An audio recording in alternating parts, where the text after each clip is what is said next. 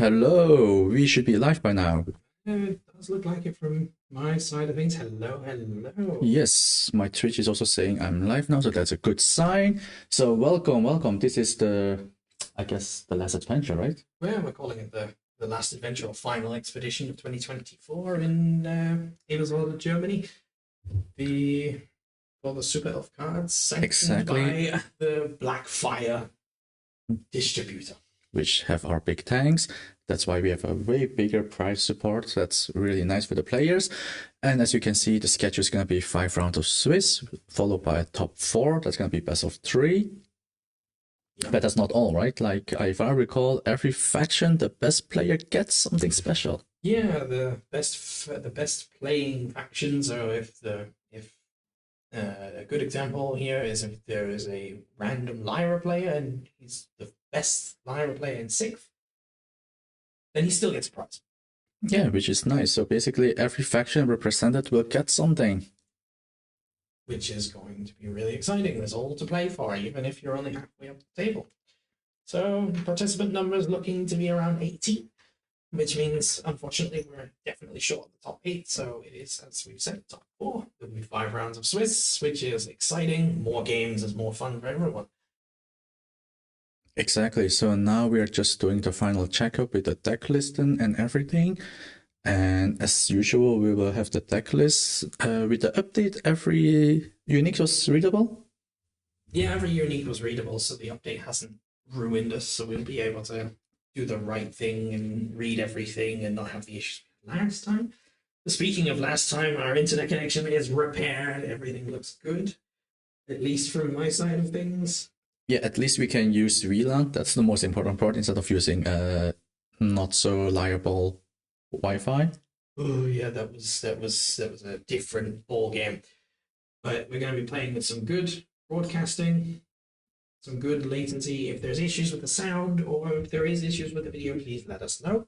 We will make edits as we go. On top of that, we are currently using a different camera than intended. We plan to change back to a much higher quality of camera. If possible. If possible, in between. Since it really depends, like with OBS, if you're live once, certain camera, it will be like, nope, you have to reboot OBS, then it's gonna causing issues, since we cannot just be like, we'll be right back. True. So, with that in mind, the tournament should be starting in approximately 7 minutes. We are waiting on some stragglers, which is unfortunate, but it has happened. The trains around here right now are not good because of a issue on Monday where the actual line broke, so there's been some delays, and we would like to make sure that everybody that is coming gets to participate. There will be one round one loss. Yes, because one player happens to be delayed, missed the train probably. Unfortunately, far too delayed than we can give, so we are going to go ahead and unfortunately already give a round one loss. I will also be acting as the head judge for the event. So, also, thank you, thank you, thank you, thank you. And fortunately, I have you as well. You know, give yourself a full introduction while you're at it. Well, as you all know, I'm Tales of Ants. I stream and also do YouTube video. Most of the time, it's a different card game, but I end up somehow in Altered, and here I am doing Altered commentary with Mad Mindspace. And of course, we have already a few TCG background, so it's easy for us for doing the deck check, making the right call on the situation. That's every card game always has that. Every card game, physical card game, played by human, there always will be a mistake. Then it's obviously the third party that has to go and check, like, okay, in this scenario, we can give this ruling, but it doesn't always stick the same ruling because it really depends on the situations. And also, like with Equinox, they don't really have a guideline yet. No, the tournament guidelines came out for Altered. Yeah, but not that big yet. So their organized play, it's just gonna start at the end of January. So yeah, they're proper.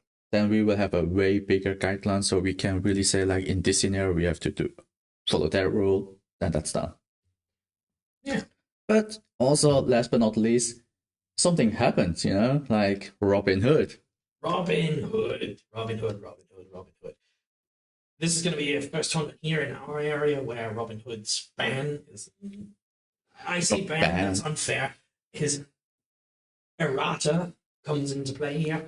So as the head judge, I've seen the deck list so far. The spread is really good, I would like to say, which is unlike last time. The last tournament we had, the spread was very heavily orders lenient, which, surprise, surprise, Robin Hood. Now, thanks to the errata as a Robin Hood, there's a good balance across all the factions, except Bravos. I don't have a single Bravos listed. No single Bravos? Not a single Bravos listed. What? Bravos represent. Where is this? Well, I mostly play Bravos when I'm not playing Ordis or Izmir, since my uniques are just mediocre, so I tend to go for Bravos, especially with the Haven. It's just a too good of a card. But yeah, I'm here, so... Okay. With that in mind, I will, of course, I guess I'll introduce myself as well, and let you have yeah, of course. I'm Man from Man's Mindspace. I'm a YouTuber. I do altered content and have done for the last couple of months. Did take a break for the last few weeks due to raising a child. Turns out to be rather difficult to do. It's funnily enough.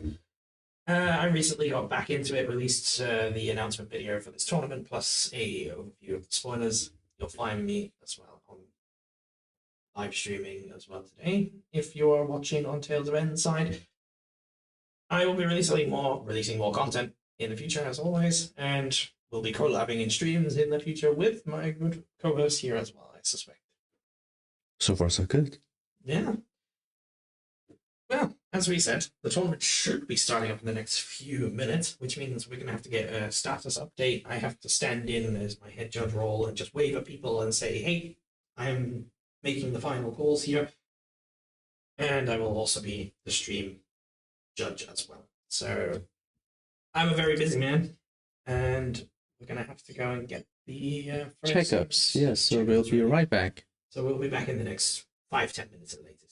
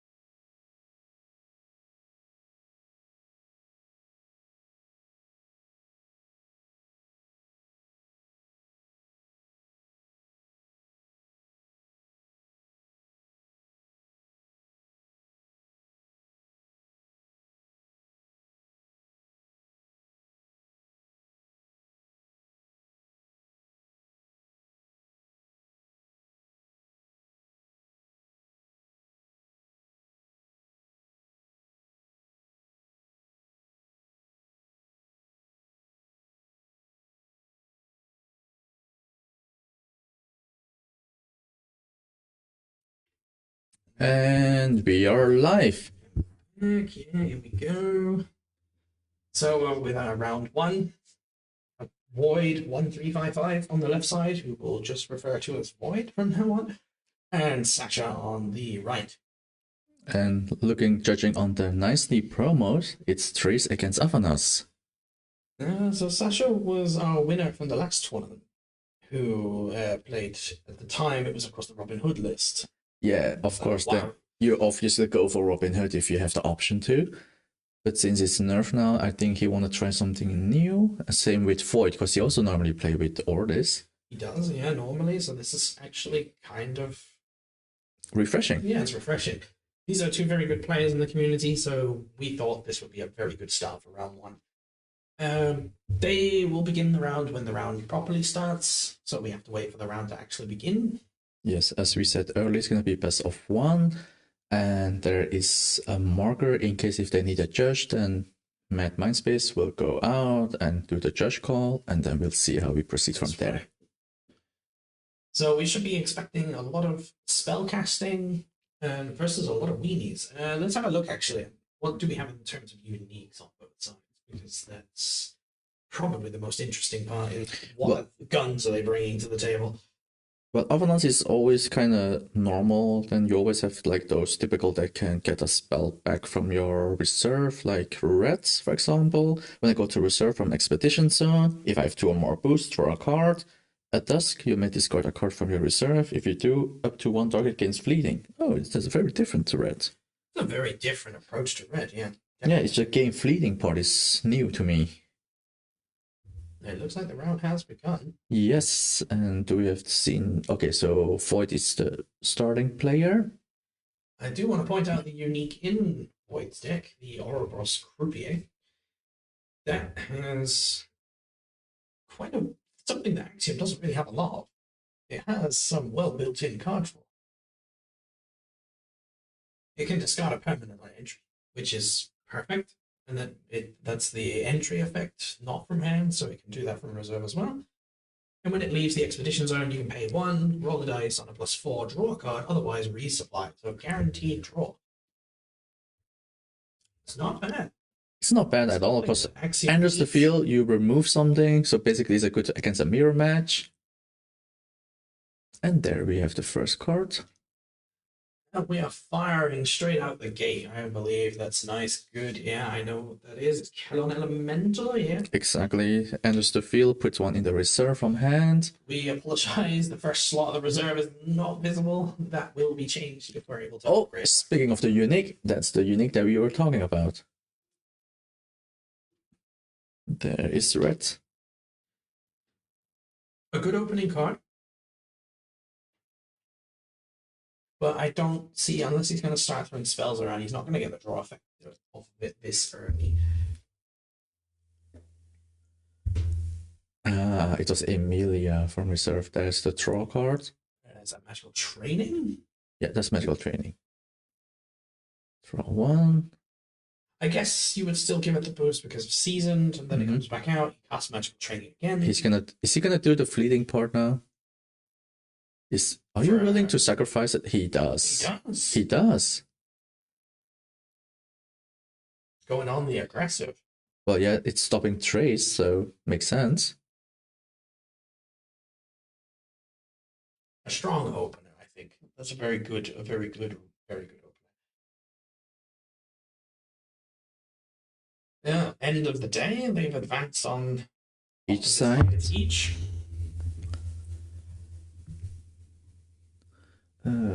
Let's see, that's a companion that I need to check. We'd also like to point out that the Tumult cards are shuffled by a judge before each game. On the stream table specifically, this is something that was requested by the tournament organizer, so the players have no interaction with the Tumult cards on their placements. So, like that. So, turn 2. I just have the suspicion that Athanas is going to be rather... I think he's drawn really well to start with, and it might just feel a little overwhelming. But Axiom has a way of pulling back later. Ada Lovelace. Ada Lovelace, a good stat stick, if nothing else. I kind of have a. It's the stats is fine, but effect is kind of. I don't know. I've kind of mixed feelings with it. It's like it's from Axiom, so it's mostly just from reserve. It gets an ability. It's in the right deck for what it's supposed to do, though. Of course, it's put a spell Yeah, in reserve, draw a card, exactly. because he's playing the rare version, which It's only rare, optional. It's not. yeah, There's because no of the other option. artifaction. And it's a Bravos Blade Dancer, also an artifaction rare. Another one with Seasoned on it to take advantage of Athanas's boosting effect. I believe it also boosts itself on entry. Yeah, makes sense that he's gonna do that just to advancement. Here's like that. Void also advanced there, so definitely an aggressive start from Sasha here. Yes, very aggressive, like going so much and already had to put Blade Dancer away. That's quite a.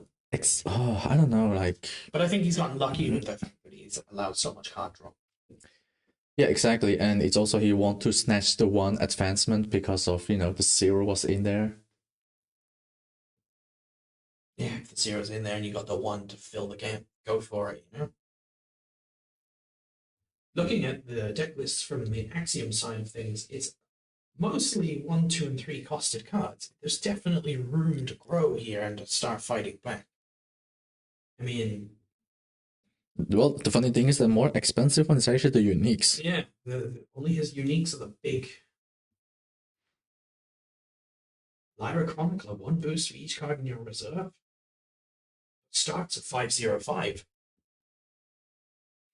That can get really mighty. Well, that was the one that he played because, and then a Blade Dancer put in to snatch the 0. And I think Void is now debating to do the resupply on the support ability from Chronicler. And oh no, wait, that's a downside we could not see. The Foundry Mechanic. No, it's not a Foundry Mechanic. It's no, it's Axiom. No, Foundry Armorer. Oh god, there it is. Yeah, there we go. Foundry Armorer. 2/2/2 out of reserve, brass bug token. And there's a Sneezer's Room, another artifaction. Sneezer's Room is a fantastic card for Izmir in the first place. Without question, it's one of the staple cards from the first set that will probably carry on for a little while. Yes. I think it's just that and good. I just really love the Kickstarter artwork so much more than the retail one. That I can understand. And that one is another Element. Exactly. And looks like Void is now has no cards in hand anymore. Sasha has only 1 card left. But 3 open mana. Yes, we should maybe tell him not to put like that because that could be confusing. That actually could get him. I'm not a fan of that. I'm gonna have to remind. Yeah, because in other TCG could lose, got into a game loss, right?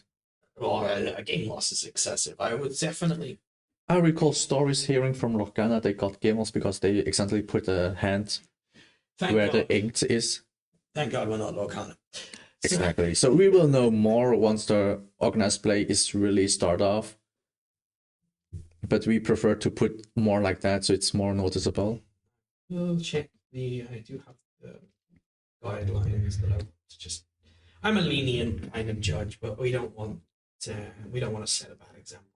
There's another red.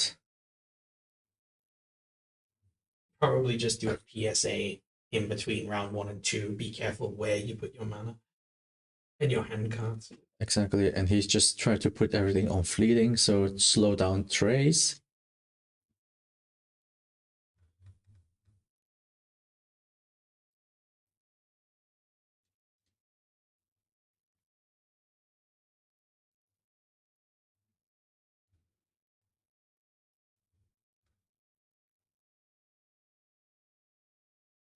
Infraction specific, there it is. Player should not mix their hand of cards with face down mana orbs. There's an actual process for this. I did read this, but I did not quite realize that if this happens, there's an actual process. Okay, that and should have the been anchor followed. should be removed by now since it's no longer anchored. It's gonna sabotage. Gonna trigger trace though.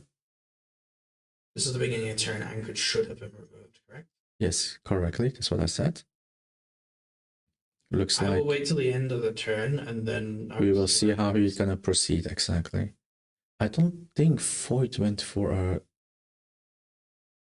mana because I think he kept his 2 cards. There is a fountain mechanic.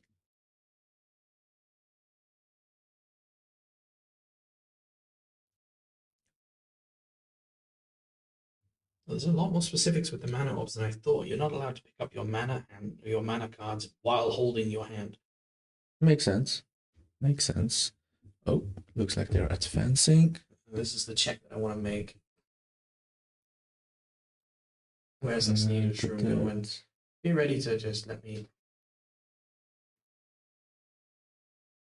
Okay, he put it away. He he's put it moved away. He's Okay, moved he put it away. That's fine. Okay, I am required for a judge reason. I will be right back. Okay. He pressed the wrong button. I guess that makes me taking care of it. Okay, that's a downside. It's very difficult to see exactly where. Should be here, right? Okay. Excuse me, and I just realized I forgot to change the adventure cards as well.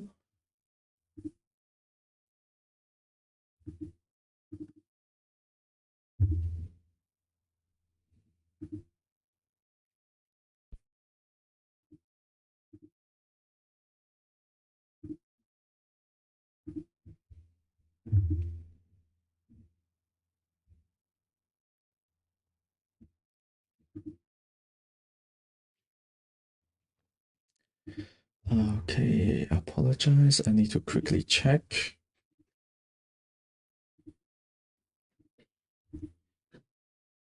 Okay, this is the. Holding down the 4. See? Yeah, I just realized I forgot to change the tumble cards. Because I was like, something is off. Oh, I see. It seems like Sasha's aggression is absolutely paying off in this case. Yeah, he's going very aggressive actually. Oh, there is the other unique already. Flamel. Flamel, this is going to be recursion for the most part. Yes, instead of enter the field is at dusk. At dusk. And also the support ability, the next spell can be 1, cost 1 less. So it's a 3, it should be visible on stream as a 3/3/2. It is just that it gets the spell card back at dusk. And 1 cheaper, because normally it's Flamel 4. is usually 4, and then a lot of uniques end up being 5 because of the additional effect. I believe I have a 5-costed unique Flamel. And there's a Stargazer, that's just super cheap. Definitely want to be on the cheap side playing Athanos anyway.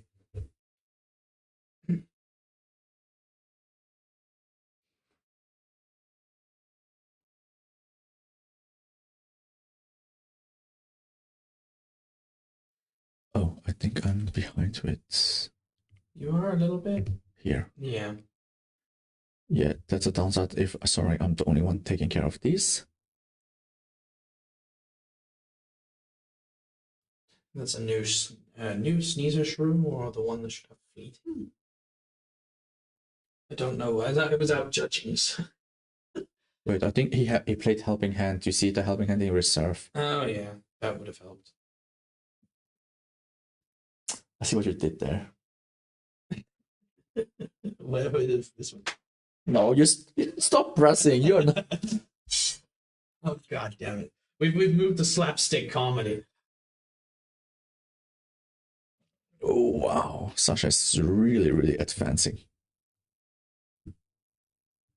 So it's all going to come down to pretty much this turn or the next. Oh, I forgot. This tumble card is wrong side. Yeah, that's what should be flipped. We're still warming up. It's only round 1.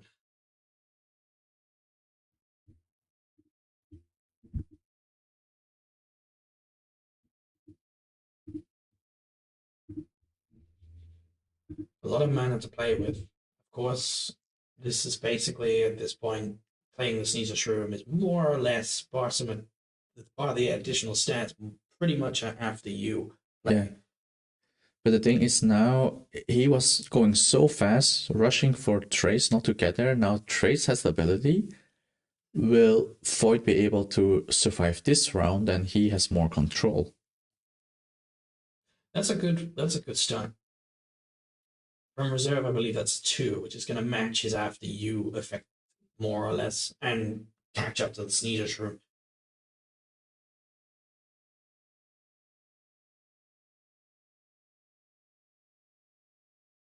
Wait, how did Ada Lovelace get there? You pay 2 mana for something, but I'm not specifically sure what. Maybe it's something on Trace's effect that I'm just not aware of. Because he put down Emilia from hand after the draw? Sabotage? At this point, Sasha only has to win on one side. Exactly, that's why he's just gonna invest. Oh, another Sneasel Shroom. That's not what you want to see if you're trying to fight to get into the next turn as a card that's going to stick around.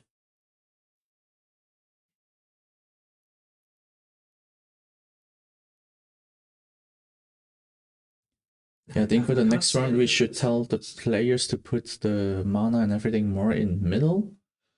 I think Void's got a bit of it's a quirk of his to do that, unfortunately, and I've known that from playing it myself. Yeah, I know. I noticed that too. That then is a 2/3/2. Stargazer? It's a Stargazer, yeah. Yeah, it'll be a 2/3/2 with the boost. It's just a cheap little pressure tool because Sasha has to fight only over, I believe it's plant. The green is plant. While Void has to play for both plant and mountain. Yeah, and now Sasha's just gonna divide and conquer, I guess. Oh, the question is, does he still have? Oh, does he have the mana for it? Yeah, exactly. Like if you can just hook it away.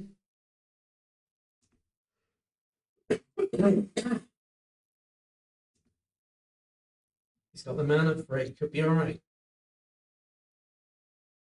An expedition switch.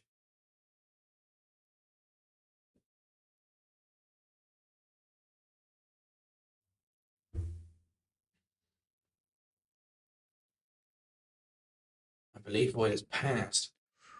Helping hand. Helping hand.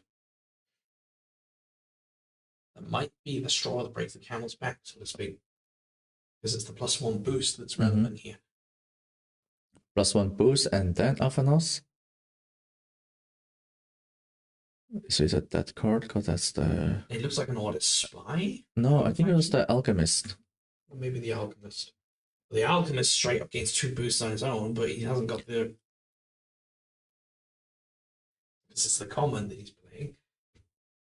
Yeah, and it's game. That's game. That's game. So that's 1 to Sasha, who then starts like he did last time. Actually, no, he lost the first round last time and still won the whole thing. Yeah, but that was because of Lara Festival. If not, he would have won with Adventure. So a strong start from some of our strongest players. I absolutely see Void still coming back from this and getting in there still to the top cut. Has to win every round going forward, but yeah, he can still do it. Athanos is definitely a favorite now that Robin Hood isn't available. There's a lot of favorite, to be honest. Like there can be really any other cards can do it, like any other decks. Like I think so far it's like you said, Bravos surprisingly is a little bit weaker compared to all the others, although they have like the best permanent ever.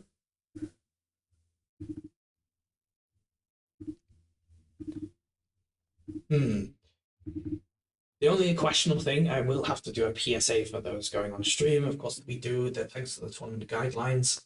It's really finicky on about how you interact with your mana cards, and we don't want to be called out for not following the guidelines. For not following the guidelines. I'm not like a police instructor. Like I'm not going to sit there and go, no, game lost, get out of here. But yeah, I think we'll make sure that people are following the guidelines a little bit more. cards because he did put his hand cards on top of his mana cards. Exactly.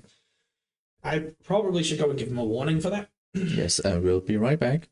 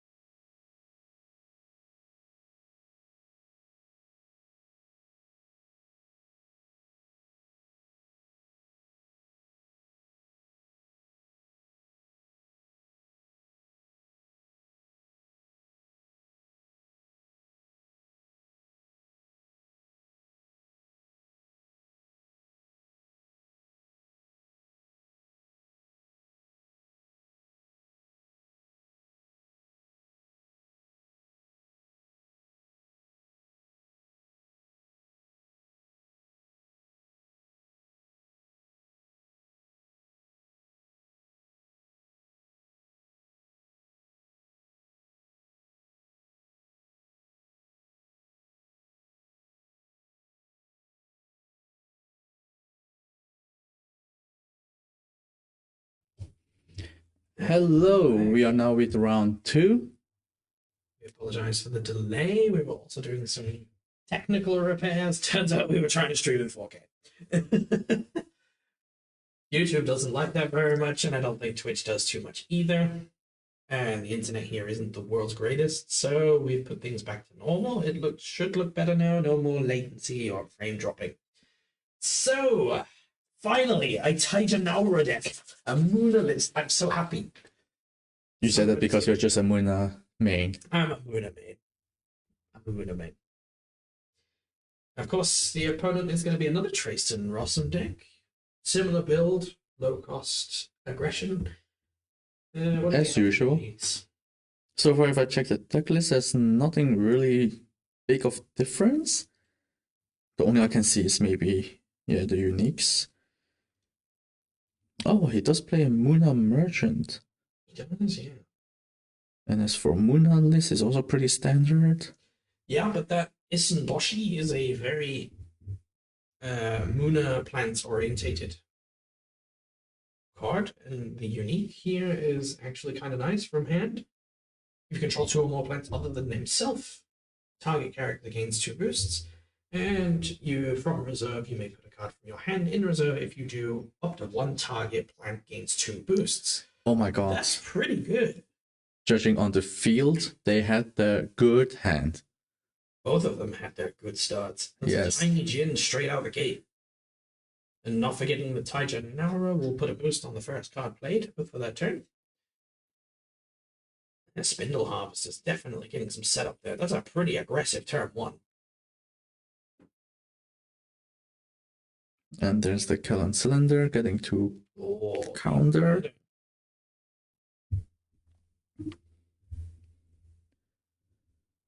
Okay, let's see. Which one is it? So once again, the tunnel cards were judge shuffled before the game began. This is, again, requested by the tournament organizer.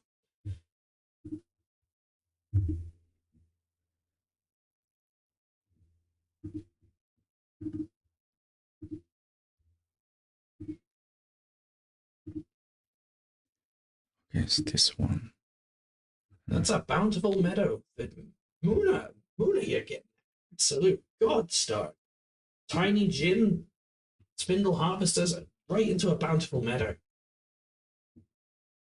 What Hydrokinas are they playing out of interest? Is there a unique? No. It is, however, 3 of the rare version, which is just defined by the tough X difference, where X is the number of plants you control.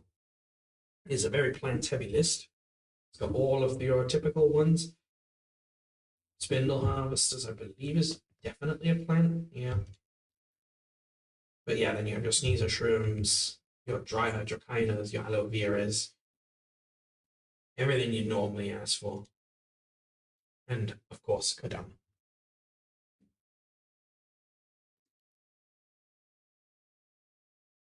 There is the first unique. Hello, Sora. You're watching on the wrong website, but that's unfortunate. But that's okay. I forgive you. It's okay. He's right on the right channel. There we have the first as a Kellan Elemental. From hand, you may put a card from your hand to in reserve as a normal effect. When I leave Expectation Zone, you may put 1 card from your hand to reserve, and if you do, create a press bug. Huh. And if that wasn't enough, Haven. Wow, Haven. So we have Bountiful Meadow, we have Haven, we have Kellan Cylinder. They're both set. They're both firing off all guns here and going absolutely ham on each other. It's the best of both decks. Don't be sorry when you're doing the right thing.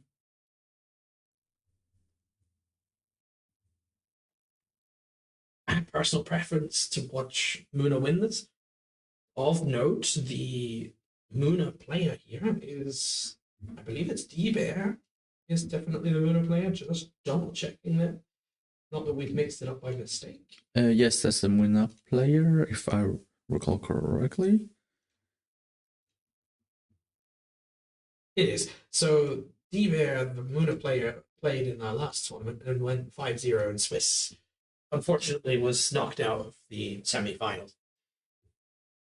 He is here to do justice and try and pull back from that, and playing by far the best deck in Altered, my personal opinion. Personal, very personal here. However, that's not to dismiss the power of Taija Naura Plant. That is a very strong, capable meta deck in the current meta. It's true. I do like, it's very annoying. Like the first character you play is always one boost. And that can really throw off some mental arithmetic. Of course, Spindle Harvest as being a 1 cost, turning into a 2/1/1 anchored. It's not as good as Sneaser Shroom. Sneaser Shroom is far worse.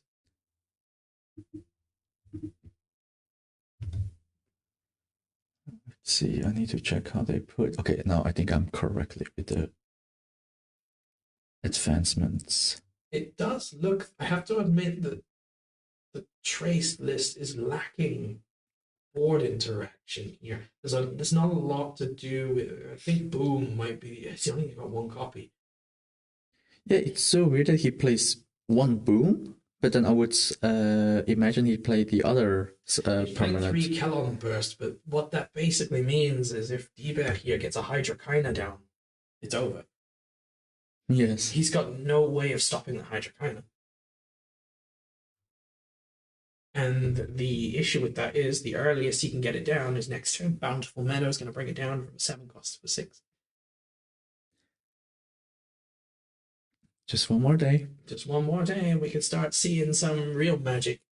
And Hydrochina can get very big very fast. Speaking of the unique earlier, there he is.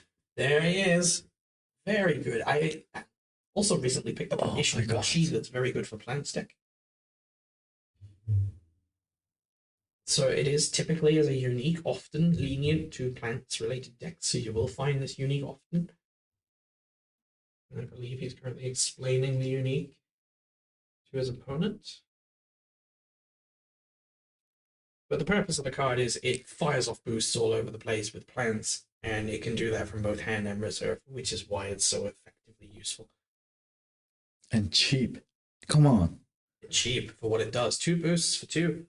For 2, and you're gonna play it when you have 2 plants. So basically, it's instantly a 2 draw for 3/3/4. And likely is that Taija Naura is also triggered in that moment, which is another boost on top. Exactly. So there's so much swing there, and you want to stick that in an anchored card, and you want that anchored card to stick around like an absolute sawdust.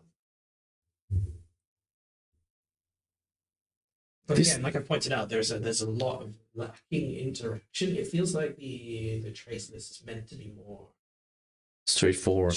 Really straightforward. Cheap aggression, cheap overwhelming power. I think that was good before the pre-errata of Robin Hood, but with now, I think it's a little bit behind. Which is something I mentioned at the beginning today. The beginning of the day with the Robin Hood change. The power of Muna definitely benefited from Robin Hood being errated, not banned. I keep saying banned like it is because technically yes, but it has been completely changed the card. It is still legal. There's a difference between a banned card and unplayable card now. That's mean. But it's fair. Yeah, it seems we did not. Yeah, okay, so that's... Did he block him? No. Yeah, that was relatively even exchange. It looks even, but actually Trace is still ahead. Yeah, Trace is still ahead. The cheap aggression seems to be doing the job, but as I said, if Hydrochina comes down, that side is blocked. That side is just going to be blocked. It's going to start at least at 5/5/5. At least. Yes. And then from every turn after that, it's just going to start ramping up. And the distance he's put, and he's using the rare, so it's going to be plant-based. Still, tough 1, tough 2. It's going to turn that Boom into a far more expensive card. But there's There's just nothing here that I can see that's going to stop the Hydra kind of being a problem once it's out. Yeah, but he played one boom. I'm still kind of confused with the boom. Like, then he's gonna sacrifice his cylinder. Never gonna sacrifice the Haven. Because I would combine. If you talk about Axiom and boom, then the Jammer is the one that I always think of. Yeah, of course. Did he stay on 5 mana? I don't think he's discarded for 6 mana this turn. No, he did not go for it. So either he doesn't need it, doesn't have the Hydrakina to pay for it, or his hand's pretty weak at the moment. Either or. But actually, looking at his deck list, it makes sense. He has 1, 2, 3 costs, and that's it. It then immediately jumps up to 7 for Hydrakina. Oh, I wonder what that one is.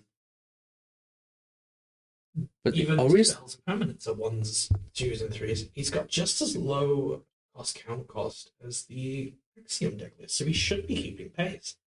Yeah, no, but the question is, are we still in... Okay, we are in afternoon. Okay, that's the thing that I needed to confirm. With Bountiful Meadow, he only ever needs to be on 5 mana, because for the most part, you're only playing 2 cards anyway. Bountiful Meadow discounts you bet from 3 down to 2, and off you go.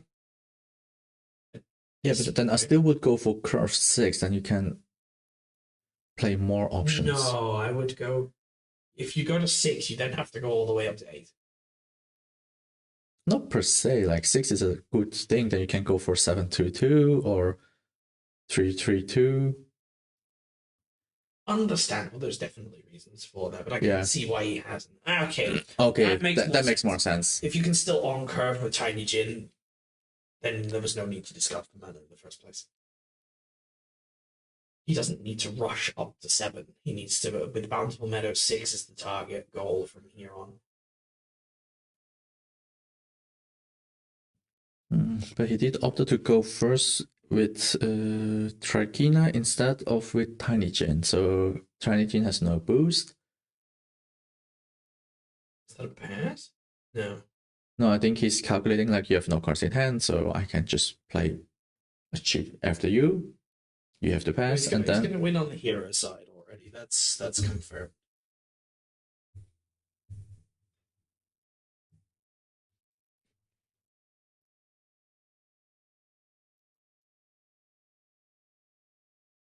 What unique is that? Must be the... Elemental. Should be the one that if it leaves, it generates, and you put one card to reserve, generates a token? It does. It generates a token when it leaves the expedition zone, so he's looking to shore up some numbers against the anchored side, I would imagine. Ooh, what do we have there? Frankenstein. Unfortunately, just with the wrong permanent.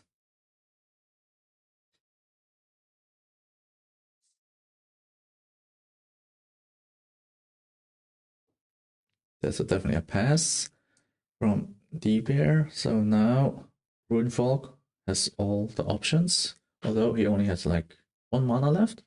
I should point out that Runefolk is another one of our relatively high-level players, often top 4. Yeah, it's just funny, like his nickname is Runefolk, but somehow it always reminds me instantly of Muna, but he's playing Axiom. I believe he normally plays something else, and Axiom was another surprise today. Yeah, exactly. Okay, so I believe that was a single advance on both sides.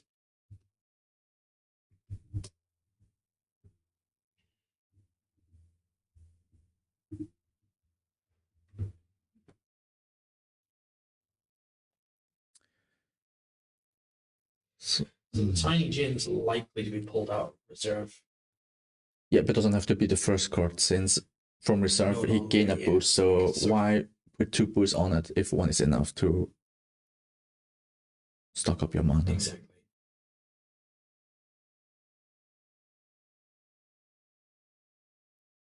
What's the money on that final card is the Hydrakine that was in his hand there? He's got to be banking on that at this point. That's got to be the game plan. That should be his one of his win cons. That's one of the things that I think of Muna, like Hydrakina is most of the time once it's there, you have no outs, then you most of the time win. With this many low costs, it has to be his end goal, his ultimate win con anyway, because you can't. There's not a lot here to win off, other than overwhelming plant force nature for the win. Yeah, so surprisingly, he only played actually 2 Bountiful Meadow and 1 Spindle. I find Bountiful Meadow too much at 3.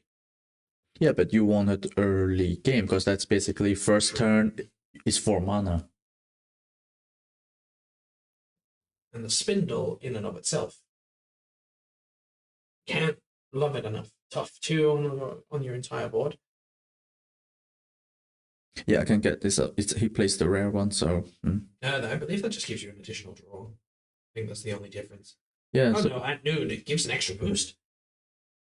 I was thinking of a different card then, clearly, but an additional boost per turn, but only to something that was there in the last turn. So that only really bothers the Hydra and anything anchored.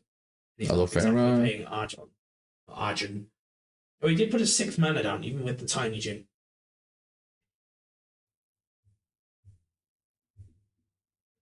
So he is now able to go live. It could be he drew the Hydra and is now ready to go all in on it. Especially because he had the little Dracaena on the companion side. Mm-hmm. It is now possible that he'll slam that down. On the hero side. No, he's going to he's going to go for Tiny Jin. So that's going to give him 2 boosts. Yes.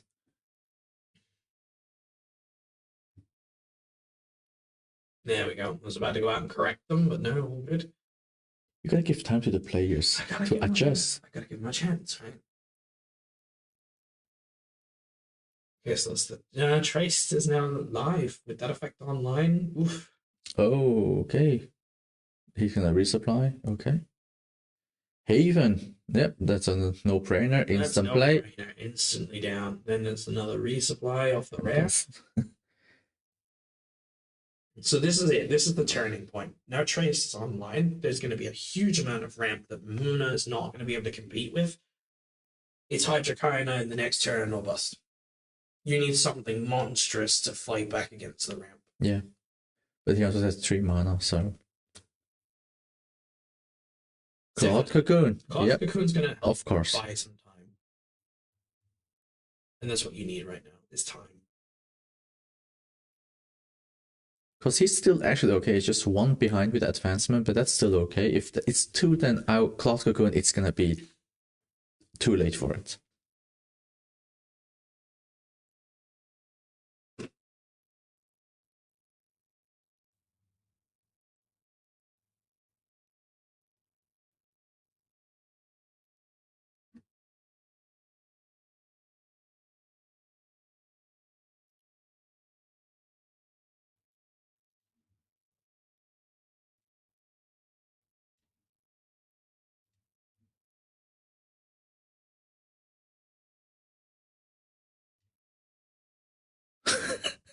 Yeah, right. Hello.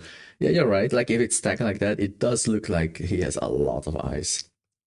Instead of having just like 9 tails, 3 eyes.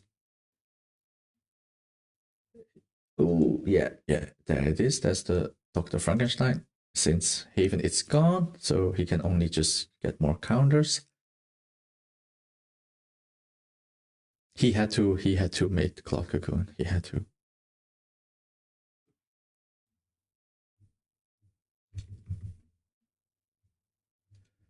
And that's it, right? Yep, that looks like it. Then I just need to flip the last one.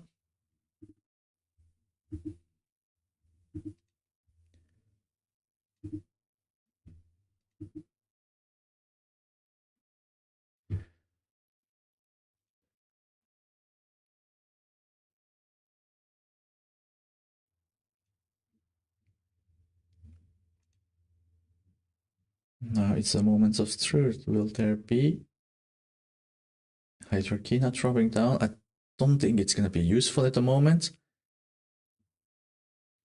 You're welcome. Thank God we were able to fix the drop rate, so it should be better now. I do have to apologize. Anybody viewing on YouTube, there seems to be some sort of issue with my chat function. It is dead. I'm not sure why that is. You're more than welcome to move over to the Twitch link. Just give Tales of End a search in the search bar. Look Or at that. link in my description below. You have been aiming for Hydrakina, he just dropped another Kina. Just a Trakina. I gotta imagine at this point he's just not drawn it. He's not drawing, and he also knows he's facing against Trace, and it's already a full power with low cost. Hydrakina now is a little bit risky. Hold up, I believe that is. I know the from reserve. That's guaranteed. That's mana reaping, right? Yes. Yeah. Mana reaping is the one in reserve.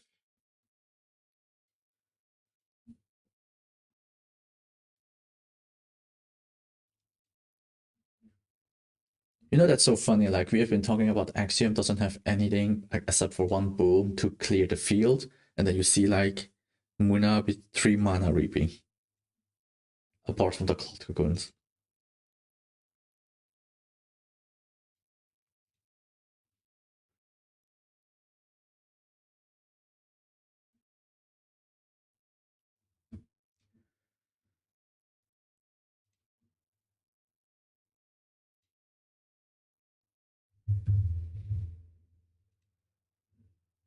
Currently trying to do some quick repairs. And here you see Runefolk doing the math. Decide to go for Lovelace. Tap. Oof, that doesn't look good. He has to put down Elemental. Because that's the one that you don't want to have in your reserve. You want it from your hand to trigger that ability.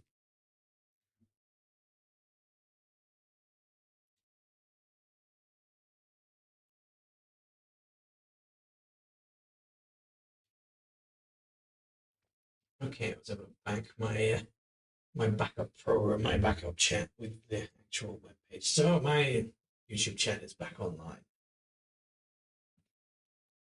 I think Runefolk is not drawing the right cards at the moment. Oh, Lyra Cloth Dancer. That's a unique. Let's see what it does. So it's a 2/2, 0/2/1, and there's a field ability. You may pay 1. If you do, up to 1 character gain fleeting at dusk. Oh my god. Each character controlled by target player gains fleeting. Ouch. That is yeah, you're not getting those back. Well, at the moment he doesn't get it any back anyway, but judging from Runefolk field, it's to me it's a little bit questioning how he played the mechanic foundry there. He needs to stop the that's a Kalimbursk. Yeah, desperate to get rid of the Dracaina. It's absolutely monstrous at this level. Yeah. 3 bursts still stuck on. I missed if it still had anchored at that point. Yeah, it was anchored. Oh god, they were really milking it. I think that's game. And it's the double advancement. It's the double advancement takes it. It's just once Trace had gone online, the ramping effect was just too much to handle. Muna, he clearly did not draw Hydrakina when he needed it. He needed it about 2 turns ago, and it was there at the bottom. There was one at the bottom of his deck. Oof! Oh. 3 cards, that's what he was looking for. They just did not want to appear. Where was the last one? Come on, show it off. Also pretty bottom of the deck. Also near the bottom of the deck. That was so with 1/3 deck left, then you have the chance to get a high cost, but and that's the problem. This particular Naura list, Taija Naura list, was very lenient and requiring that it pulled into his Hydrakina. If he had done so, I think the game would have gotten a lot different due to the fact that this Trace list had nothing to deal with it. We saw the boom earlier. The boom was gone. And the rest of his characters are not able to interact with something that high cost. Kalon Burst can't target a 7-costed card. Yeah, but the best part is also like you can clearly see. I think we have to tell that. Yeah, I'm gonna have to go and intercept that. Hold on. Yeah, but like I want to say was basically it's so fun to see Runefall put down Haven, got cleared with a Cloud Cocoon, and it didn't actually matter. It didn't need the Cloud Cocoon. It didn't need the Haven.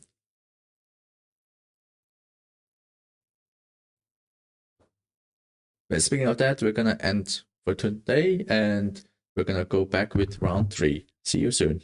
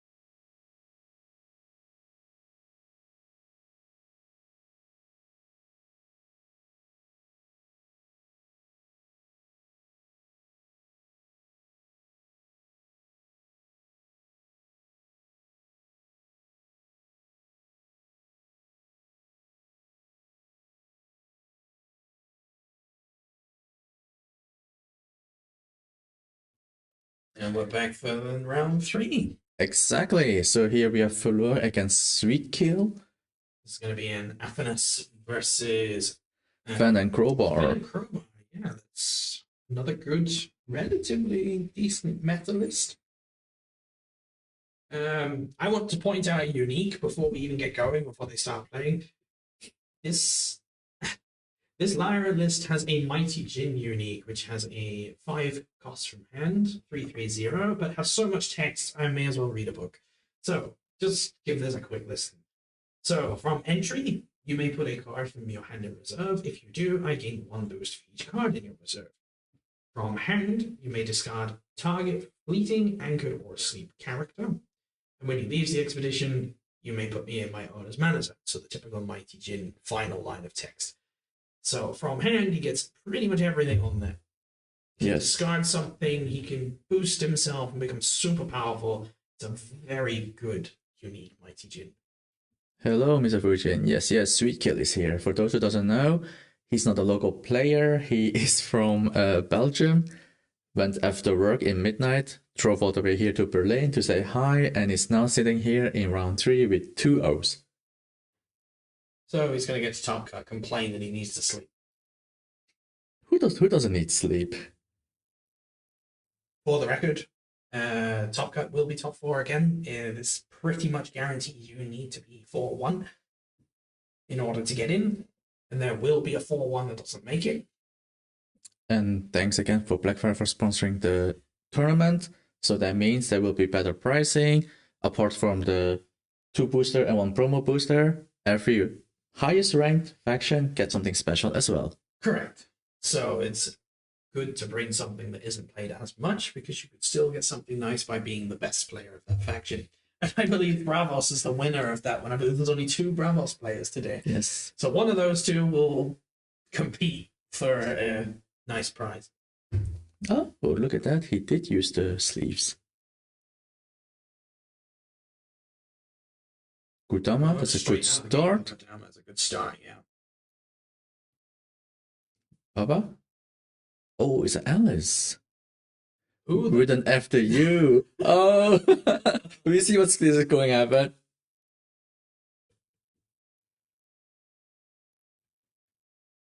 Crewmanship. Whoa, that's commitment. I know, right? Like, who needs sleep if you can just play Altered? just play Altered. What are you doing watching us? Go play Altered. So that's a big pass. So they advance.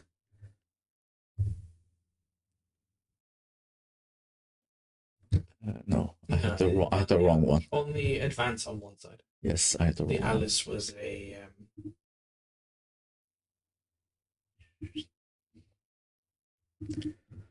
Which one is it? It's with the water.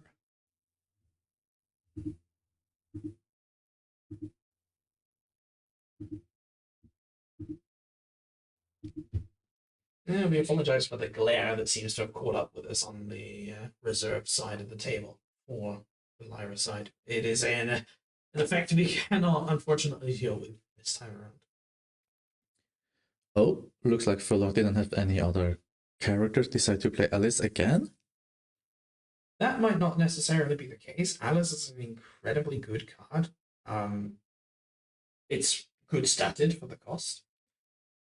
It's just might just be the most optimal player with what he had in hand. That's true. The guy recharged in the car. Well, thank God he doesn't have a system reboot. That's the header. And he's all tap out, so there it is, the boost. And throw 1 card. And it begins. So that's definitely going to guarantee an advance. I think did they both advance? Because that was a 5-5-0 drop. Yeah, so they both pull forward. It's Lyra. There's always a 0 somewhere. There's always a 0 somewhere. Rip Aurak and Kibble decks for not being relevant until Trial by Frost.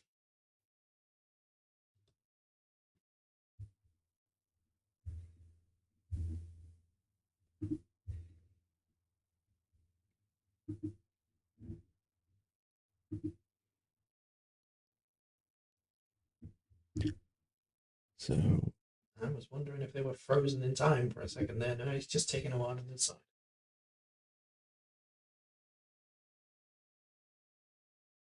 Well, the good thing for Finn and Crowbar, he doesn't have to decide. Oh, there is the big buy. There's that big one. But it came out to reserve. In fact, I think it did come out to reserve. That's actually a negative because he does lose the discard target effect, but it is a little bit cheaper. Tooth Fairy, Sabotage, GG. Gotta say, he came right on time. He's like, he's a unique. Yeah, just go. That has so much text, just sabotage it. So it means it doesn't become a mana orb, it's just perfect.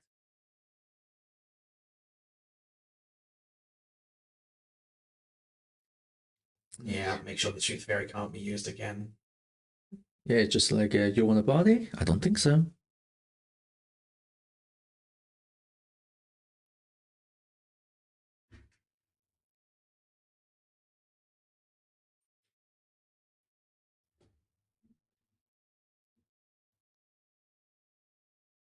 It's a bit back and forth at the moment. They're definitely trading blows, as it were. Yes. Gudama, One the punches in the support gut. effect. And then the other one does a Neo. I don't know about you, but somehow I kind of dislike Lara deck because we have a header, we have a Hathor. Hathor, and then everything else. Was it also like a the header, Hathor, and Hathor, yeah. and still something with a hat, if I recall correctly.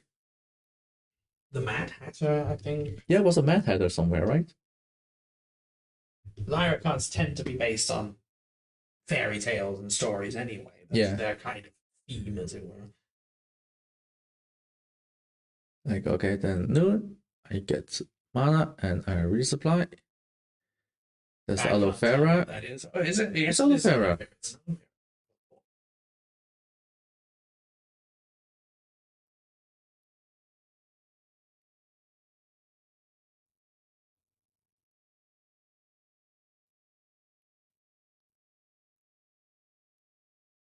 There's the Flamel. Wait. But Velo didn't have any spells in his reserve. No, I'm sure he just picked one up. Did he? I could be going mad, but I'm sure he picked one up. Put it in the side of my eye, at least. Oh, then I mistook it.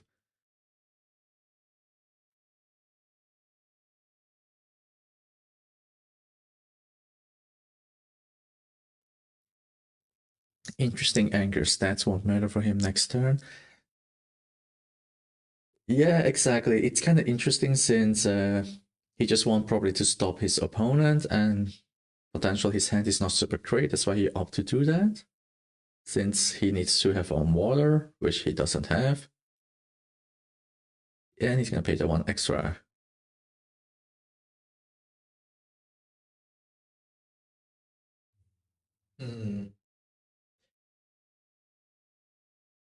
Aloe Vera is cost effective. He does play 3 copies of it in rare, which means this is the pay 1 to anchor from entry. Sneasel Shrew, best card in Easmere. Doesn't matter what Easmere deck you play, you're playing 3 copies of Sneasel Shrew. It's in all 3. Yeah.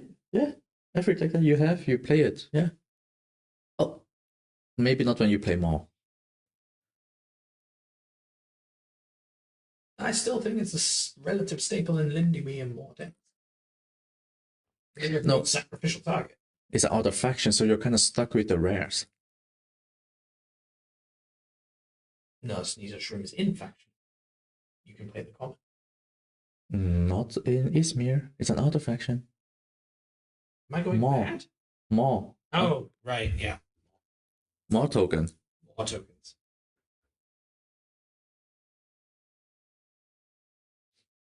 The chat would have been like, what the hell is happening here? There, more. At this point, we're turning into WWE commentators, heel and nice guy and bad guy commentators. So we said that's the route we should go down. I should just be tactically abusive to the people, and you should be nice. You will get some strikes then.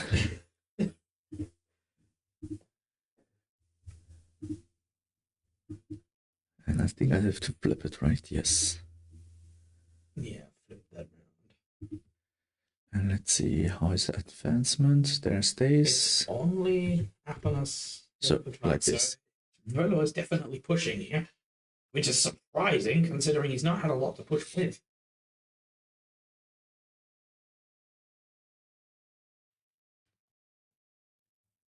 Two resupplies. Oh. Oh my god, Anisi is there. Another beat stick of a card. It's on the right time. That's what you want to do. You want to play that immediately and then get at least the 2 boosts out of it. I can't tell if he's got an additional card sat back there, which would mean 3 boosts. No, he only had 2. Still, 2 one mana. And then get 2 extra. I was going to say 2 mana for +2 right now on an already 2/2/2. That's gonna Yeah, be he's gonna go for it. Makes the most sense. You've just gained a 4/4/4 for no. Oh no, it's 3. Reserve. So Oh, 5/5/5 for 2 mana. That's that the header is still there. Okay, the header and the head door and the ink caster. there it is. I know that's No, that's a rare. That's a rare. That's not as unique. That's a dancer. That's a rare dancer. He does play a unique version of it though, which is basically just and they printed Afanas and Senka on a unique Kalikiran mage dancer, and that's it. He's of course playing it, and it just makes every spell give 2 boosts at that point. Yeah, and judging on how Feller's playing, he just gave up on the companion side. Wouldn't you? With a 5/5/5, yeah, I would.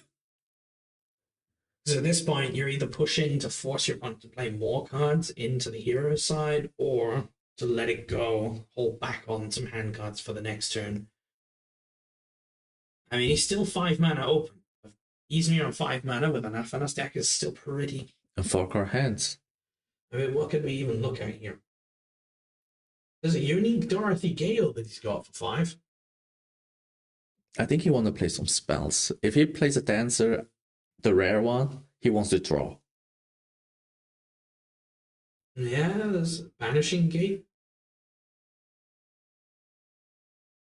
You could just banish the card. That's not a difficult issue. I think Sweetkill is opting to play something not too high cost so he can see what the opponent is gonna play.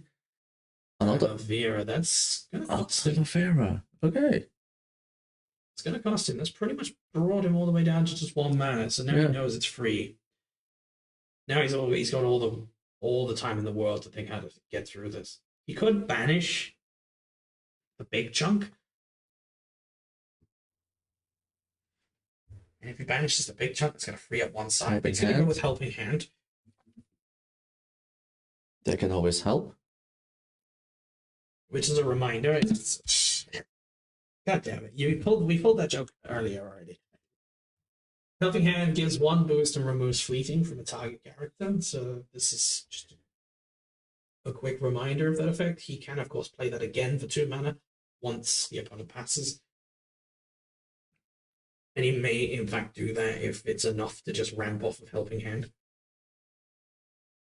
Because playing Helping Hand is just going to trigger Afanas Senka again. And the dancer, that will put him on enough boost. Oh, he already has 3 boosts there. And he's going to get to draw a card at the end of turn now that this has 3 or more boosts on it. Incaster. As the rare version of this card allows you to draw with 3 or more boosts. Inkcaster is going to... Is he really trying to ramp on hero? Off you go. Goodbye, fleeting, straight into discard. And there's still 2 mana for Helping Hand.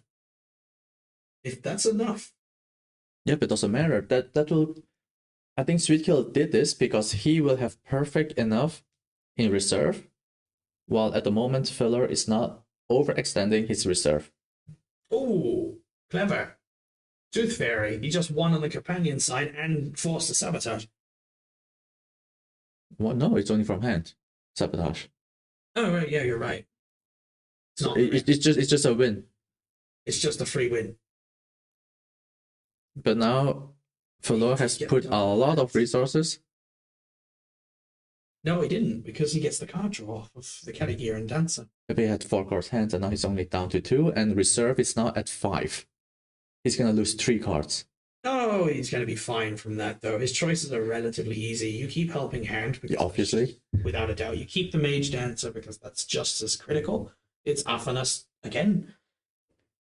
You have everything you need, and he's going to draw 2 cards. And he only has to win on one side. That is true. Which is going to have to be the companion side, I might point out, because he's put himself in that position.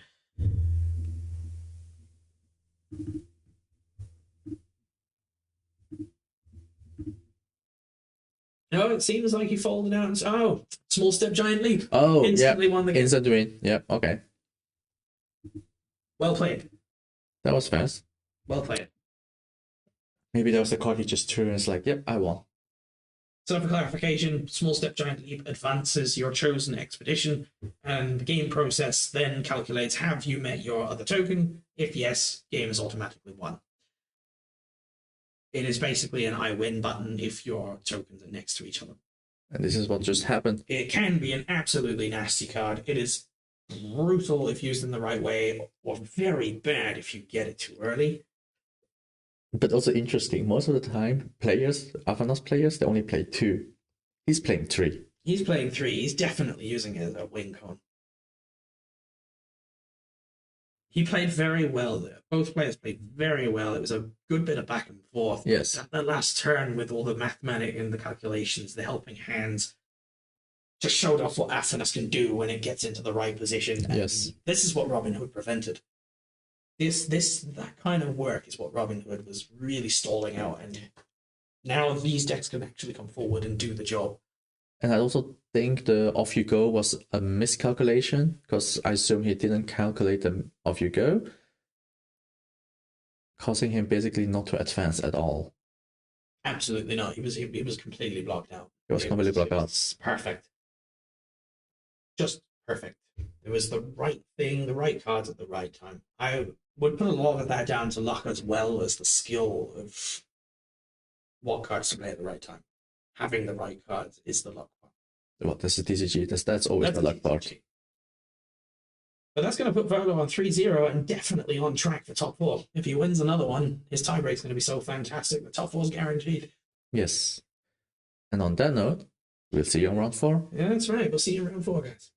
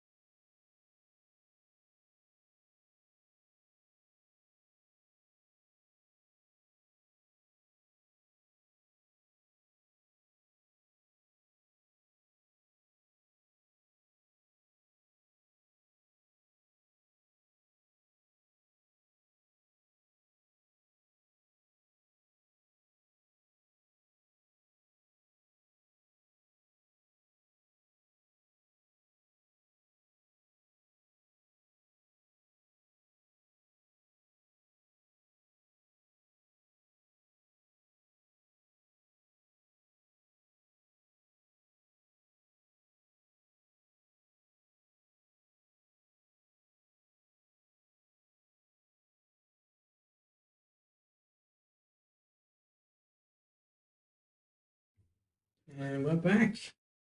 Here we go again. Round 4. So instead of going for the top table, we decide to go for the bubble table now. So as you can see, it's 2-1 each. We have on the left side is Kulunigan, and on the right side, Kigo on fire. Exactly. Once you figure out how the nickname works, it makes sense. So unfortunately, I did not realize when we picked this table, it's Muna and No, Easiest. it's Aphanos. It's Aphanos and Muna. Still Muna. Then we have one wrong deck list. Something's wrong here. Hold on. We are going to do a quick check on the deck list since I got the wrong deck list given. This is definitely the one. Confirming. So he gave in an Axiom deck, but he's playing Avanas. Uh-oh. We'll be right back. Be right back.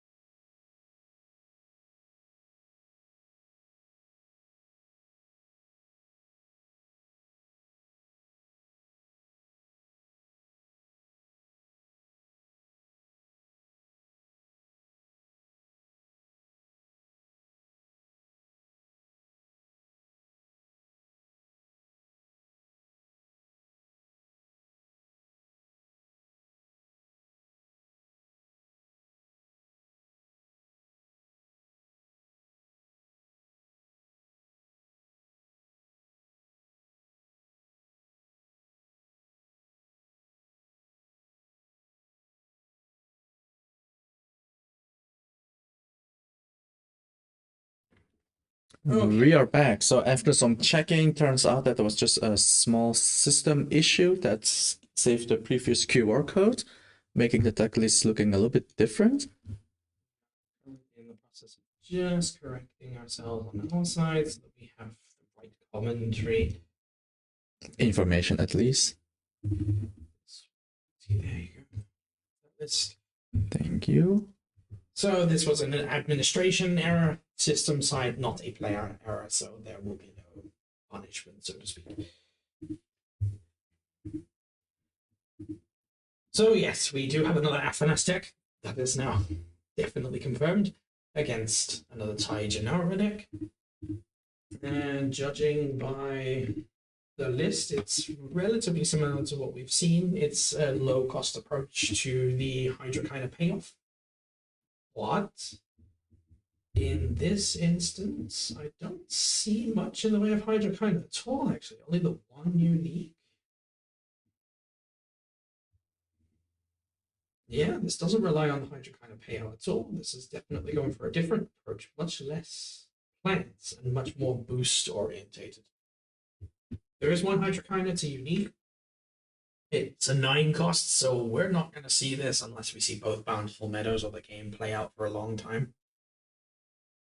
It isn't anything special. You can put a card from hand to reserve, and it immediately gains 2 boosts, and at noon, target character gains 2 boosts, and this Hydra kind has a 5/1/5 base stance. Yes, and looks like they're going to advance now. So the opening round shots have been fired. As we've seen with Athanos before, the Mage Dancer is a very critical card. Oh, but Athena's player Kulunken is playing some interesting cards like a Baku, and also he's also playing, at least if I see correctly, one copy of Hua Mulan. There is one copy of the rare Hua Mulan, and the Baku is one common, one rare, one unique. One of a kind. One of each. That is a high-costed Baku. That's 6. Wait, what? Well, it's a 6/4, 3/3/2, enters the field. Target opponent discard a card from their hand. If it's from hand, you may sacrifice a character. If you do, you may discard a target character with hand cost 4 or more. And that's not all. Also has a support ability. You may return a spell from your reserve to hand. Expensive, but rewarding, I guess. It's what you're looking for. That's a lot of spells, but it's an Athanos deck. Another one with Small Step, Giant Leap. Obviously. Have you ever seen an Athanos deck that's not going to play them? Of course not.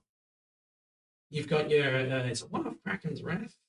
Oh, that's also interesting, because in the beginning, I value Kraken Wrath so much, but you don't see it play, actually. It is not too bad against Orders tokens. Because they have a hand cost of 0, you can just straight away get rid of 3, and that can really slow an opponent down. But for 5,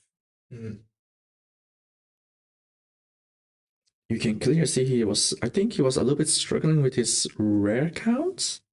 Since I see only... In fact, I should point out that he does only have 14 out of 15 rare slots filled and 1 out of 3 unique slots filled for this deck list.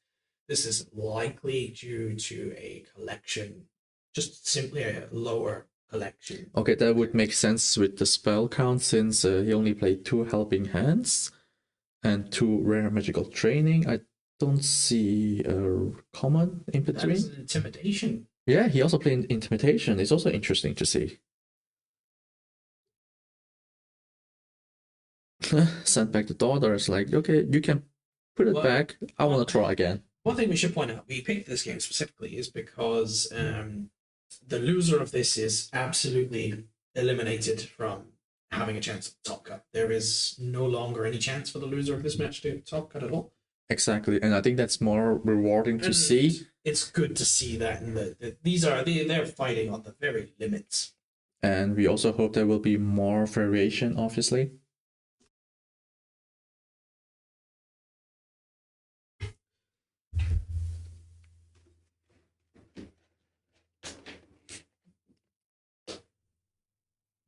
But looking like this, it's actually quite even out at the moment. They're definitely throwing out, just trying to get to their on-curve mana points for the most efficient plays. They're relatively even right now. You know, the funny thing is, when you were talking about the stats and everything, I just also quickly checked for Gecko on Fire. She's also just playing 1 unique, but 15 rares. Okay, that's true. So it's like maybe they're kind of meant like we are not on full power, but they're doing well for 2-1. I can say as a Muna player, as a Muna main, a Taija Naura player as well. I'm a man of culture after all. You really need some really specific uniques to fit into a plant deck. Like you saw in a previous game, the Ishin Boshin, that specifically was centered around a plant archetype. I have one of these as well. It does something similar, boosts space off plants. And I have a Hydrokina unique as well. Beyond that, I don't really have anything else off the top of my head I can think of. And if I don't have anything else, I wouldn't play 3 uniques either. I play on just something else. Yeah, I get what you're trying to say, but just want to point out, like, you were checking the stats, and did you check the unique? I definitely didn't. You should check. Since you're a Muna main, you will love the unique. Effect, to me, it's a little bit mediocre. It is definitely a mediocre Hydrokina. I don't see it's... If we're thinking about what's your big payoff in a game to try and win, this Hydrokina is not it. This is definitely not the one. it definitely is a nuisance and probably is one of your end game pairs, but I was expecting like Beauty Sleep now? I don't know, Son of Yggdrasil or some other kind of payoff. Yeah, but if you're assuming, judging on the deck list, I assume they are not spending overly too much on the game because let's be honest, like one display you have average 4 till 6 uniques, and that's spread into 6 factions. You don't always get the right uniques that you need. No. Unless you open 10 displays like some players. But the play this turn was just so nasty. Like first intimidation on the daughter of Yggdrasil, and then played again, fetch another card, and then just basically said like, okay, off you go. Brutal. That was just like, I get the 2 cards, thank you. So the minor note here is that I believe she's playing a common and a rare. 1 copy of common, daughter of Yggdrasil, and 2 copies of the rare.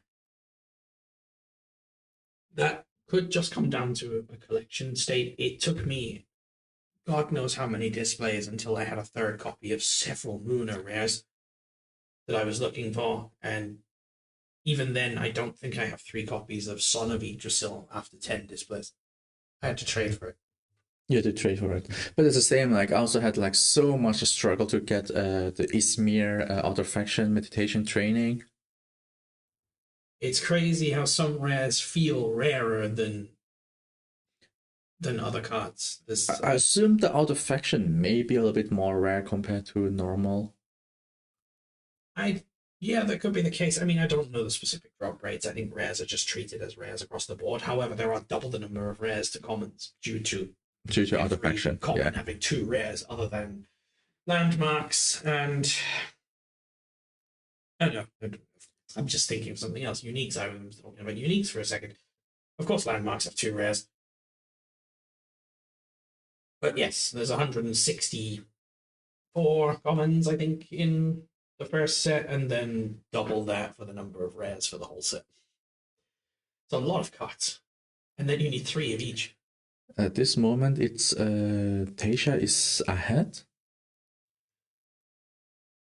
I think that comes down to just the genericness of this version of the deck. It's playing a lot of good cards that don't. I'm trying to see the interaction where the synergies are, other than it just being Muna Beatstick. I got the feeling it's just a Muna Beatstick, to be honest. Because there's a Sun Wukong rat in this list, which is which you can't deny. Taija, now we're giving that another boost. That thing comes in 3 boosts. It's a 5/7/5 Beatstick for 4. If I just quick scan, it looks just like a beatdown deck. And that's also the reason why Afanas Kulunikan is kind of struggling at the moment, and you can see it clearly on the companion side, he could not snatch a win over there. Afanas doesn't do too well in the sense of it has some removal for single target Beastie Boys, but it's not looking to deal with constant massive players. Yeah, exactly. Like with the daughter of Yggdrasil, like 5/3 for a 3-drop, it's brutal against Afanas. If every card she's playing is way above its curve, you're eventually going to fall off in your efficiency. Just Afanas can't keep up with that much. It's a strange. I would call it anti-Afanas in a way that it's not, because it's definitely not meant to be. And there's a Trakina. It's just comfortably so. That's another one that's going to start boosting itself and being a big boy in a turn or 2. Yeah. And if I believe she's playing the spell, because you would, I believe it's physical training, and yeah, it's 3 boosts, and nurture is 2 boosts. She does play 2 beauty sleep, but only the common. There has the option for the rare, but that she's out of rare slots for that. She's got such a rare spread. Monolith. See that? It's the monolith. What is Bastion out of faction? Wait.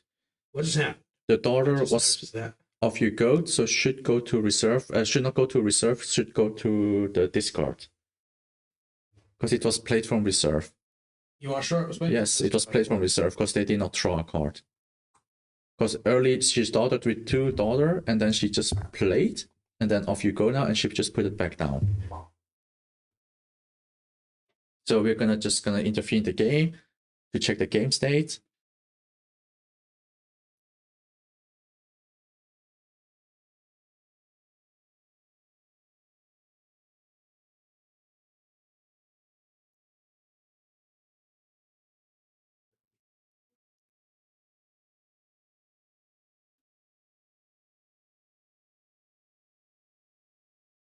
So now we're just explaining the game what happened and it's off you go.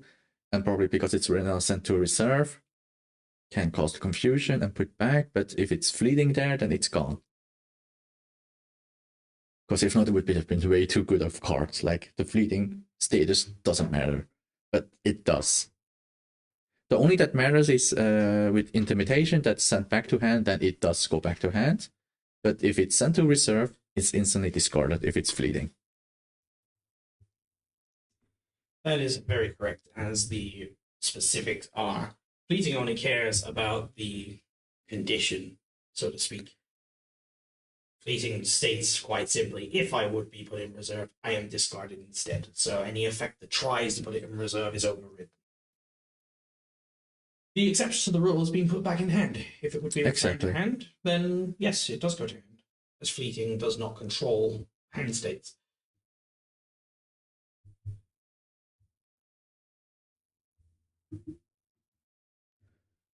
But this is a very common rule trick that people miss. Yeah.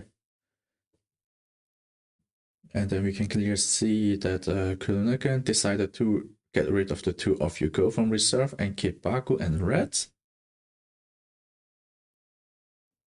I don't know, like, would you have kept Baku for so long? I don't think you would keep Baku in that situation. It's a discard piece, but yeah, since it's up on us, right? Like, you want your spells.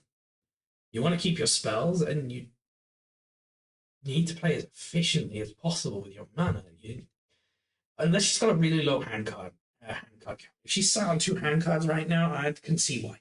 I would immediately play Baku if I'm the star player and go, okay, 1 hand card left, and completely shut down any possible options. Because now she's going to have to play another card with that 1 hand card left, and that gives you, as the Athenas player, way more flexibility. Yeah, but then you know what's going to happen. It's going to be Daughter of Yggdrasil and then Physical Training, boost 3. Physical Training, boost 3 on that red. Oof. On the red? No, of course not. You're talking about, yeah. Okay, there is the sabotage. It's like, yeah. Nobody, okay? Nobody. Then that makes the Baku even weirder. Exactly, like... And was that 3 hand cards? Yeah, 3 hand cards. The Baku makes... Baku I would have already sent away, but maybe that's just our opinion. Has any correction to what... Feel free to let us know. Baku, let us know. Beauty Sleep. Yeah, put that Tooth Fairy out. Makes sense. Go back to reserve. Just like, nice, you have a body, but stats doesn't matter. It's more important to keep it out of the reserve so that it doesn't sabotage again.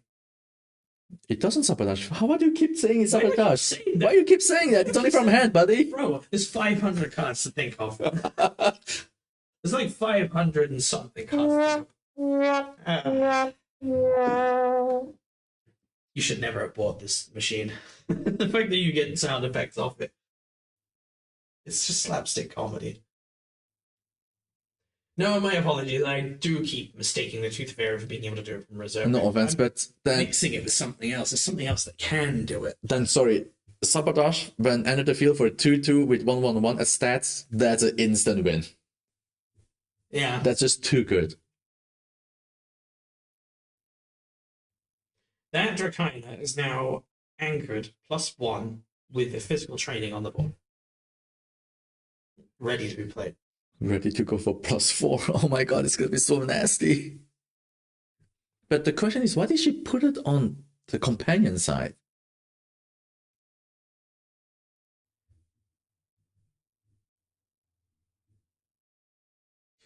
Yeah, that doesn't make sense when you realize the hero's side is going to be marching into Earth and Ocean, as it's next to elements, which Dracaena has natural leniency towards, as it's going to be at the moment. It's at the moment it's 133.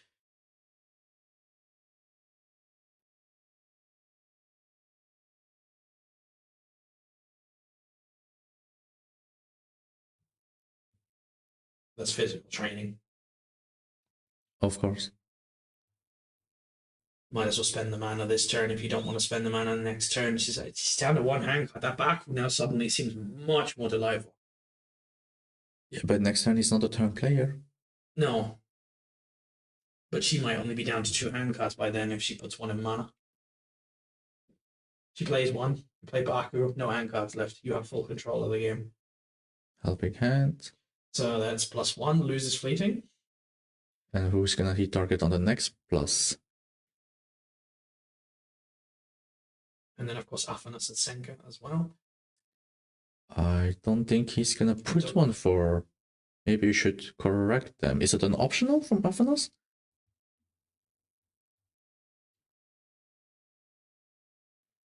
Target you control gains 1 boost. It is technically, yes.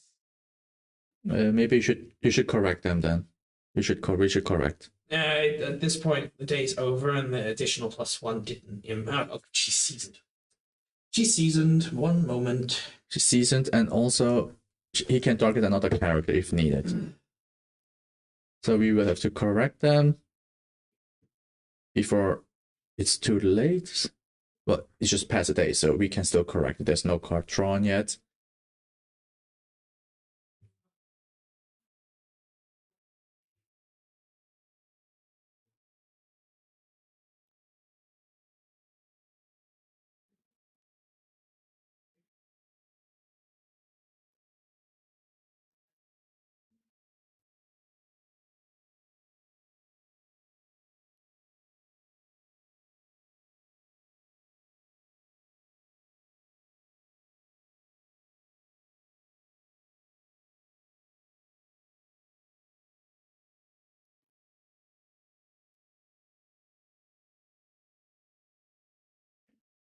Let's find out what happens. I don't see the stats change, so I assume it was correctly resolved then? This was a minor judge call on my side. I reminded him that the Afanas trigger is non-optional and gave him a warning over the fact because the board state had progressed to end of day. I decided not to allow him to choose red as the target of Afanas anymore at this point, so it wouldn't have mattered. So they will now go to discard reserve where they belong, wherever they're supposed to go.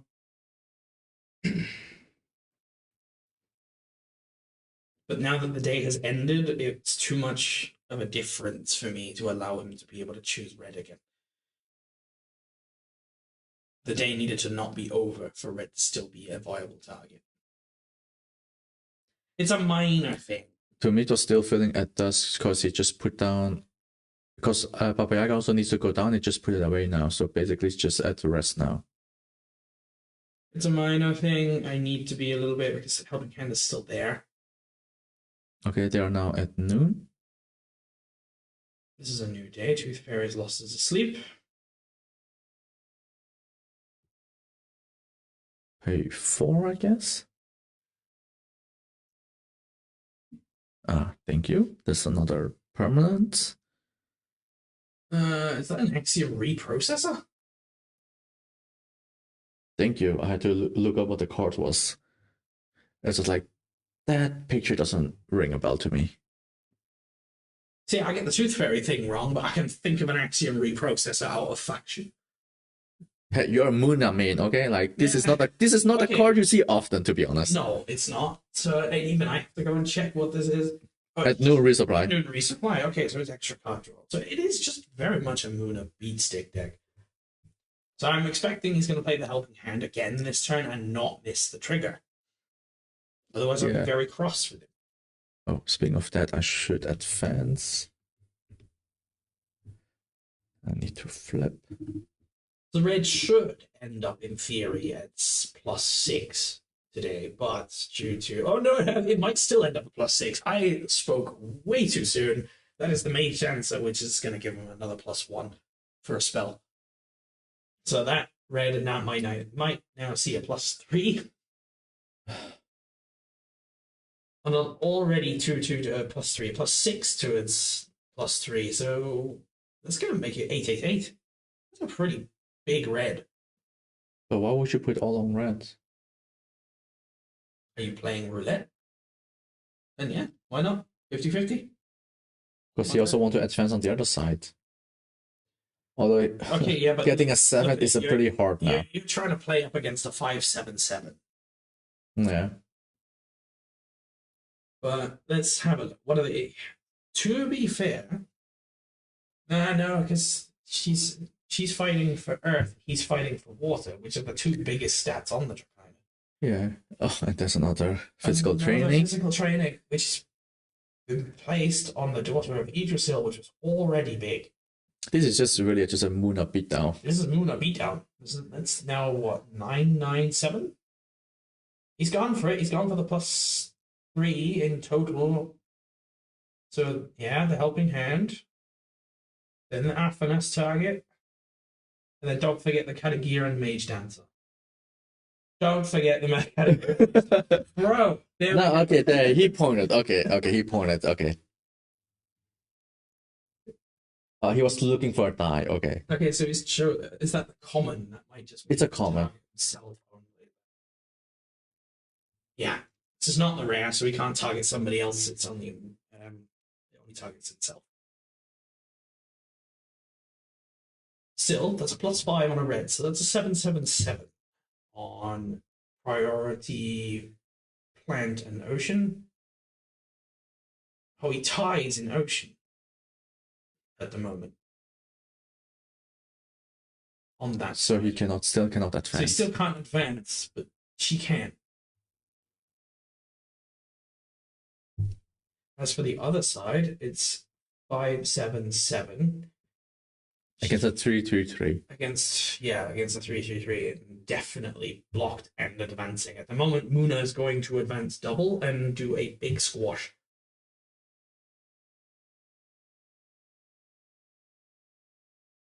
Unless he still have a spell. Yeah, one spell could turn another helping hand would literally flip. Magical train? No. Sleep. Beauty sleep. Put something out completely.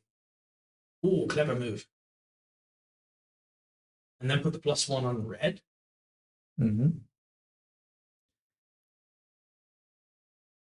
Which moves her up to 8/8/8. Which means he's now winning in the water, in the ocean. So but he advances honestly, on both sides. Do you want to put Dracaena asleep? It gains another boost next turn. He's trying to hold on. He's trying to hold on and survive. If he didn't do that, she would have advanced on both sides and done a big crunch. The way That's he's true. done it, he's advanced on both sides, and she's advanced on one. That's true. And then he just needs a small step to win. And that's that maybe could the be card what he in his has hand.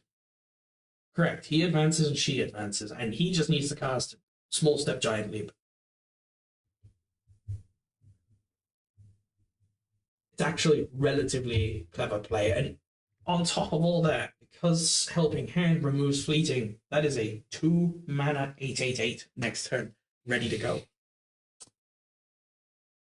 What are you going to do about that exactly? Yeah, I think I would remove Dancer. You want just a sleep, just in case.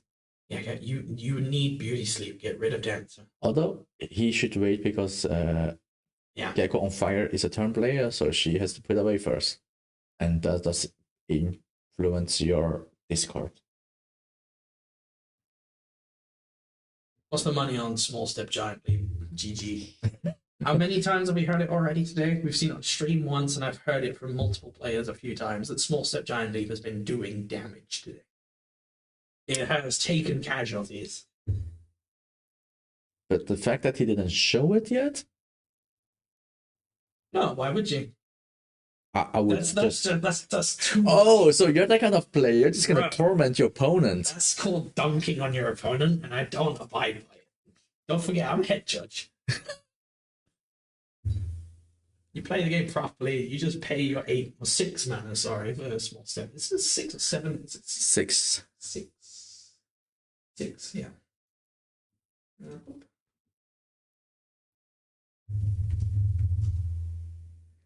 I think the rare is at 7 and not fleeting.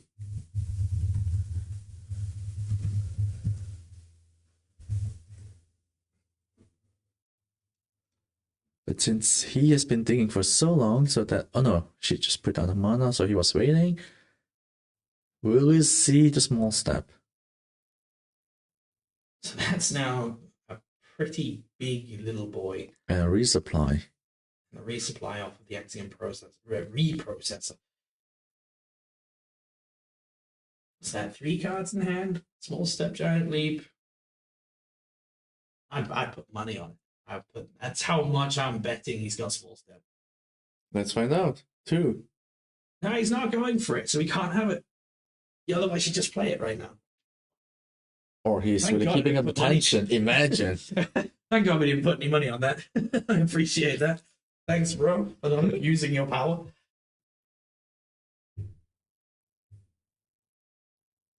But she must know that there's a risk at this point. It's got to play it really, really carefully. Sleep, of course, on red is delaying it being gone for a turn, but having it out the way is important. Magical training could draw into it. Mm-hmm.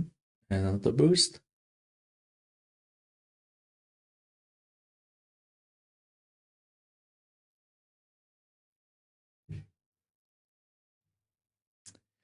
Boost 7.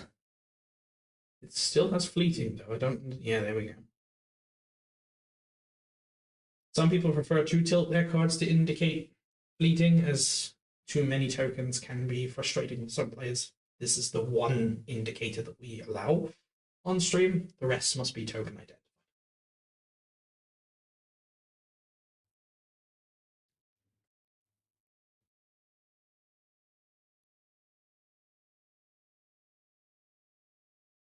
Now Gecko is probably like, he threw another card. Will that be small step? What else can you do other than play at this point and just roll with it? Because if he's got it, game's over anyway. I'm pretty sure now, if she had a Daughter of Yggdrasil, it's not gonna be played. You would play at this point on the hero side now that red is asleep and try to go for the double advance. Yeah, but you're not gonna play from your hand. You can just play from your reserve to say like, we don't draw cards. Because that's it. If he's got small step, he wins. If she just plays something on the hero side and it does not get countered, she wins. Yeah.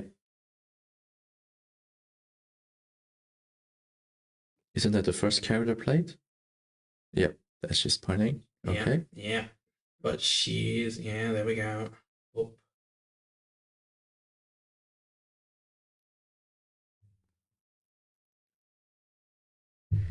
Okay, so moment of truth. 3 mana? 3? Are we gonna go for more? No, you're just gonna sleep. Sleep, so she can't advance. So he's gonna pull this to one more turn. It's nerve-wracking. She's gotta play another character down. She's gotta get that double advance. Next turn could be too much. It could just be the turn he needs. Also, that red is now redonkulous. 10-10. And he can technically still play magical training, throw another card, boost again. Fortunately, he won't have enough mana to capitalize on that any further. Risk it for a biscuit. That's it. Get in there. Just risk it for a biscuit.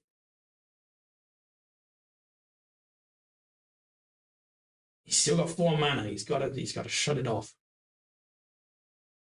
We don't know his hand, but he still can throw 1 card. He has 2 cards hand. 2 cards in hand. It's so funny, the moment that the cards were kind of shown, we were both really leaning to the left to check.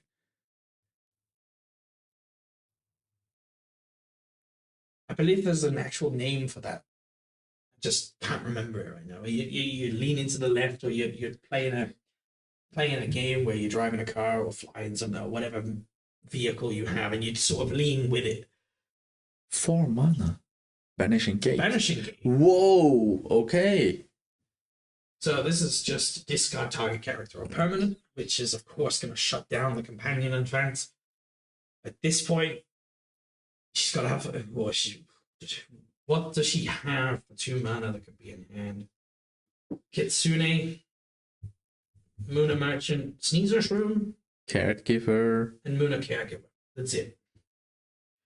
There's actually quite a lot of options. That's 10 cards total out of the deck. If she's got even one of them, it's over. He's paid all his mana. And looks like she does. She does. Drops. GG. It's got to be the double advance. What is discounted? Let's see.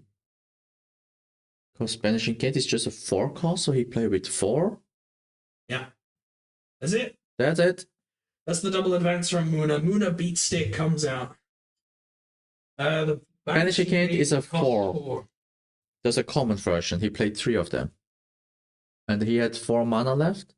Because I would assume he would pay 2 for another draw and see what he can top deck into. So he paid correctly. Oh no, he had 4. It was correctly played. We didn't have to intervene on that one. That was nerve-wracking, but it means the Arfanis deck unfortunately will not make top cut, and the Muna Beat Stick does have a chance to make top cut, but she's got to have one hell of a final round. We will see. So we will be moving on to round 5 soon. We're not going to pull the top table, as they are now pretty much guaranteed into top cut, and we will see them again anyway. Exactly. So we're just gonna do another bubble table. So we're going to look for we'll look for a bubble table this is absolutely top cut or not. Or not, or just we see like, we haven't featured that faction yet. Let's do it. We haven't actually featured Ordis at all today. We've not. I believe there's only 2 Ordis decks today in the tournament. We've actually found it really difficult. I believe they've both not fully performed, which is why they've not made it towards the stream, as we tend to go mid to high table, of course, to keep things interesting. We will take another look and see if we can't pull either Bravos or Ordis. Exactly. So we'll be right back, and thank you for joining, Mr. Frigin. Have fun with sport.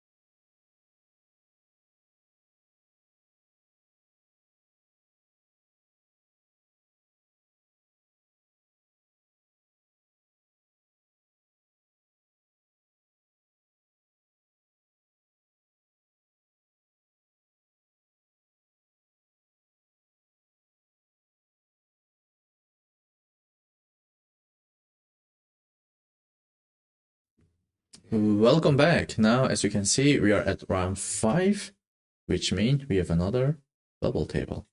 Another bubble table. One qualifies, one does not. And we forgot Potential Void. qualified, potential qualified. Void should be 3-1, I believe. Yes, I forgot to change that part. He specified that he wanted to make sure that that information was on screen so people didn't think that he was just a loser. As he did lose in our stream in round 1. And it feels just so sad I accidentally forgot to change his standing. So, Right off bat, that's the Alchemist.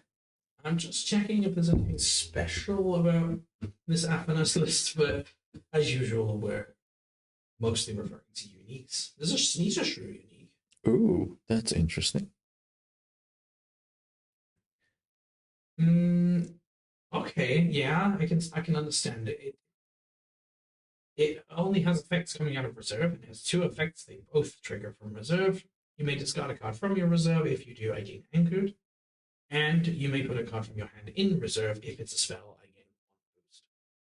I can understand that. Yeah, 4 from hand, 1 cost, 2/1/1. Not bad. And they both advance 1. These other uniques are relatively generic, but are definitely a bit more Athanos lenient, to say the least.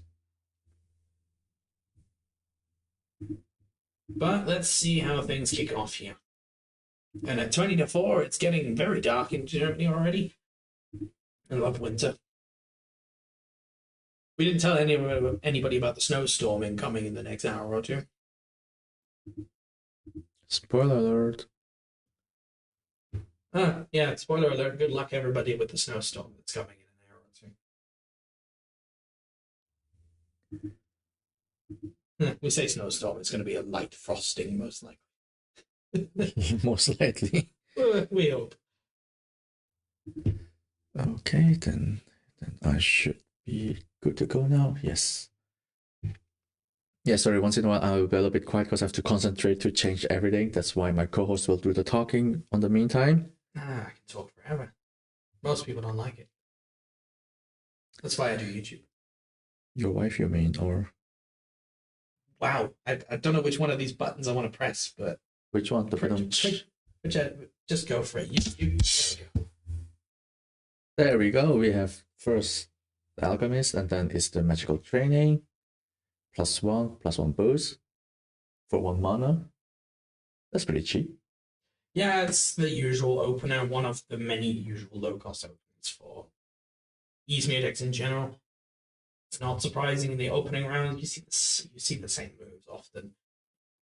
But it's weird. Like again, we see Void going for Elemental and put down Emilia. Yeah. And now tap 3 for Tinkerbell. Well, okay, Tinkerbell is kind of useless because he knew Vega is gonna put his Alchemist right back up. It's gonna be a double advance for Void though at this point. There's still 2 mana left. No, it won't be a double advance. I'm missing the boost. I don't mind dice, but we specified the tokens.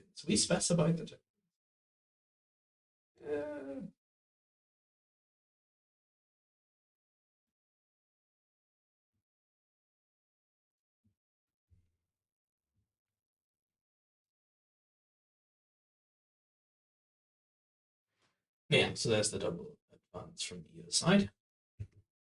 Yes. So now they're back to equal. They're equally good or equally bad. And they're gonna put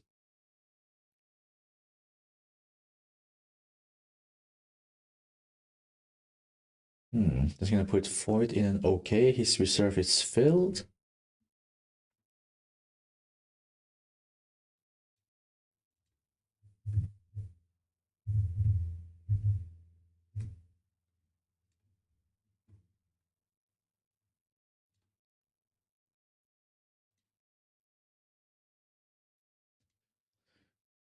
I guess they're having issues with deciding which one to go to mana. Okay, they made up their mind. And I don't think Taiga has anything in reserve. Yep, that's why I decided just to tap 2 to get Elemental. Putting Trace on 2. And Tinkerbell got Sabotage, but on the bright side, Trace dot get a boost.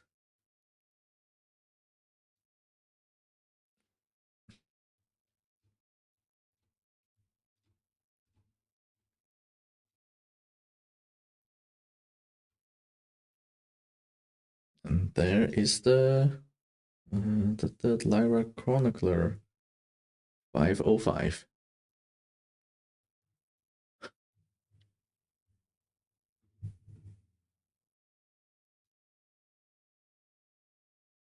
Maybe we have to stop since Taika put his off you go to discard pile while it should be going to reserve.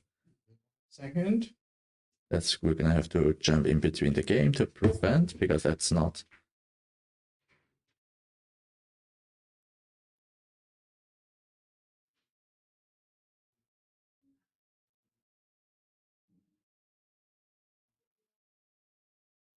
And also off you go was on. Let's see.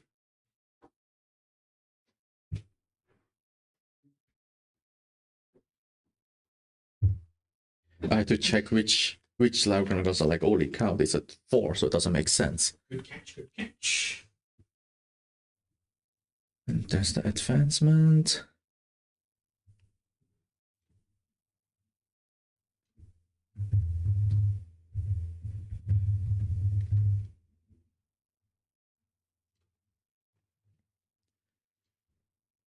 And this round, this day, it's gonna make Trace gonna be alive and start doing some shenanigans.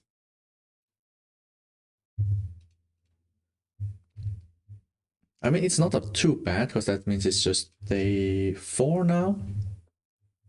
So each day he at least got 1 counter. On a good turn, he could have done it on day 3. And there's already the dancer.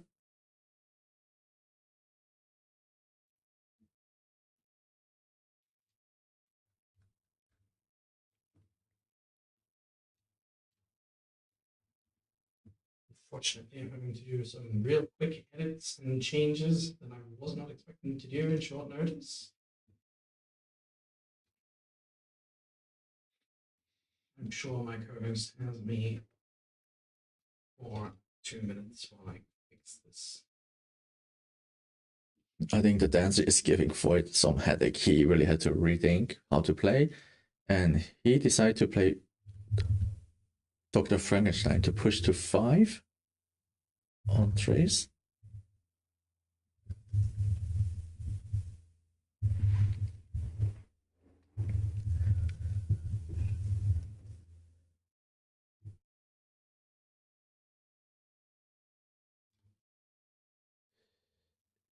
So far, it feels like Afanas is having every answer at the moment, and Trace is really trying just to get by.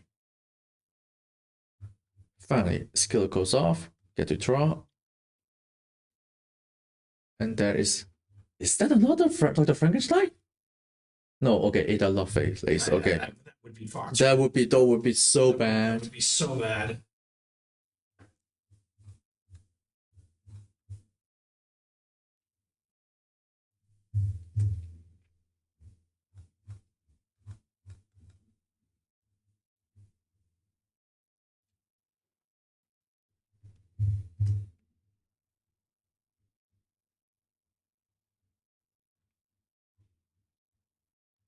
Wait. I think you have to intervene. Because I saw. Oh, no, never mind. He put down first before throwing. It refers off Trace, that's why I was confused. Don't make me panic like that. And there's boost 4 now.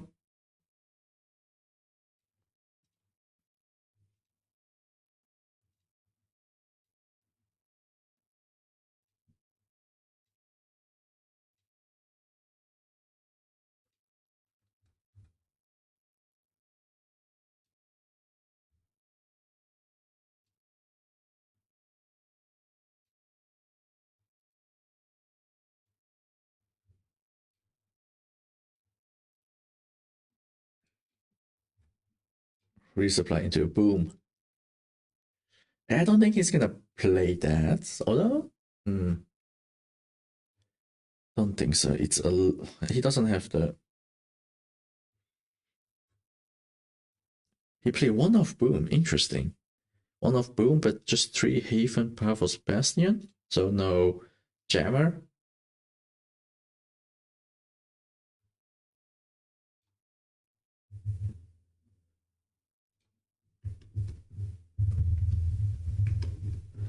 So they are now equalized again.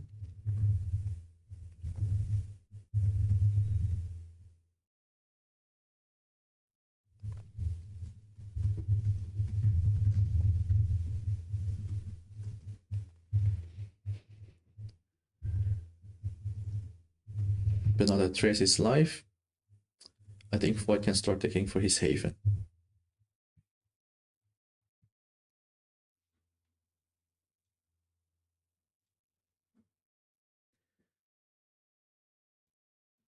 Yep, like I said, go straight. Okay, another resupply.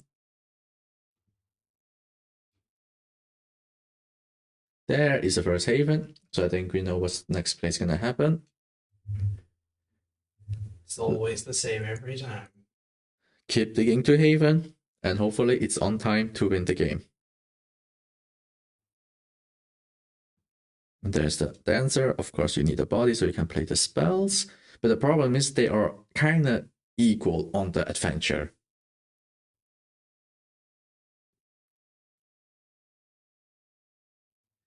So if just Taiga can advance 1, and he has the small step giant leap, he wins.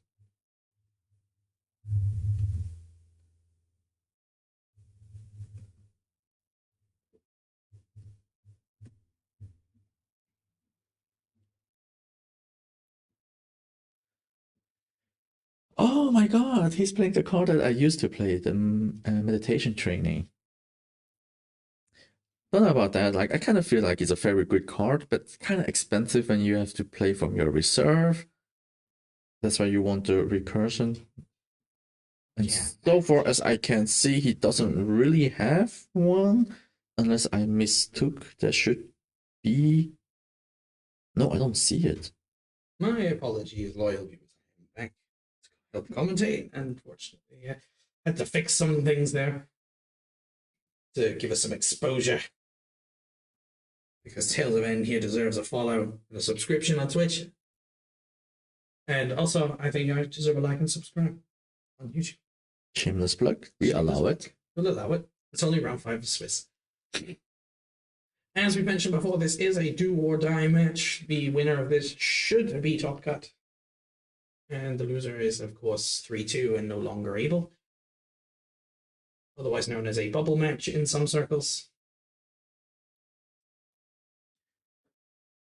But I think at this point, if I was Void, I would start going on the other expedition, actually. Like, kind of stopping Avanos advancing, because one more advance, then he can just go for.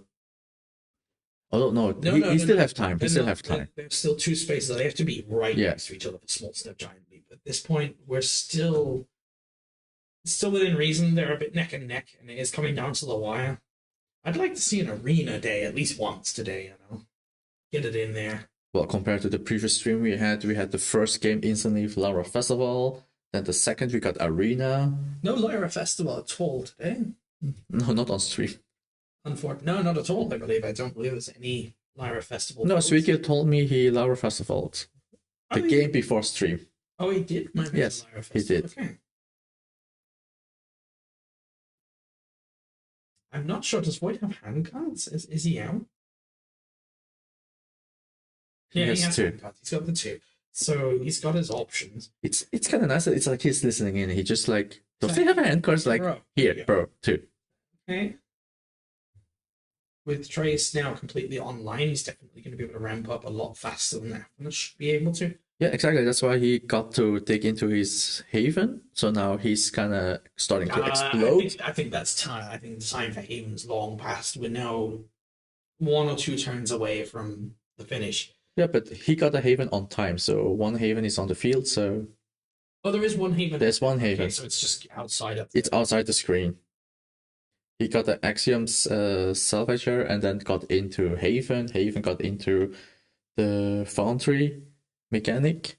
I think he needs to just enforce that Alphanus at this point only advances once. He decided to anchor. Why that card specifically? He just wants to have bodies? I guess it's just bodies because he's low on resources himself. And then he just hope next turn I just draw 2. I don't have to put down all mana since my bodies are there. Wait, does he have hand cards? Does Tiger have hand cards? If he is out, then he has hand cards. He has hand cards. I was. If he had been out resourced, then this game was over next turn. Void would have just completely out resourced him. It's just he would have too much to play with versus a couple of hand cards at best. So they should both advance once on each side, which matters because they're going to be fighting. They fight over different colors completely. On both sides for Tiger, he will want plant resource, and on both sides, okay, for Void's side, he wants earth and sea, or mountain and ocean. That should be precise.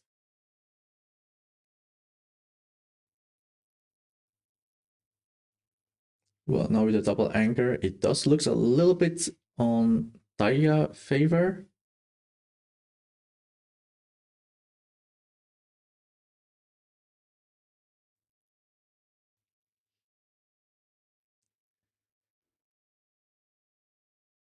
It's definitely within.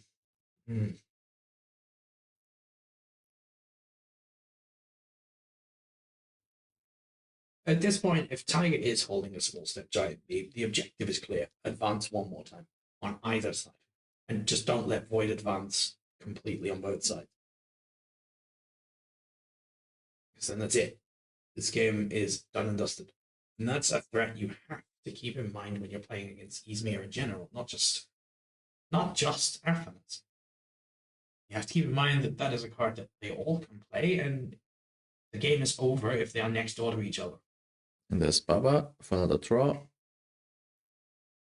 But does that mean either he's digging for extra spells?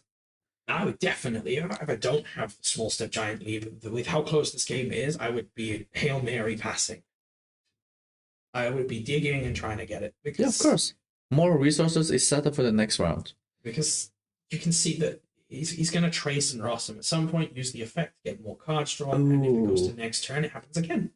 And too bad, resupply into Coppelia. Coppelia. That's a little bit sad. Perfect. Well, if it was anywhere but that. Unfortunately. Coppelia is the one that needs to go from hand specifically. To reserve, exactly. So, and I'm kind of surprised so far. Void hasn't activated Trace ability yet. Yet.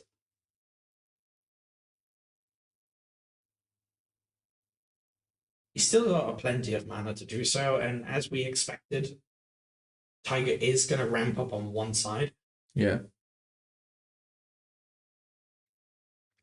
But he has blocked Void still on the companion side. This is not changed at the moment. This is 2, is it 2-1-2? Oh no, it's 2-1-2 versus 2-2-1. So Void currently advances on companion. And Tiger currently advances in hero. Which exactly. is exactly a position he can try to put himself in. That's the helping hand. Let me guess. Loses fleeting, +1 boost. Then Aphanos triggers. Then that's the common. That's a common, so boost himself, and he's gonna put it on Baba Yaga, which now blocks the companion side and advances.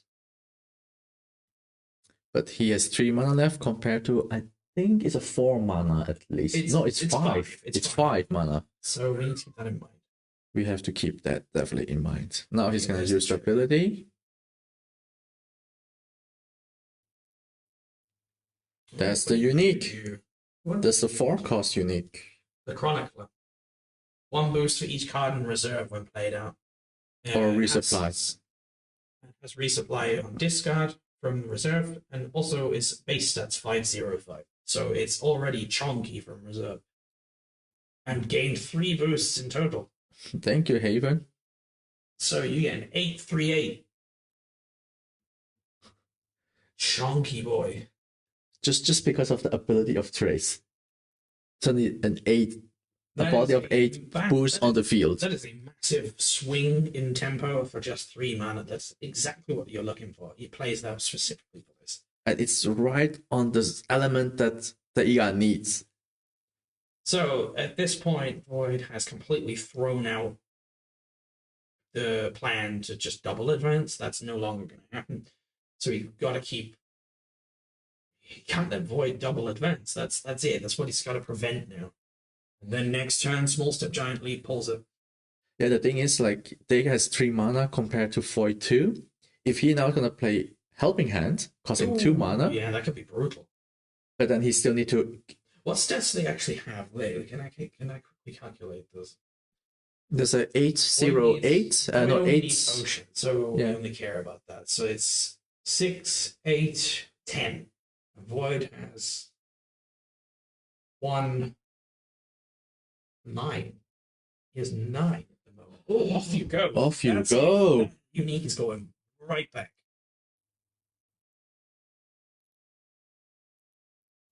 Send that unique back into discard. That might have just GG'd him. That might have just cornered him into a GG double advance for Easmere. Not per se, actually, since, like I said, Void has 2 mana left. It depends all on what the 2 mana is used on. If there's not much you can use. Capella is on reserve. Hello. So you can only target the fleeting one that's gonna be on the Salvager. So he's probably gonna put on Coppelia to block. Yeah. Because that's gonna be 3-3-1, right? Yeah, 3-3-1. Fair enough. Then and makes a lot of sense.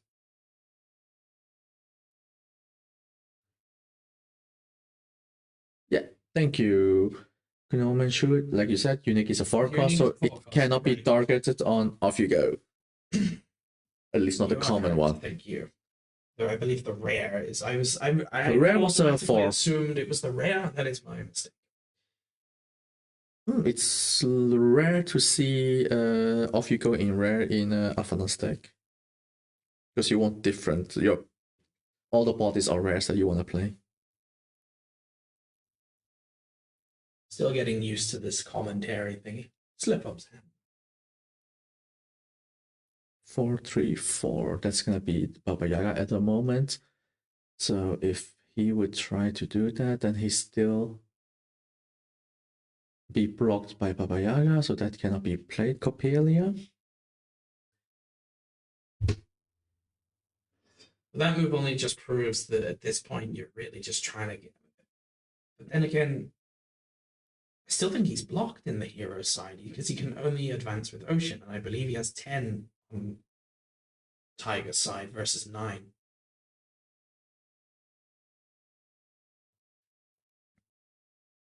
Or have I miscounted? That is definitely 6 on the Dancer, 2 on the Disciple, and then another 1. That's 9. Oh, so it's 9-9. So he's still blocked. Well, let's see. And on the Void, that's 8, 5, 8, right? No, 5. So it's 5 with 3 boosts. That's 8, and then 1 on the Stargazer. Yeah. And Void can only advance with Ocean, but in the other department... But you also need to in check with the Forest so that Daika cannot advance. Which he cannot, because he does not have enough at all in the Forest. I believe he has... Thank God for Void that the 2 disciplines has basically 0 stats on Forest, and then with the 1 boost. So Tiger has 7 in the plant numbers right now, and Void is also controlling that with a 9. Callum bursted. Callum burst. That switches things.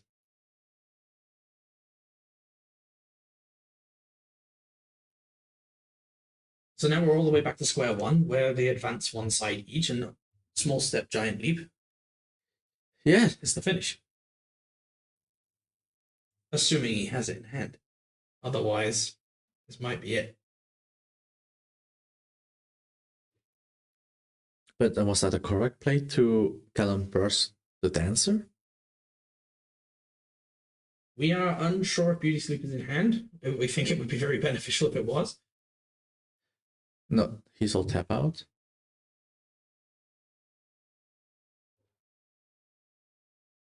Was it necessary to play that? I don't think it was.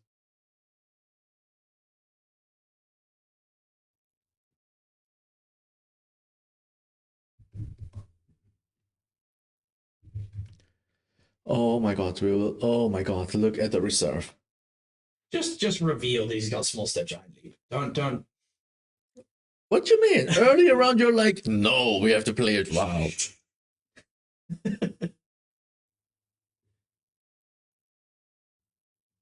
That's what it's going to come down. Hey, narrate. I guess there was no beauty sleep.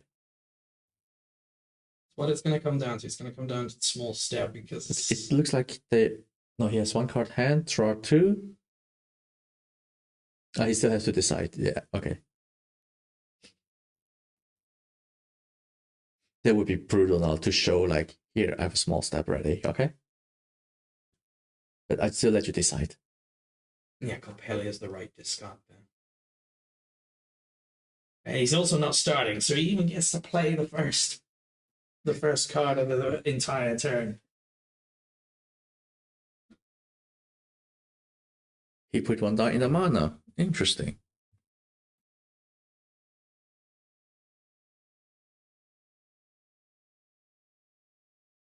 Izmir doesn't come out of this the winner if it's not small step anymore. The difference in the resources. Trace is active, ready to go. There it is. There it is. There it is, like we said. Just reveal it, let it go, plays over. So that's an advance automatic win because of their to both companion and hero being next to each other once they meet. Rule process does the rest. And that should be Tiger in, I believe, fourth or third, depending on how the tie break goes. But that is just sneaking in there. I think that's going to mean there's at least two Afanas in top four today. Should be. If Fuller is still winning. As a Moona main, I'm not happy about this, but still. Hey, what do you prefer, Robin Hood or? Yeah, don't ask me that question. I don't want to start something. So from here, we will go into a top four best of three. Exactly. Once we've got all the calculations and sorted that out, we will take the bottom table of the top four first, and then we will take, of course, the two finalists for the final. So we will see you guys in a moment. Please stick around. It could take 5 to 10 minutes before we get this sorted. We don't know how long's left in the round. We will see you guys in a minute. And thanks for the follow, Narit. Appreciate you. Thanks and see you soon. On YouTube.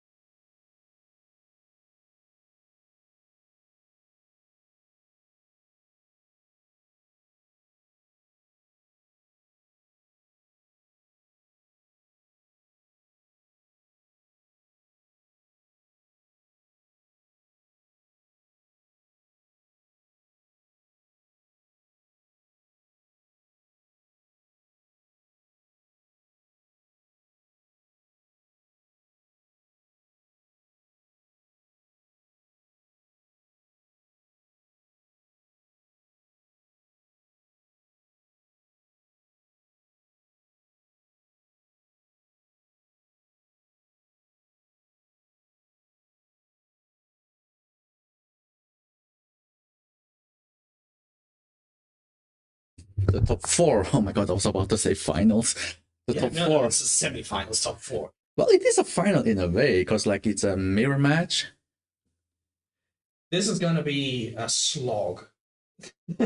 I'm not going to sugarcoat it, guys. Athenas versus Athenas is going to be mental mathematics in Basically, it's actually the algebra. one. It's going to be algebra. It's going to straight up be algebra. Yeah. You have P6O4 and M3 versus to the power of whatnot that he's played because of that. No, this is going to be hell on earth, guys. But we're here for you. We'll try to navigate it and do what we can.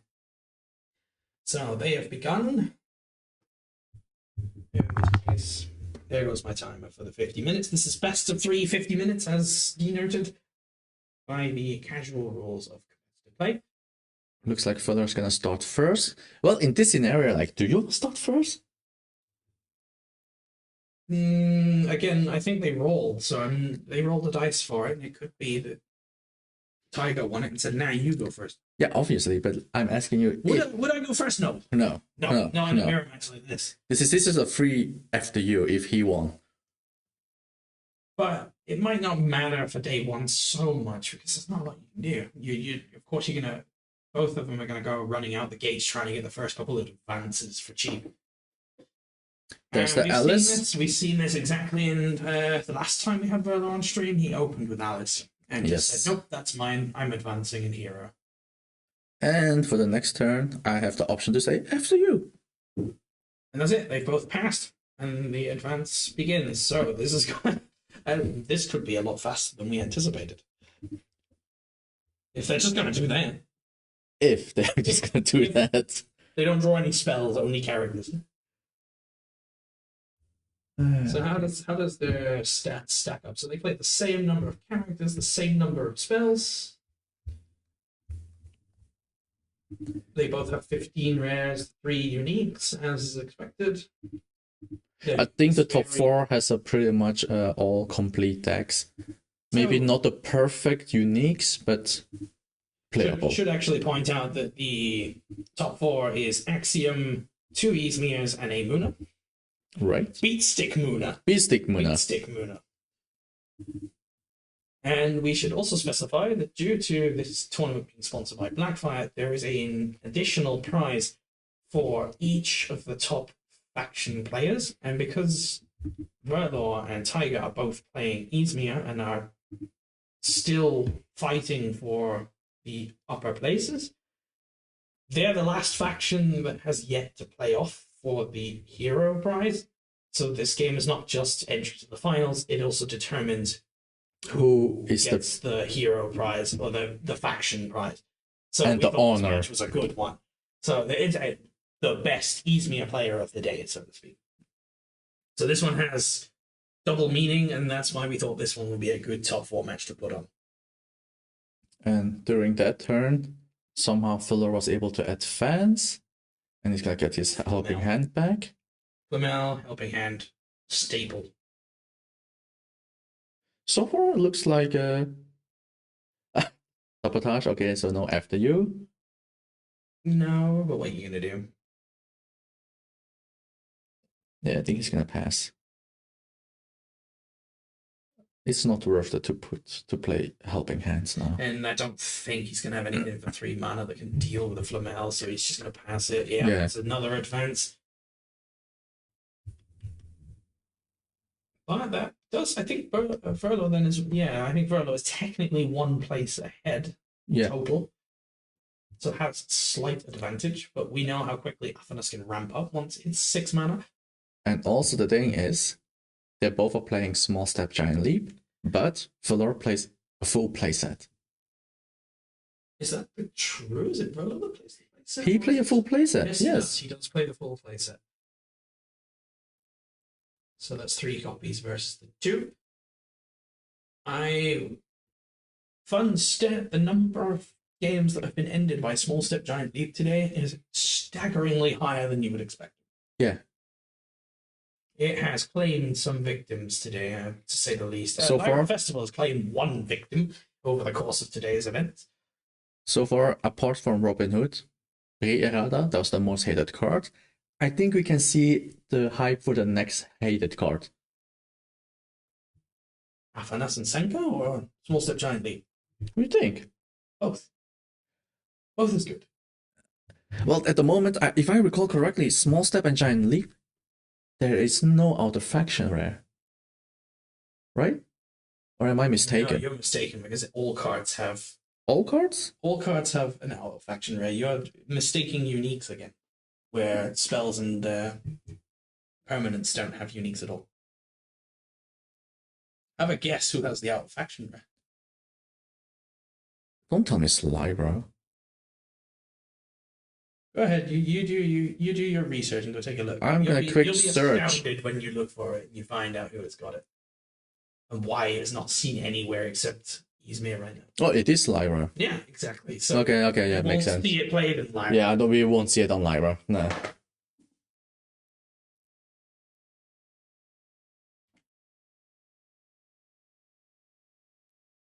So we're starting to see the individual strategies from specific picks from each deck of Afanas start to come forward here. The Bravos Blade Dancer, Anchored, Seasoned. You're going to start to, of course, see things like that. I don't think Verla's pulled into any of his Anchored, Seasoned cards yet, which is unfortunate because, of course, half of what you're doing here is trying to build big boys. Like we saw the red that went to 10-10-10. Yeah, but as you can see, Daika has more anchored options compared to Furlor. Furlor only has like the Sneezer's Rune, while Daika is also playing the meditation training, also play intimidation, so more removals.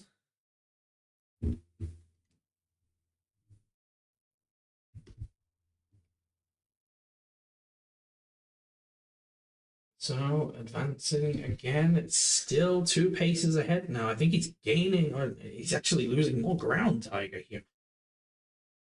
His hero space is two more forward than the other side.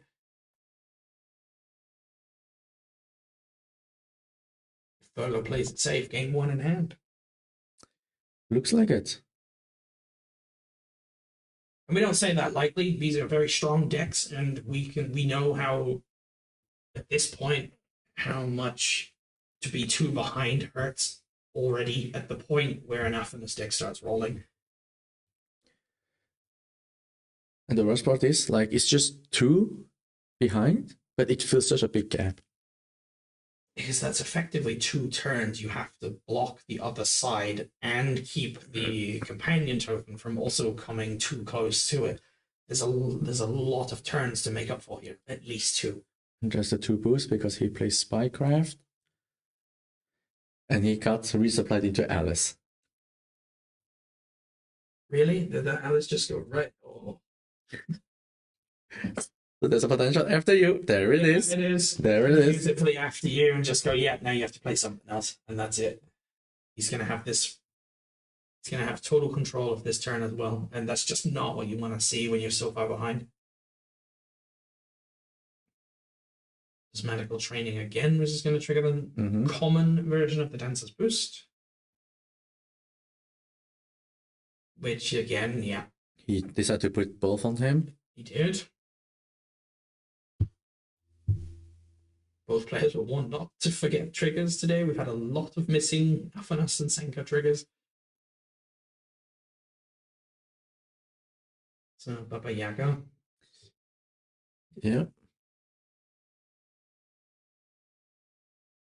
Okay, off you go was a good thing to do here. It does exactly what he said he needed to do, is start slowing down the we have to interfere and he put off you go back in the discard pile. Oh my god.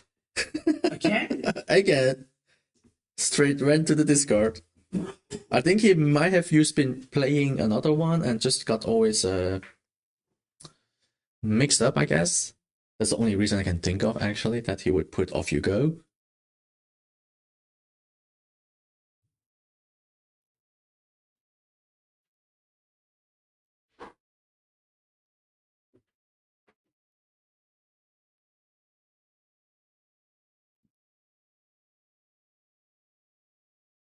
Okay, Off You Go has been adequately returned to its rightful place. It is just slightly off camera. Yeah, that's the least of the worries. But that He was realized his mistake last second and then fixed it, so it's all good. Off you go. It's where it should be. We know this because he has already missed the off you go trigger once before. So, okay, so this. God, I clearly missed something here because he's clearly gained and equalized the entire board in one turn, which means a double advance. He double advance, yes, but just unfortunately the die has the same color of the background, so it's kind of confusing to see. So even being 2 behind, if you can really pull a good turn off and come back like that, that's fantastic. Like just a good time off you go. A good time off you go. And after you, you know. But Verlo's got the resources now and the hand cards. I think that's a potential off you go. Oh no, that's the unique. That's unique. So I believe that's the mage. No, it's not. Yeah, it's the mage dancer. Mage dancer. So it's got the same mage dancer flavor. Target character gains 1 boost when you play a spell. Comes out of reserve, and the next spell is 1 less. Well, helping hand. That's going to trigger both mage dancers now. Yep. The rare can target another character, and the unique is also able to target another character, and the Aphanas also triggers. So 3 boosts off of 1 helping hand, and then helping hand also gives a boost. Yes. And removes fleeting. So 4 boosts for 1 mana. Value. That right there is when things start to get nasty. He's going to really start to pick up here. God help us if he's got another mage dancer in hand. We have already 3 on the field, and come on, they keep going for spells now, obviously. The one's got seasoned and can start abusing his. Okay, but he's got the common dancer, which can only target itself for the boost, which is unfortunate. I feel like this is one of those you have to. What do you mean one got seasoned? You mean the blade dancer? Okay, the dancer. Yes, yes. They're both going at slightly different angles. Oh, it's also a dancer, right? Okay. Bravo's blade dancer. Blade dancer, yes.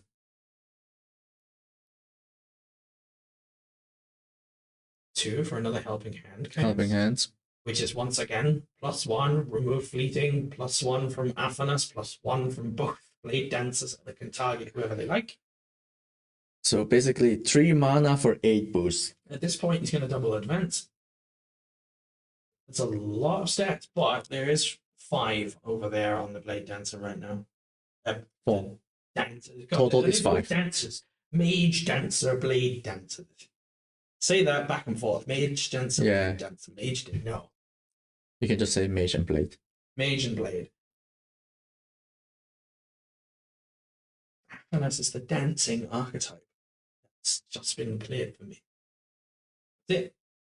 Oh. Spell dancers. Yeah. Aphanas spell dancers. There we go. I've named the archetype. You're welcome. All royalties to me. Anyone else has named it that way? Ooh, off you go. That's gonna hurt. He must have known that was still in reserve. It's not been casted. No, it's from hand. Oh, okay. Then he had 2 mana left, and he just dropped it from his hand. Oh, this hurts. It's a limiting factor because I think he's still going to advance on his side, but it's going to mean that it's rough. With 2 mana left, he could also play an off you go. Honestly, if he's got it in hand, do that. Because at that point, you're trying to not let him get too close for his own off you go.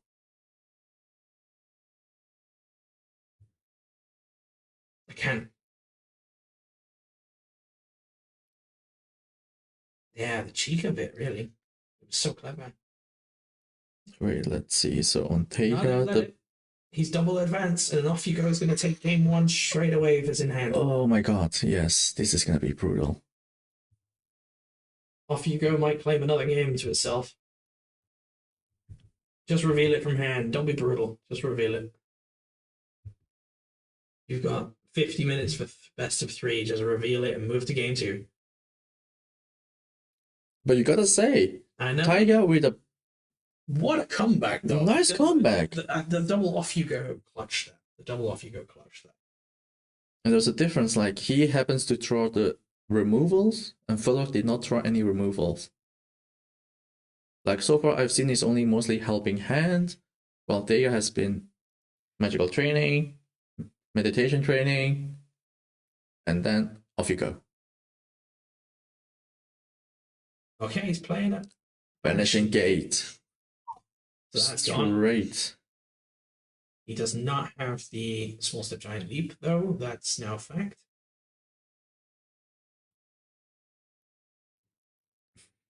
Fuller's like, okay.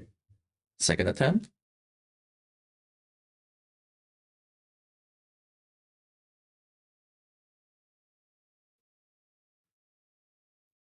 What is that? Discipline, sabotage. The off you go that screwed me over. Yeah, you have to get rid of off you go. If that's sticking around, it's going to be too much. Oh, that's a studious disciple. Yeah, disciple, but so far it's not looking good for Fuller. And it just got worse. Could get a little better. Finally, he gets to draw. He gets his which is going spells to trigger now. 2 boosts to activate. Tiger's handless, I guess? Yeah, it seems the Tiger has run out of hand cards. That could be if That could be a turning point. It could be a turning point if Small Step isn't drawn next turn, because he will be the starting player. So he needs to advance on that side and somehow pull an advance on this side. And then they're both going to be neck and neck, and starting player could be the absolute. Yes. Oh My god. Okay, so starting player is relevant here. If Tiger pulls Small Step Giant Leap, he's just going to slam that immediately, and it's game 1 to him. If he does not, and Verno pulls it, well, he's going to do the same. There it is. Straight away. Top card of the deck. There it is. Okay, now I have the time to reset everything.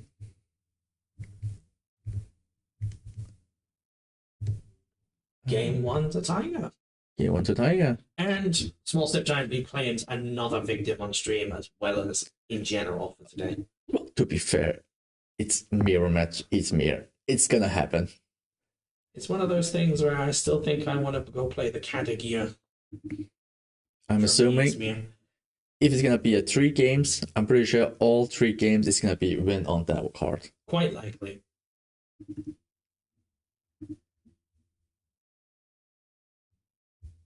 Okay, now I need to put. No, their shuffling's wobbling the table. We might have to yell at them.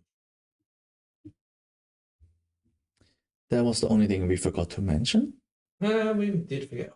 We made it all the way to top 4 without it being an issue. And it's only because they're shuffling.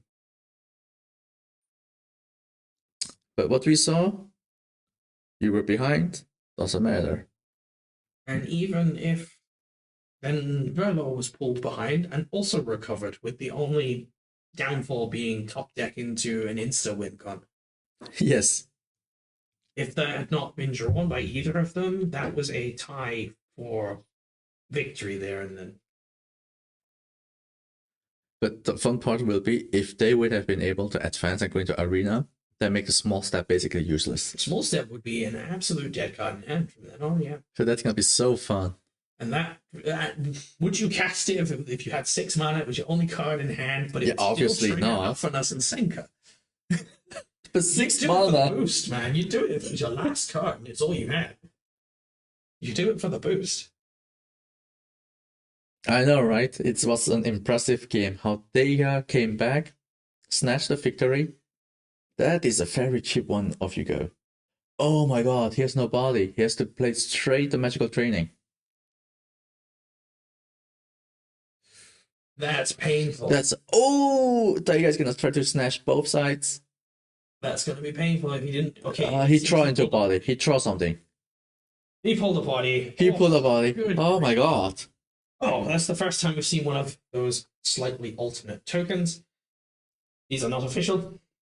However, they are allowed as long as they maintain the integrity of the card, and somebody printed Final Fantasy characters in lookalike form. They have been judge approved and checked. We shouldn't. As their tokens I think you have to remind Daiga to advance. Is a token only on the same side or the other side? Did he not advance on his hero side? He should advance on his hero side, dude. Yep. 1 second. Like you're in top 4. This is so important. Stress. That's the only thing we can think of. Meantime, I have the time to correct stuff.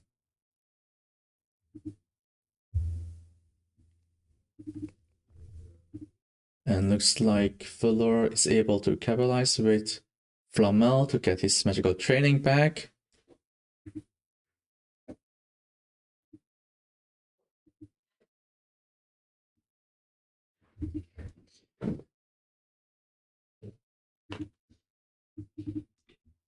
So, as you point out, the prize pool is actually kind of nice. So, and top 4 is always very stressful. You played really well. Both of these players have not actually seen top 4 in our local environment yet, so this is actually a good experience for them both. And they're both also playing relatively difficult decks to play. Low entry, very high skill ceiling. Lots of math. So credit to them both if the only mistake they're making is we forgot to advance. The most important thing you need to do in the game. No, we forgot to advance, and spells that should be able to, return to hand, I just discard them. I don't need it. I don't need to win. I don't need Off You Go. I don't like winning either. I went last in Sealed last week. Thanks for the follow, Neck on Neck. Okay, you're getting all the love. Twitch is clearly the platform. Well, Altered also fought to get a category. Come on. Deserved. And there we have the Ordis Cadet. That's helping Izmir for the time being.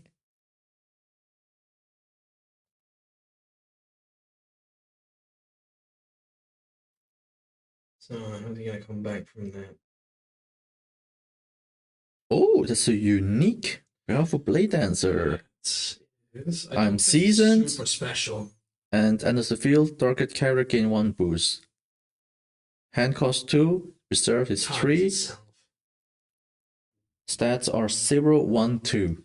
Yeah, I think the main point of that is that it actually has base stats that isn't 0, 0, 0. I believe it's normal card stats. No, 0, 0. And also the support ability is not bad. It's okay. The next card you play this afternoon costs 1 less. It's pretty good. So it's not bad. We have seen more OP uniques. Yeah, Ordis cards that draw 3. Because why not? Hey, they have to sacrifice once in a while.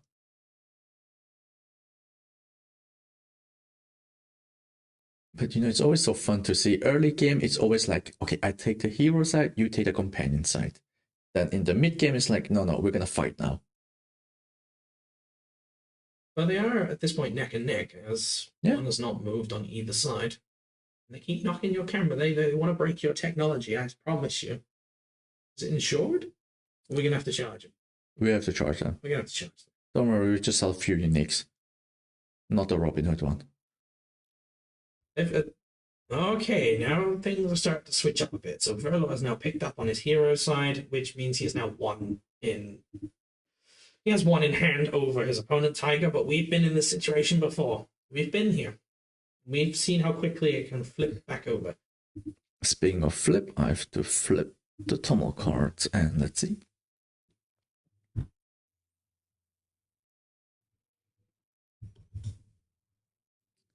And the hero move on, right? No. Here, then I have to change. Move on. Okay, like this then.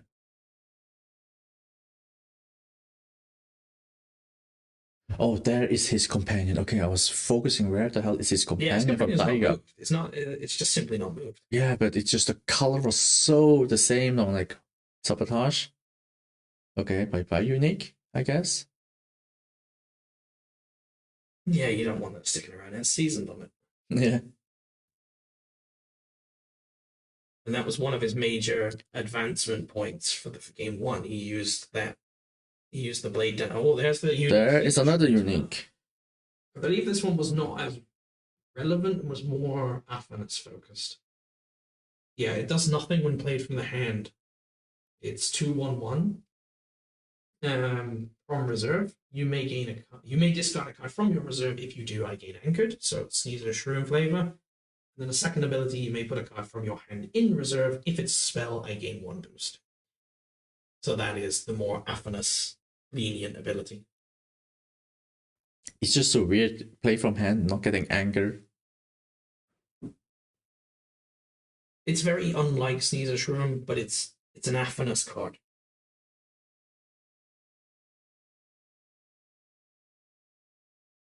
And this is just day 4. Damn, the advancement is going pretty fast actually for day 4. I think Verla's just really trying to put game 2 in his hand, so he doesn't have to think about it, move to game 3 and put an end to it. Yeah. Decide to go for magical training. Off you go. Ooh. There he is again. The game 1 that choked him out the first time was the double off you go. Oh my god, off you go. He placed them on the right timing.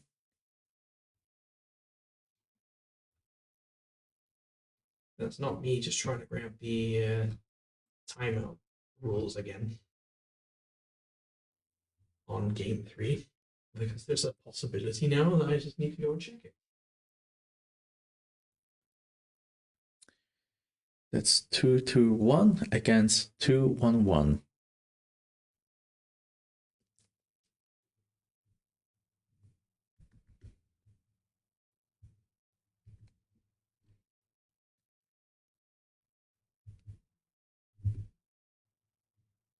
Okay, there's the rules. Good. Oh wait, did I? I think I misclicked. Should be.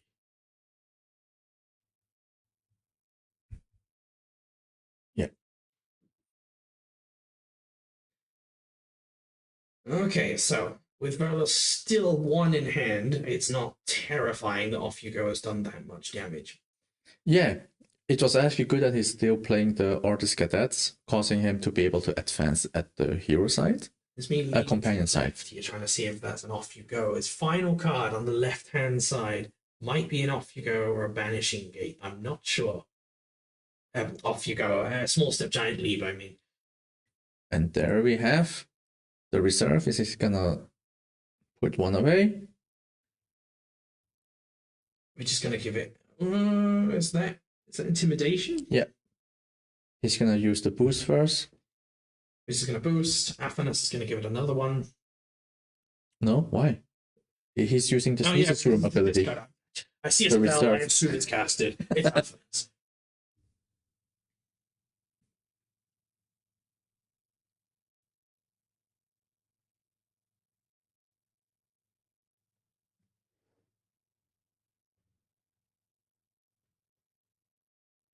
So you decide not to put 1 away for anger. No, I don't think you need to.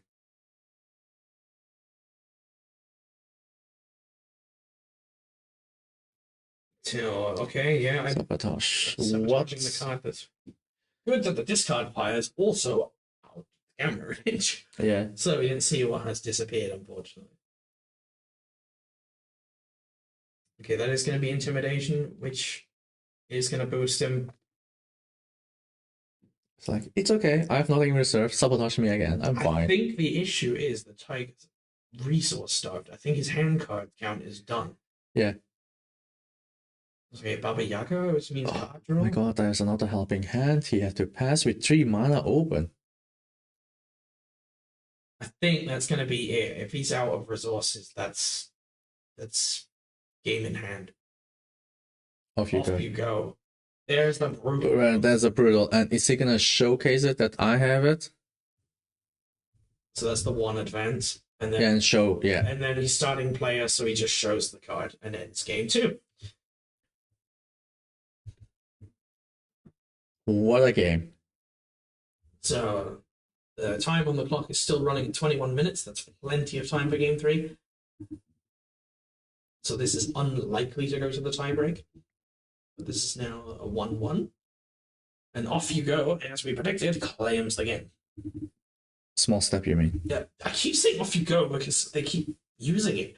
Well, it's one of the best cards of removal. Won't you play it? It's been a long day already. I think that's the problem. Mixing up the cards. So remember, I was saying that Tinkerbell, Tooth Fairy could discard from reserve earlier as a sabotage from reserve. When it cannot, it can sabotage from hand only. Yeah, and you only have to talk. I have to do all the technical stuff here. I'm sorry. Oh, thank God they shuffled pretty long. Give me time to reset everything. You have my appreciation, if nothing else. I appreciate that. I mean, I need to on Twitter. Okay. You're getting followers from this and everything. You're getting all the love. Come on. I'll let you do a shameless plug. Come. Well, we're going to do shameless plugs in the finals, don't worry.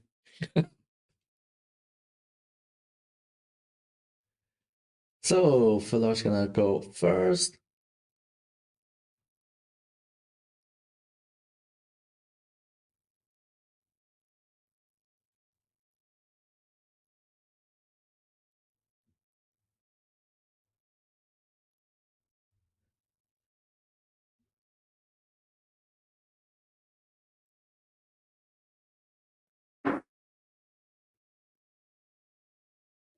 So let's see how they start this one off.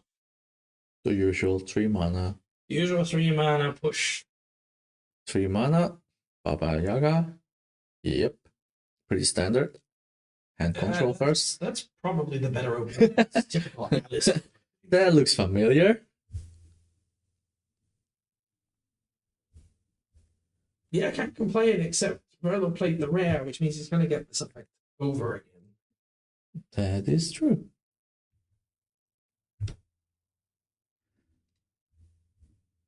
No, not the. That's my. No, because the rare does not. No, it's just cheaper, no? The rare? No, the rare just gives a better stats. That's it. So they're about neck and neck still. This is what you get when your set one is 500 something cards. And even your out of faction rare is sometimes just the common with a blue gem on it. No, the worst part is a unique. Yeah, well, I'm not. I don't have to memorize the uniques. That's what this is for. Yeah, thank God. Each deck list. Or like you're so excited to pull for unique, and then you get it's just one stat up. Yeah, well, not every unique is a winner. And we're going to go straight into the off you go trading right off the bat. They are having it out for each other. It's personal.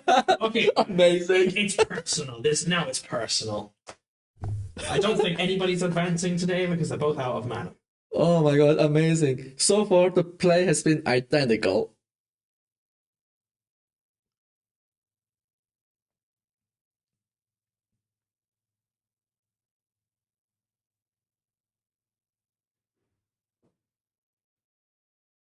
Oh, So let's try this again. 1, so that's gonna be. Magical training. He has to dig in for a character. Juicy stick. He has a shroom, or what is it? The dancer. The dancer. The mage dancer. He's waiting for him to play something, and then he's gonna off you go. It's just. But and he keeps digging. Oh, that's just a 2 boost lost. Come on. Okay, that's the unique blade dancer. Yeah, which is nice. Now he's gonna try to get double advancement, which makes sense.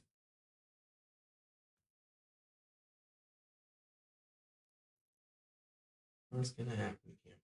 Get that. Okay, guarantees just in that side. 1 advancement. Depends. One, if he has just a magical training and boost. Could be enough. You're right. Magical training, come. Helping hand. Does the same. Does even better. 3 boost. Boost himself. Target. That's 2. And the other one.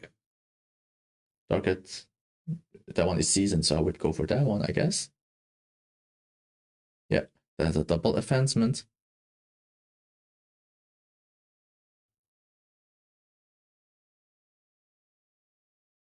Oh wait, he decided to change differently? Oh, he's targeting the helping hand on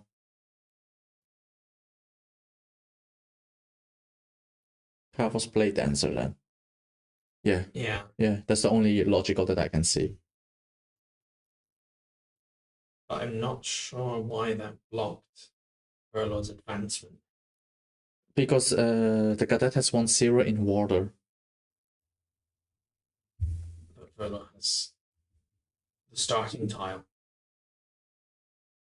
No, he just gave it back. It's correct.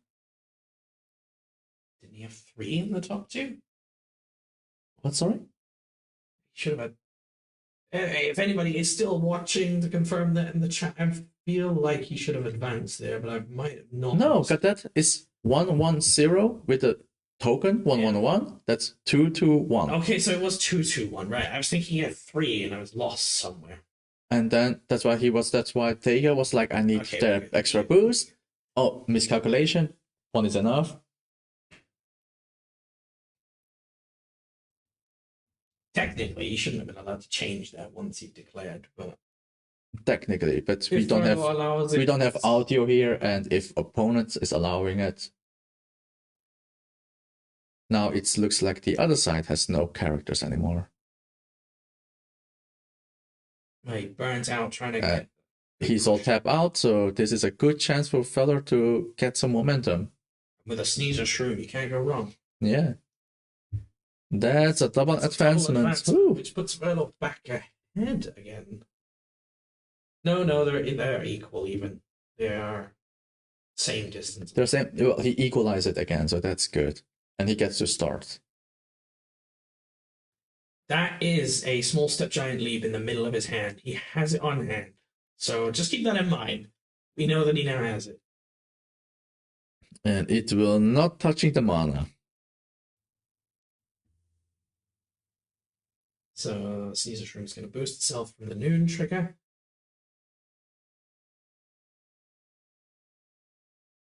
Tooth Fairy Sabotage. He is absolutely pushing Taiga back here because we already know he's resource starved again. That's the unique. Is that the Spindle Harvester? Yes. It looks like. Cost is 2-2. Stats are 1-0-0. Enters the field, I gain Angered when I go to reserve from Expedition Zone. If I have 1 or more boost, draw a card. That's desperate. I feel like that's a desperate move. If he's because he had nothing else, or it's a very, very cheap after you attempt.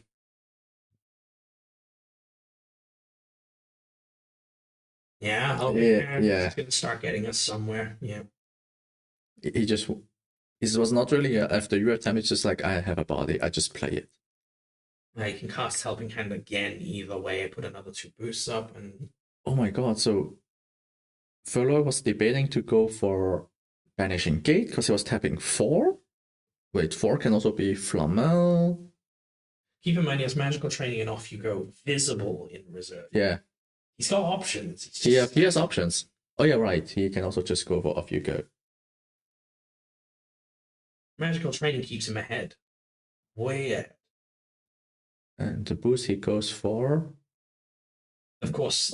It has to keep the Tooth Fairy above the Spindle Harvesters as much as possible. Well, the good thing about Fairy is stats are 1-1-1. Yeah, and that Spindle Harvester has 0 at water. So they're matched for that side.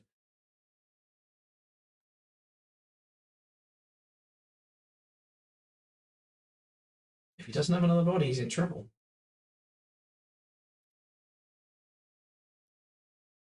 He is going to go for the burst and try a full block, but at that point, is Off You Go cheaper from reserve?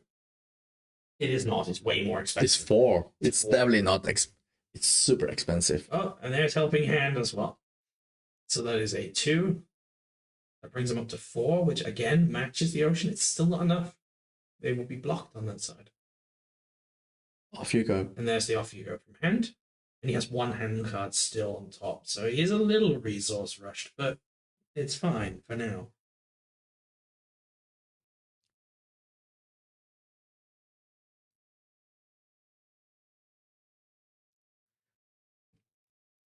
Yeah, the thing is, he has 1 mana left, so he's scared he might have another not helping hand.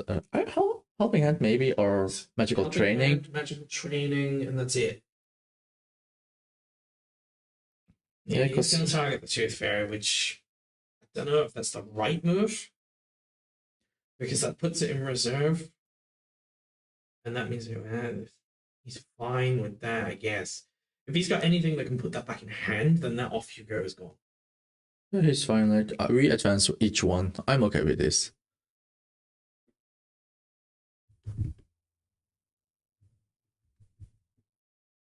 But he chose to let go of off you go.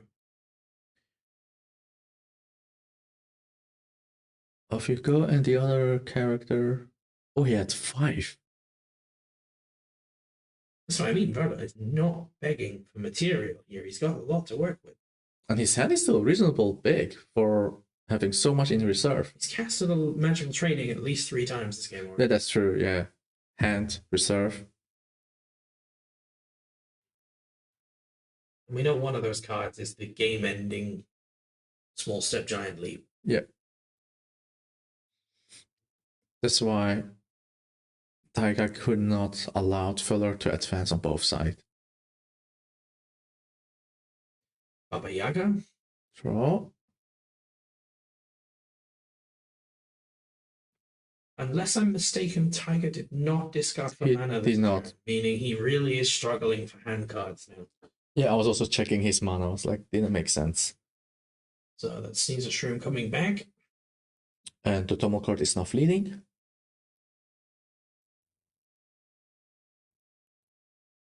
Magical training. Okay. Okay.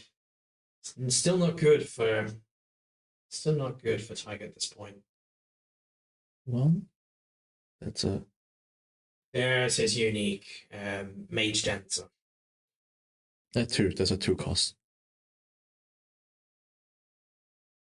It has the flavor text, and I believe that's coming from reserve, which right now is not relevant.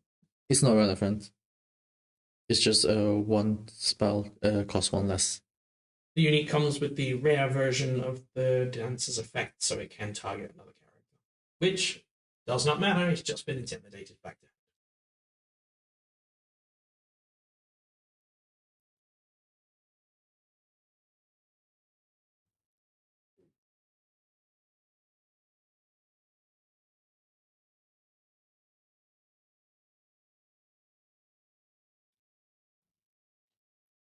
So of course he plays it down again, though I'm not sure what the decision, I guess, with how many boosts are on the other thing now. He just wants to advance, and with 1 mana left,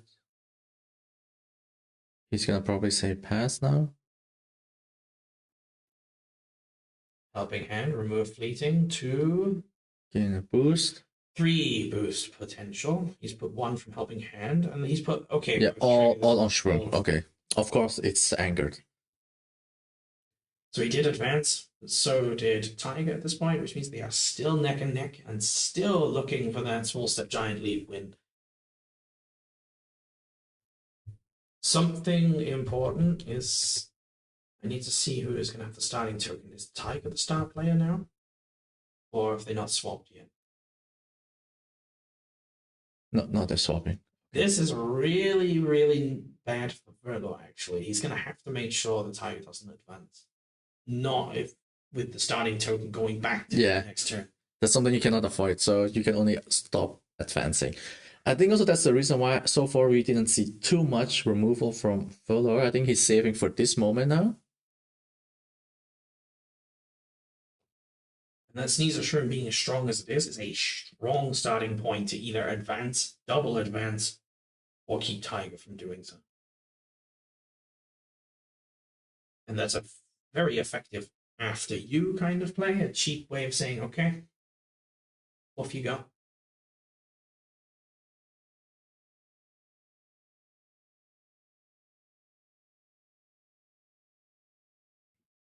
Unfortunately, the unique Spindle Harvesters is basically Tiger's version of the same thing. Another 2 mana of, yep, okay, I played something, now you play something.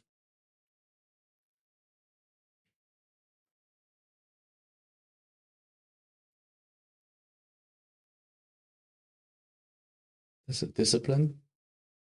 Studious Disciple. Very much after you on wheels. Yeah. He's going for the 3. Does he throw that through? Flamel. Flamel. I'm not sure if that was Helping Hand or Magical Training. I only caught a glimpse of the image as it came through.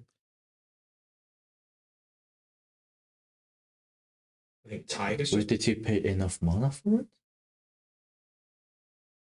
Yeah, he did. Yeah, okay. Yeah, he did. It's a little weird, but I can see it. Spycraft. Spycraft. Resupply into a unique. Affinus trigger, please. There we go. And then his unique as well. So Okay, that's it already Gil, I guess. Come on. There we go.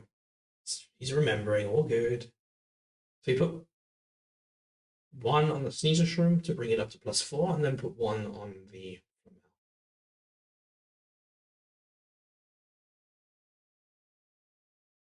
Really pushing for the double advance. He has to. Yeah, it's like you said. The starting token passing over is GG well played. And now he also kind of defied the attention for Dega that he also needs to play on the other side. There's the Dancer. With 3 mana left, it's likely there's a spell to go. A good spell would be Magical Training, Helping Hand. The most colourful game of chess you'll ever see. That's what this game is. It's moves and counter moves. His last turn has been absolute fury. So he's used both boosts from Afanas and the Dancer to go to the Shroom, and Helping Hand, of course, boosted the Dancer. And removing the Fleeting. There it is, the Helping Hand, as we suspected. Is that going to be enough? That Sneezer Shroom is now 7/7/7 on its own. And there is 4/4/4.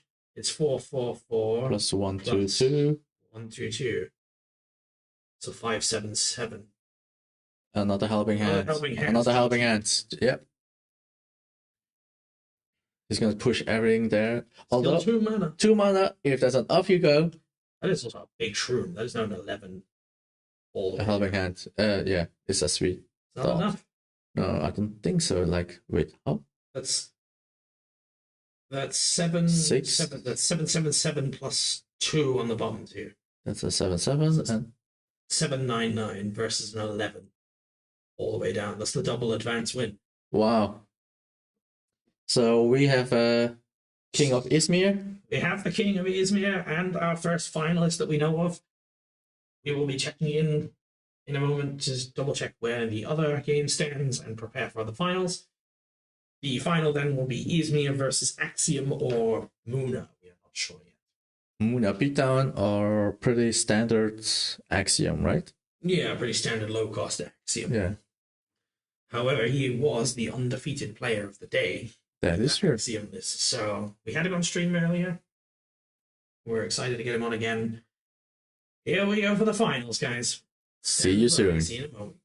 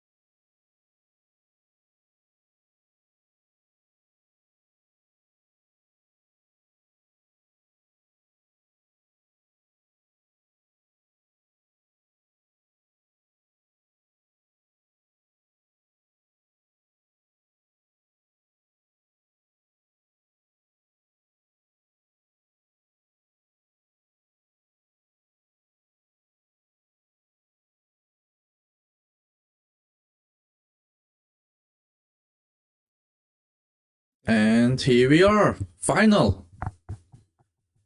One last push. Here we go. Which is going to be with our Verlor and our absolute undefeated Runefall. There was a bit of a situation with this semi-final. That game ended 0-1. Ended 0-1. It ended 0-1. Oh. The reason for this, and he won his first game in his semi-final. Game 2 went to timeout, and even in the bonus day, tied off. So it was declared a tie. Therefore, he won 0-1. Game 3 was not played because the second game was a tie, and had game 2 gone to 1-1, we would have used the win ratio of Swiss. Runefolk undefeated would have walked away from the winner as well. Yeah, okay, makes sense. So speaking of that, the final has been started with putting down the mana. And now that Robin Hood got Iradat is quite noticeable. Ortiz is nowhere to be seen. Ortiz is absolutely nowhere to be seen. Instead, we're getting Axiom tiebreaks and Athena spellcasters, and it's been a messy stream for what's that card do again? The only Ortiz we can see is the Ortiz get that here. So okay. Yeah, they're going at it. That is a good setup for next turn. Double resupply.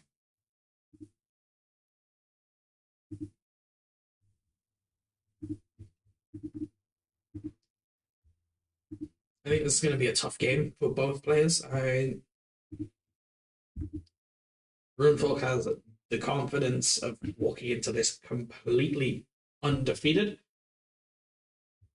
The tie is not a defeat, technically. A tie is technically in Swiss, 1 point in Altered.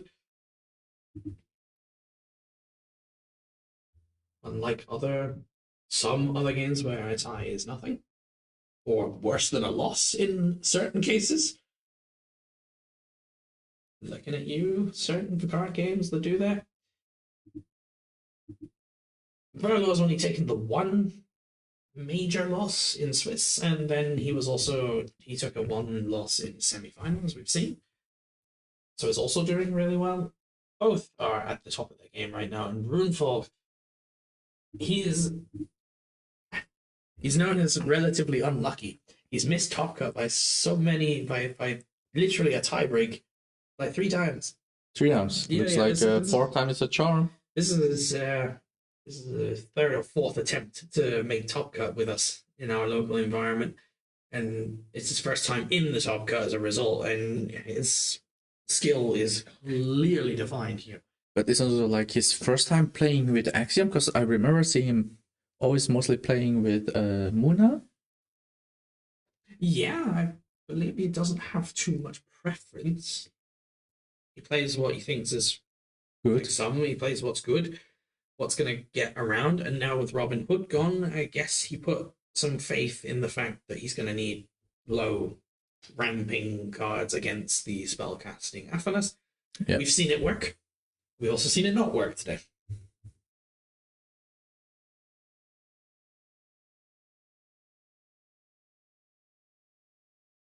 Did the advancement moved correctly? Because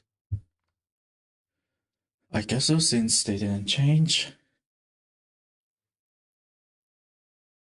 Of course, Runefolk did defeat the Beatstick Muna, who is now, of course, 3rd and 4th, with the Tiger, who also 3rd and 4th, lost in the semifinals in Izmir. So we have Muna and Izmir 3rd and 4th. And we will have Axiom and Izmir as 1st and 2nd. Double Haven. Okay, that's a little bit early. Like, that's a little bit too fast. Falor just put his mana exhaust to say like, I will play a card. Like, there's Haven. A little bit too excited, I guess, with Haven. It's still gonna be double Haven. Yeah. Okay. Falor's gonna point out Trace Dust trigger. Oh my god! So painful. You couldn't ask for more. You couldn't ask for more. That's the dream right there. And the fact that Tooth Fairy's just been played Yeah. means you can't run the problems of that third Haven's coming out. Well, will you gonna come out? Like, you're gonna lose it at the end. You're Yeah, gonna but save it for later. You're still gonna play it at the perfect moment where is it 2 boosts or 1 boost off of the rare? One boost. 1 boost. It's still +3 off everything you play from reserve. Yeah, but for that turn with 2 mana left, if he played, he has no mana left, so that's kind of moot point. For now, it's gonna come in clutch later. Yeah, but you said like it's now, but I would say like it's maybe later. I don't mean specifically now. I mean more to this is something. Yeah, Carlos gonna have to keep in mind. That could be a big power swing of a turn. this is gonna be very strong for Ruin Folk. I'm not going to go out on a limb and say he's won the game off this, but having 2 Havens in play this early, man, oh man, he's got +2 boosts on everything from reserve going forward. Yep. And I don't think Verlo has Landmark. Vanishing Gate, that's the only thing I can think of. Yeah, permanent, I should say. Landmarks is a trial by frost keyword. It could be permanent, so changing to landmarks isn't a relative, but we'll get to that. Yep. And welcome. Sorry, I cannot really pronounce your nickname. X4PX. Welcome. You're right on time to tune in for the finals. That's got nothing. I said it's only Banishing Gate, but it's going to cost 4. So he is stuck with a double Haven in play for the rest of the game. He does have 3 copies of Banishing Gate, but spending the mana to get rid of him is going to put him quite far behind. Yeah.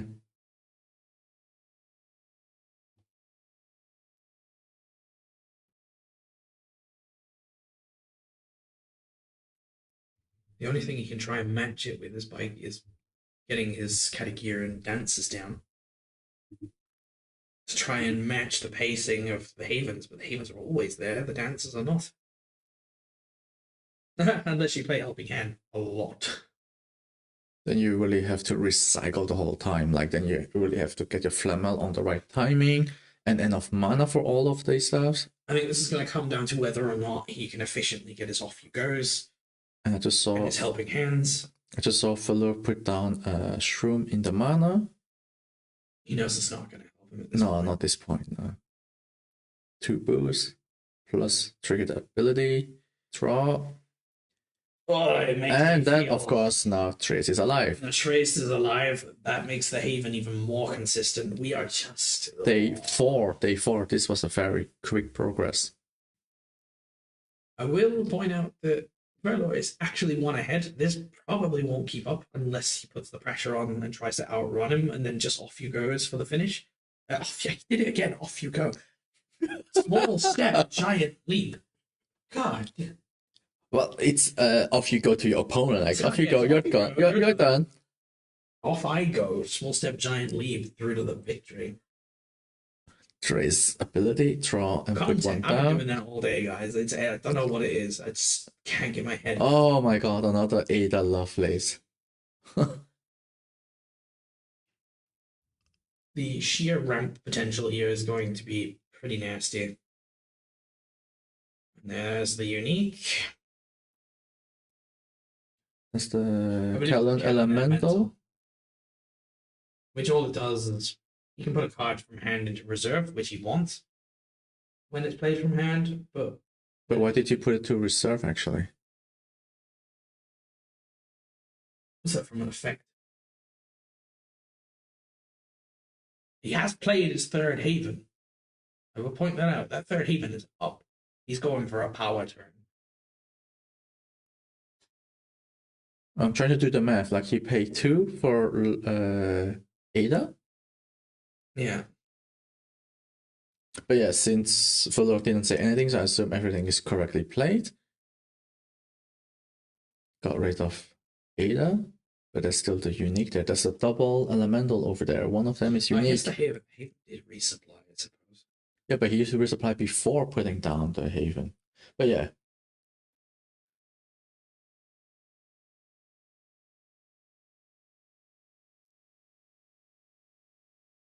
Axiom doesn't really have much in the way of anchoring stuff, does it? So that's going to get +3. That's just going to make him really big. 2 mana, and that's 4. 2 mana for how big that thing? The answer to that is 6/5/3. Oh no, it's a 3 cost. Sorry.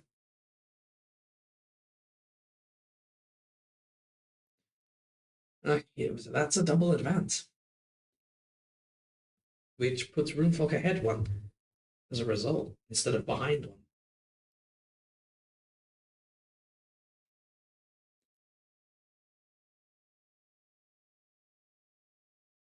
I hate to say it, but that double Haven is really backbreaking.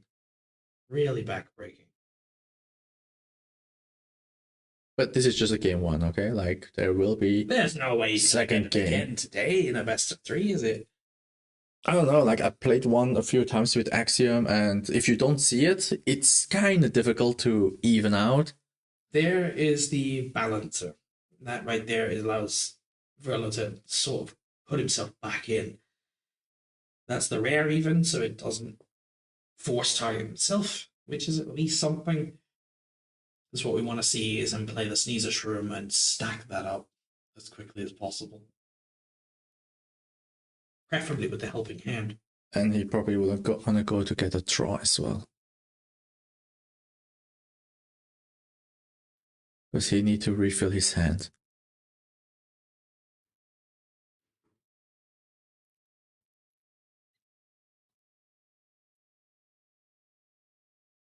Yeah, okay. Tinkerbell. Tinkerbell is going to sabotage Sabotage the that helping game, hand. which is really unfortunate. That's probably thrown the game plan out of whack. But he's still got another Sneezer Shroom.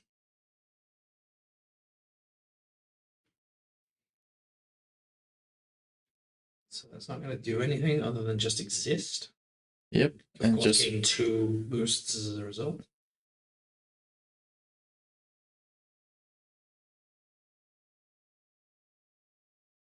Verlor is in trouble. Big trouble.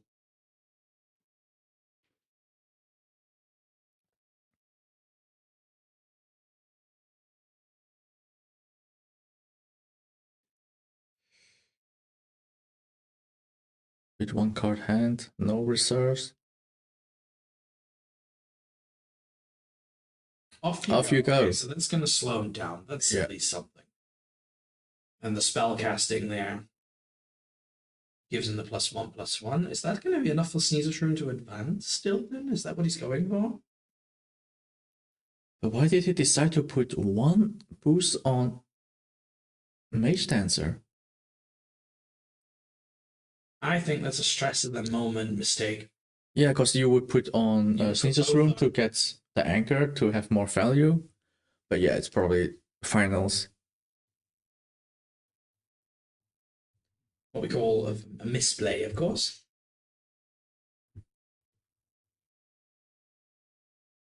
Oh, yeah, then I have to change the adventure.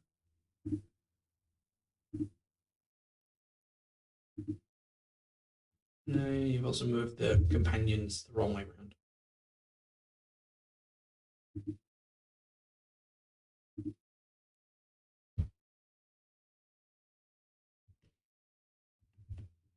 Yeah. Okay, so that's, of course, the go-to. Is that Calendar? Burst.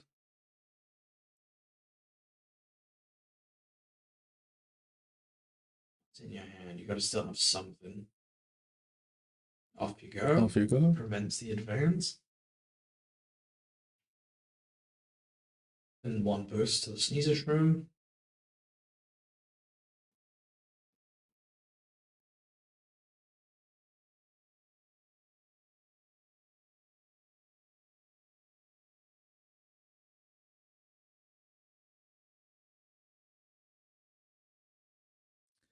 Okay. That's painful to see. He went hard in on fighting the Sneezer Shroom.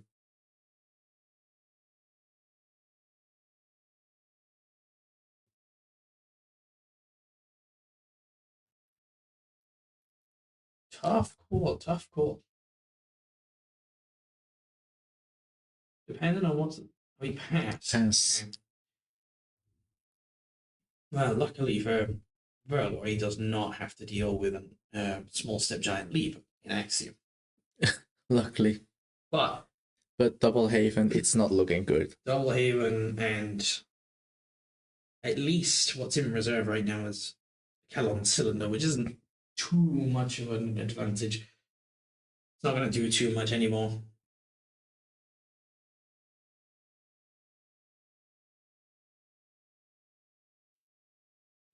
There's the Mage Dancer again. We're running on low supply. Only 2 hand cards left, and I imagine one of them might even be the small step giant leap he was hoping to land.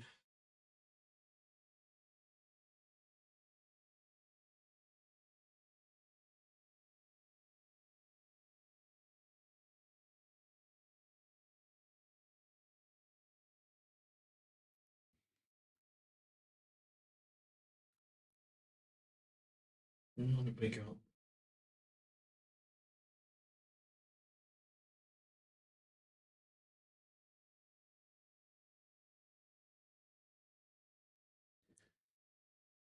Yeah, no surprise playing the field. Mm-hmm. That makes sense. A 3-drop for like almost a 6/6/6. Tooth Fairy Sabotage. He got rid of the Kellon Cylinder, so I assume there was nothing else for targeting because that wasn't too much of use. Yeah. And here's the value of all the low cost in reserve. Vanishing Gate. Yeah, he has to play it on that one. He cannot afford to put it now on the Haven.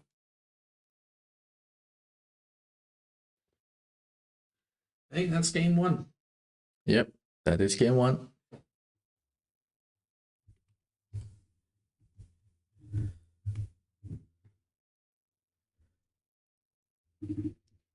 Absolutely beautifully played.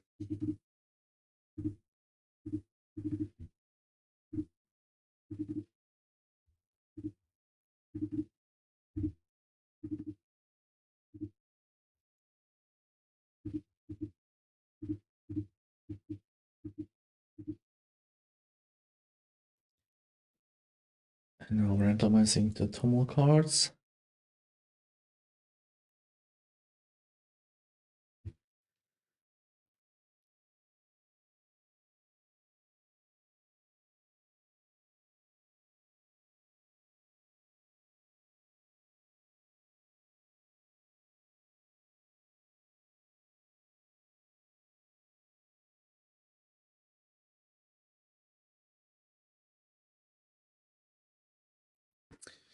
We can't really say that Fuller didn't have a good start, although he did start just right away with the magical training, so that was maybe less optimal, I guess. He did not really start too well, unfortunately. But we've seen Verlo come back from 0-1 before. Let's see if he can repeat the history. Definitely got to be a small confidence blow. Runefall played that entire deck beautifully. The execution was just perfect.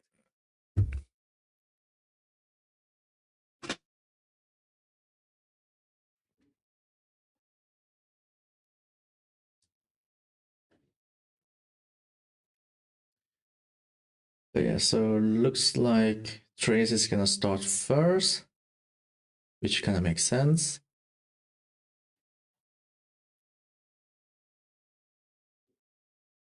Thanks for the follow, Sizer. Appreciate you. Runefall put down 3. He kept a Kellenberg and he has a Haven there. Thank you, Philor.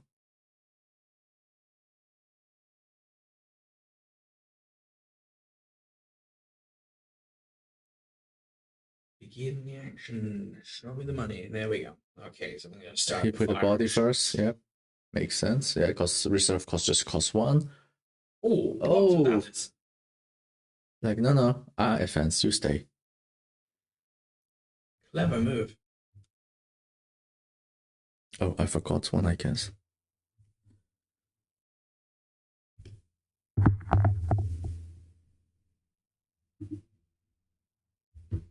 Definitely, definitely. He needs to take every advantage he can get. He's worked that out In early already. game, yes. Early game is very important.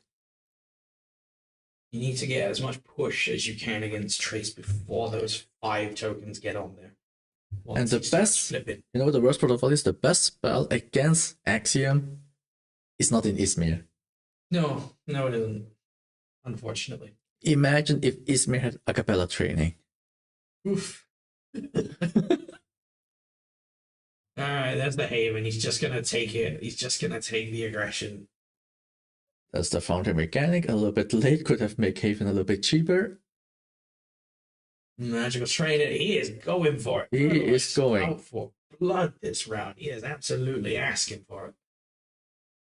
Everything you could possibly want to start with, he's got it. He's blocked. He's going all in. Not taking that first round loss lying down.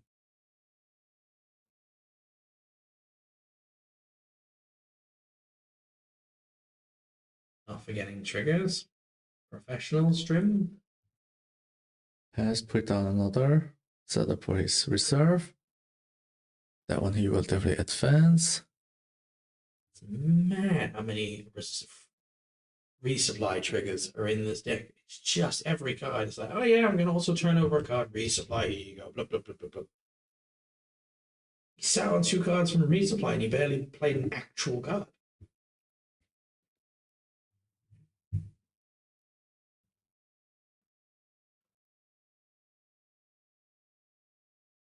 Well, that's the engine of Axiom. What you expect? Like, it's either resupply the whole time, get all the value from resupply on the field, or I create a lot of bugs to annoy you.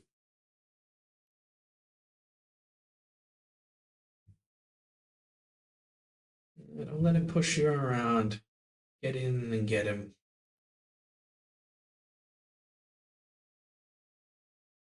Can the undefeated be defeated?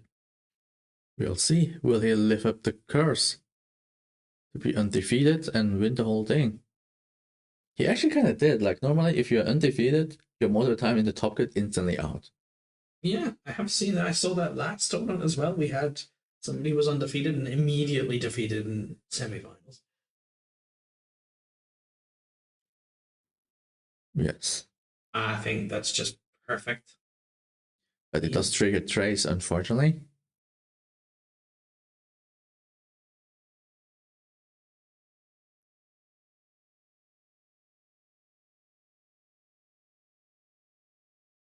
The one boost and it's fleeting. Now, how do you work that round? Magical training boosts Tooth Fairy so he gets that side.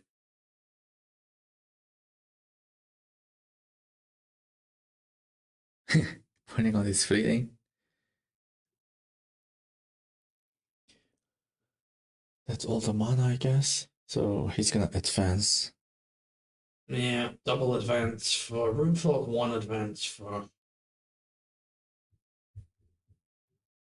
Which puts them neck and neck, and that's not what you want to see for Athanas right now.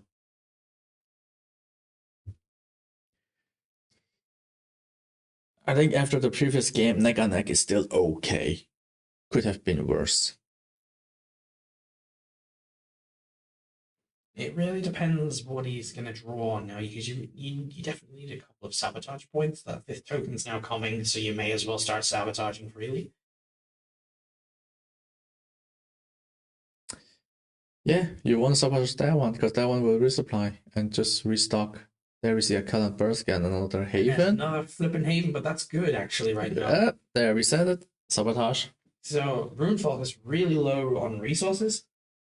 He's now 1 hand card and not much in reserve. And there's an elemental. There's no value from reserve. No. That's the worst flip you can get. This is the push Verlo needs. This is yeah. If Verlo sees this, it's like I have to go for it now.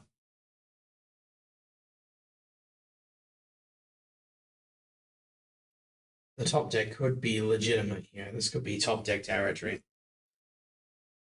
Oh, I don't know if you can consider it like a misplay. I would have maybe gone first with Trace to get a draw, and I would have maybe drawn into the elemental list, and then put down Haven, and then play Haven. Hindsight being 2020 is one of those issues, though. I'm unsure why.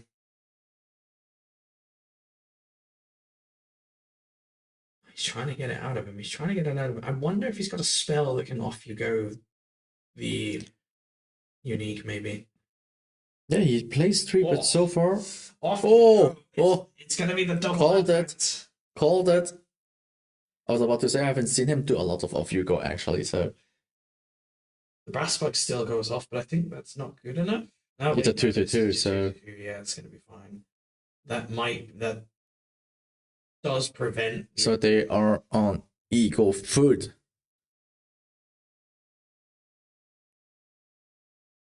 Not sure how equal they really are. That's off to go in reserve. First of all, two fairy in reserve. Banishing gate, 2 banishing gates. One goes One's down. definitely going into mana. That's a kind of gear and dancer there, Mage Dancer. And that third card might be an off you go. Small step, giant leap. And We're gonna we have have a counter where I keep misnaming the card. Runefolk is putting down a mana, so that put him just to 1 card in his hand. So he's just killing that shroom. At some point, it's gonna get a bit desperate, I think.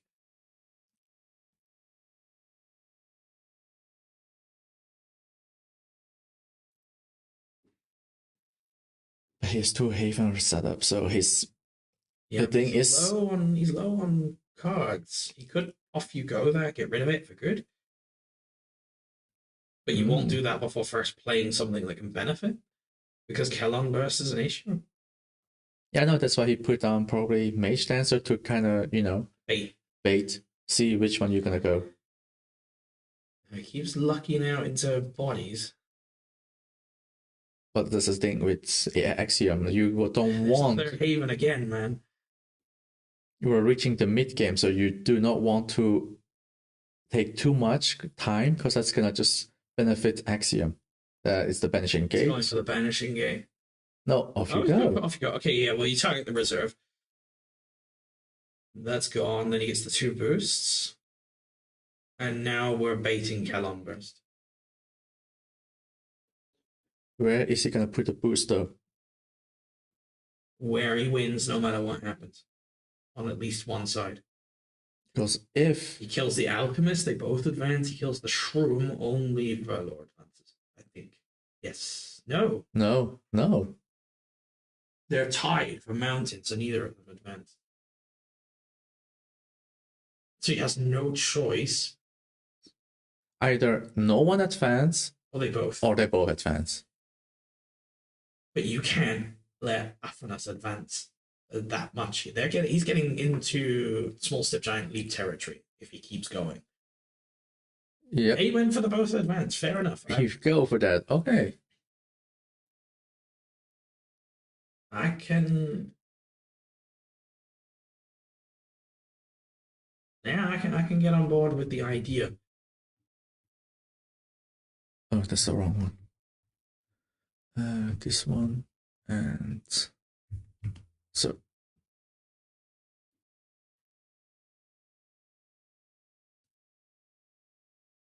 we're now reaching the end game. And sorry, but if I was in Fuller's shoes, I would not want to see that board.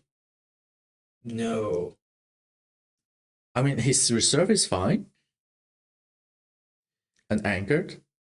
And the Mage Dancer. I think Runefolk has a lot of hand cards left to go. He should be on maybe 2 or 3 hand cards at most at this point. I think 2, and if he put down a mana. And his reserve is Haven, which isn't much. That's a resupply. It's a resupply. It's a resupply. He will play it.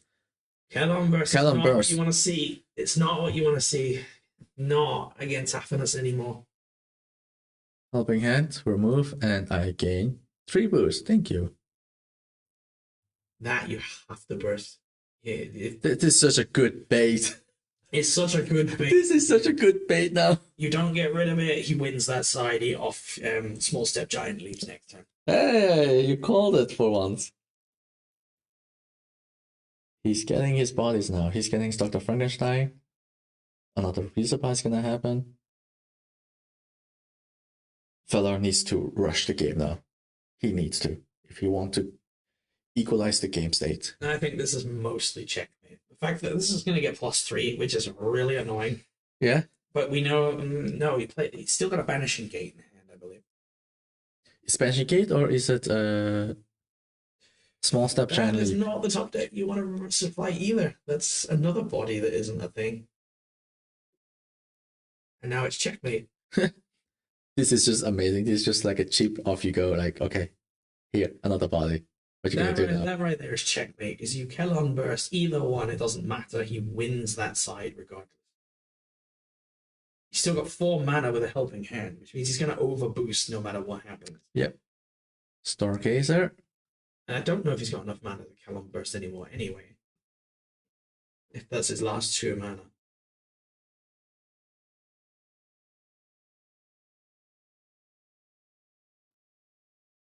Yeah. Remove the fleeting. 3 boost. Where it's gonna divide it to? He gave them both Dancer, which just... He's really baiting it. He's actually going to be punished, but again, he can't pay for the burst anymore. Or is kill on burst 2 in reserve? I don't think... No, it's a 3. It's a 3. It's a 3.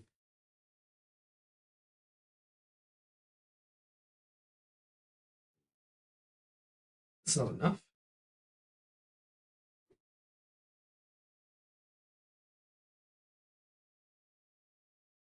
Two.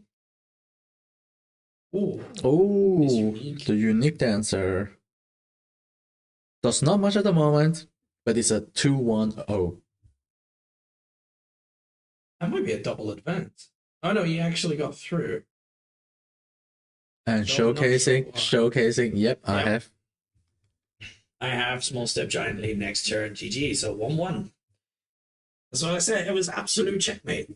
No matter how he read that situation, it was just going to fall into the small step giant lead, which once again claims another victim.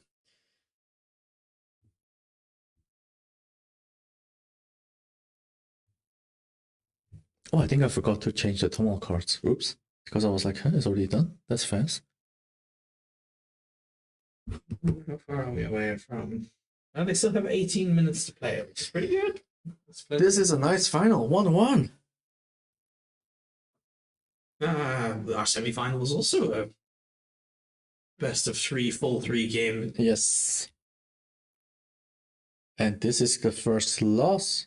Yeah, Runefolk, the undefeated, has taken a loss. But I have to admit, a lot of his resupplies there at the end were just the worst. They were dead draws. It compensates with 3 Haven, to be honest. Which I am finding surprising that he's managed to get in 2 games back to back. Man needs to work on some shuffle technique, maybe. Or he's been lucky till now. Oh no, I saw his semi-final match. Didn't see a Haven at all. Mm.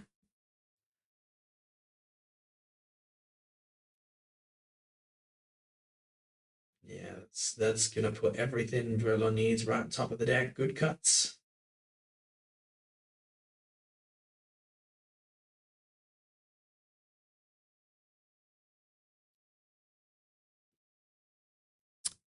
And here we are, the final game of our last adventure Last adventure of 2024.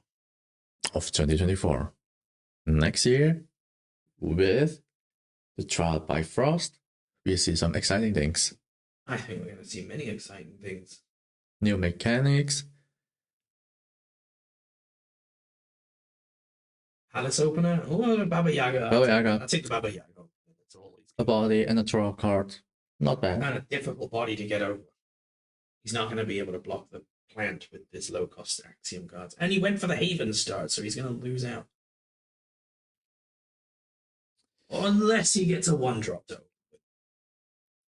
Which has got a good, he's got 1. It is a 1, so yeah. So yeah, they advanced and matched. That was a lucky resupply. Gotta give him that. I know he played the other one from hand. Never mind.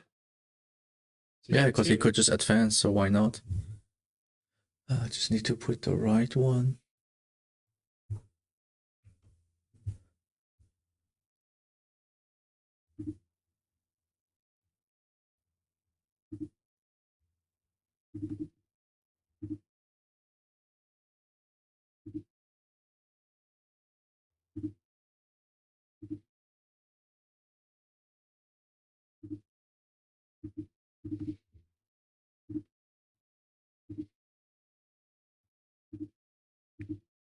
Let's see, is this the one? No, that's not the one. Yeah, it's the one with the. That's it. You just need to flip that one. There we go. So, as expected, he is just going to use his low cost budget easier cards to spread across the field. The strategy still stands after Robin Hood. Low budget, low cost, value. Arguably, magical training, very good. Draw a card, boost. Either Lovelace set up for the next day. He's not going to let you. Helping hand, remove fleeting. Doesn't matter, he just needed to get it in reserve. So, another double advance from either side.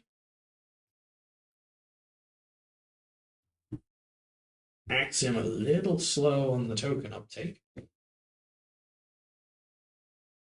Well, it got slowed down with Haven, but I think it's worth to invest like that. Yeah. You don't want to let Trace get to his tokens too quickly either way. You need that time.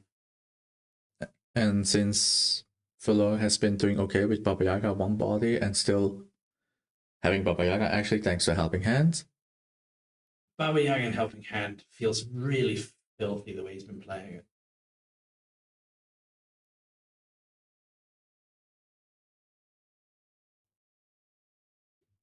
It's just a nuisance. You know he can't do anything about it. Can't invest in the time to get rid of it. Oh my god, that's a pretty setup.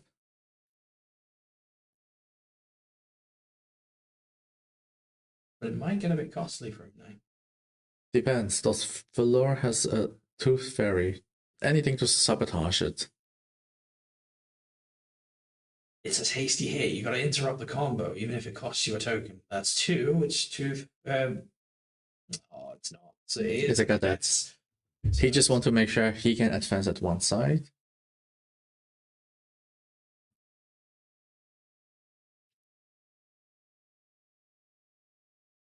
And he's just gonna pass. Interesting.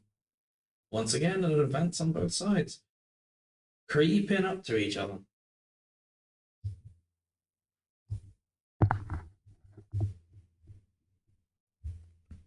Sorry, just accidentally hit the mic.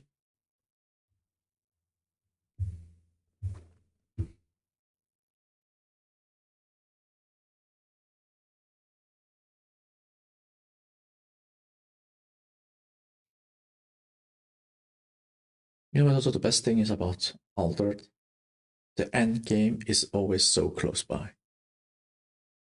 And yet, also very far. Only with certain mirror matches. Tooth Fairy? Tooth Fairy. Sabotage is good. It is, I think, going to bring him up to the 5th counter. Which is no surprise. I'm just surprised he decided to go for Foundry instead of Dr. Frankenstein. Because it's just 1 mana or 2 mana. Pressures of the finals. The undefeated has now taken his first actual loss. Knowing I'm not unbreakable. I am not unbreakable. I have something to be afraid of. Psychologically, you take a loss after being victorious the whole day without end with such consistency, it can make an impact. He's also going to be tired. He's going to be out. He's had a long day.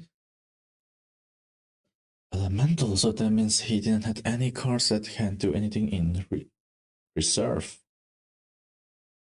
That could be bad. That could be really bad. Really bad in the last game. If Burlow's got what he's needed, he's gonna push. And he's gonna push fast.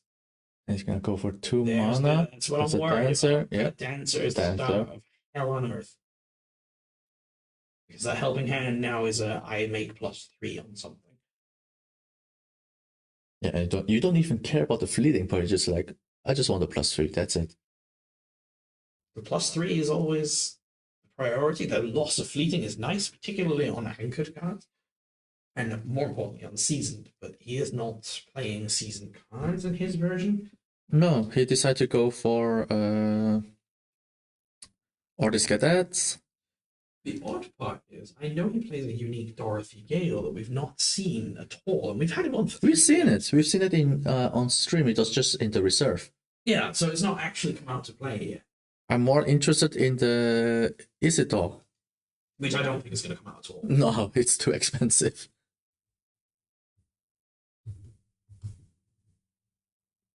Did he get blocked? Apparently.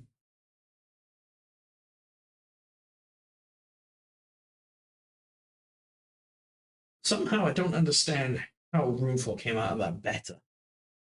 And I was looking at my computer for a moment, checking on the Dorothy Gale unit, and missed the.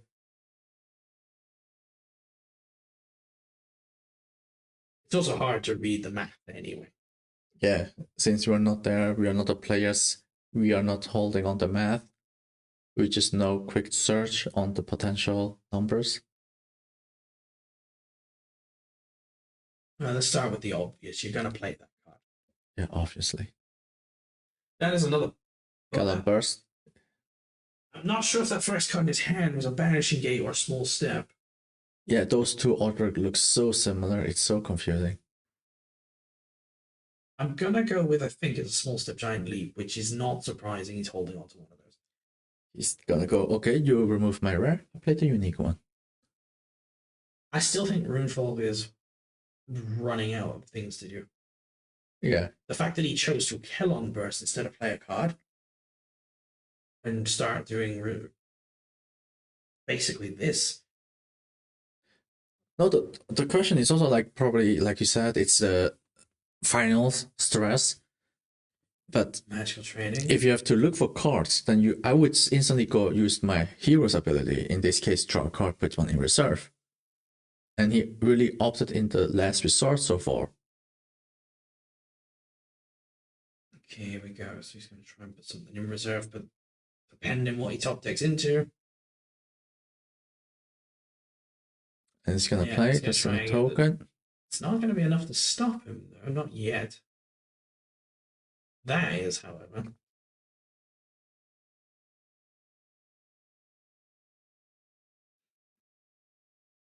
However, Magical Training is just going to come in and do the job and give him another +2.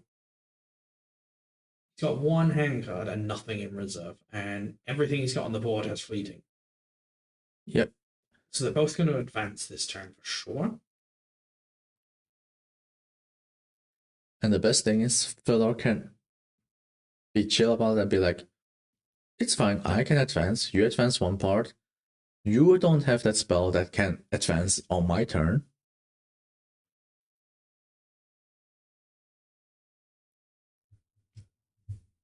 But did he get blocked again? Have I lost my mind? Did he get blocked again? Did he got blocked? Yeah, because he can't fight over plant. And plant is the higher stat, and he has Mountain 1, Ocean 2, 0. So I'm fairly sure he got blocked there.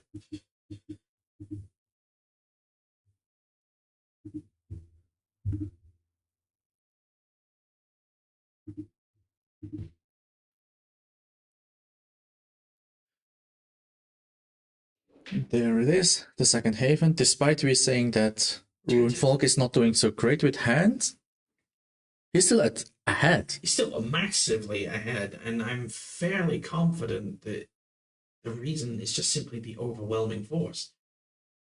He's just barely getting by, but he must be down by now. 1, 2 hand cards. But the reserve is so effective.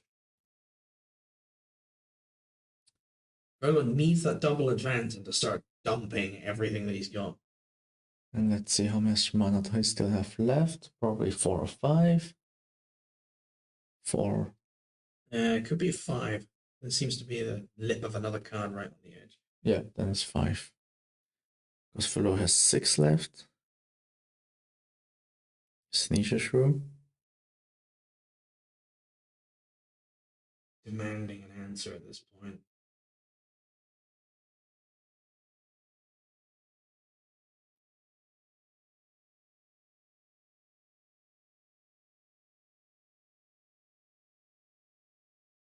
So that's another 2 boost. It's ramping up now with the double havens. Put one again. down and draw.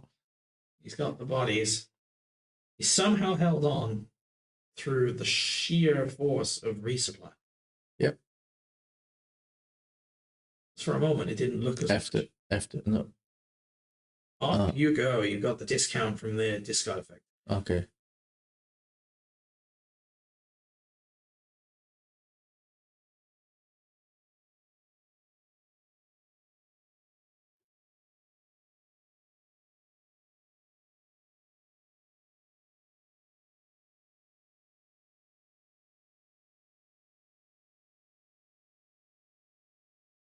Isn't enough mana to cast it again, though.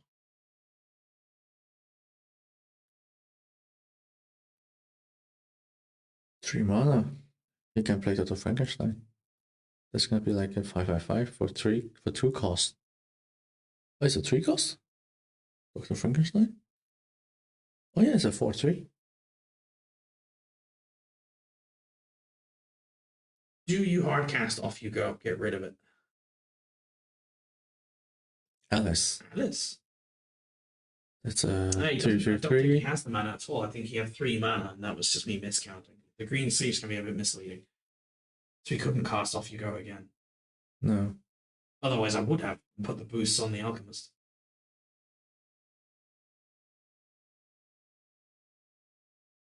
Okay, so they both advance in the same side. Blocked each other on the left.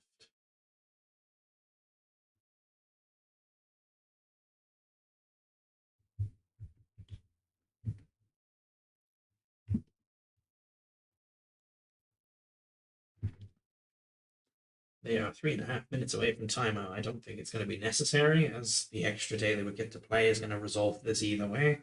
Yeah.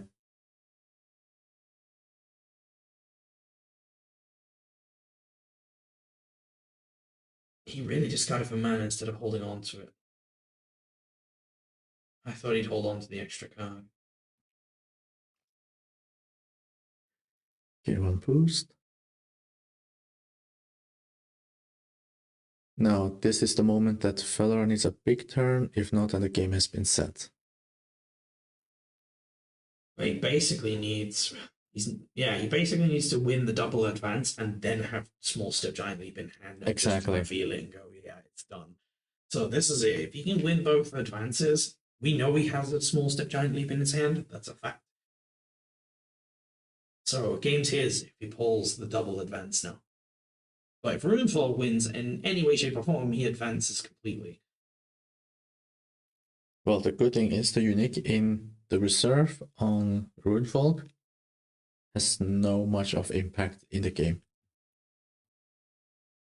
This is pretty much the final turn of the game. There's no doubt about it. So timeout at this point is irrelevant.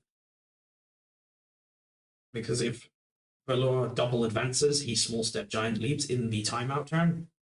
And if Runefolk advances, he wins automatically. By game procedure. By the game's procedure. So timeout is basically irrelevant. This game ends in this turn or the next.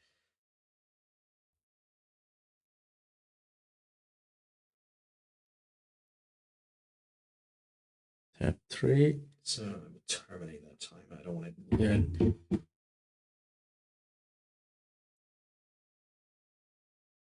Don't need to give them the stress of the timeout either, I guess. He is pressed hard onto that side. The downside is Runefolk has not at the moment. Huh? Oh, he just put on the other side and Feller just said I have nothing there. He didn't. He didn't have any bodies left. I assumed there was a pass, and I was like, okay, it's done. Yeah, but that doesn't make any sense. Who won? Did Runeful pass, and then Verla was like, "Yeah, I can play this," and then Giant leave, boom, or was that GG? No, I think it's like I play the character here, and then Feller's like, I have to pass, I have nothing any left, and that's when the fist bump happened. That's a downside when we don't know what's happening without audio, so we have to confirm with the players what actually happened.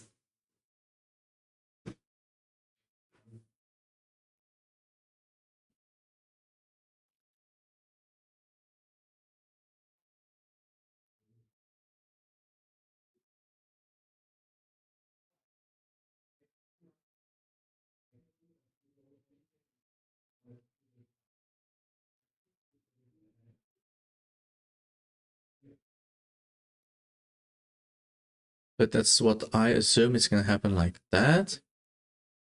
So in that case, that would mean Woodfolk was able to keep his undefeated status.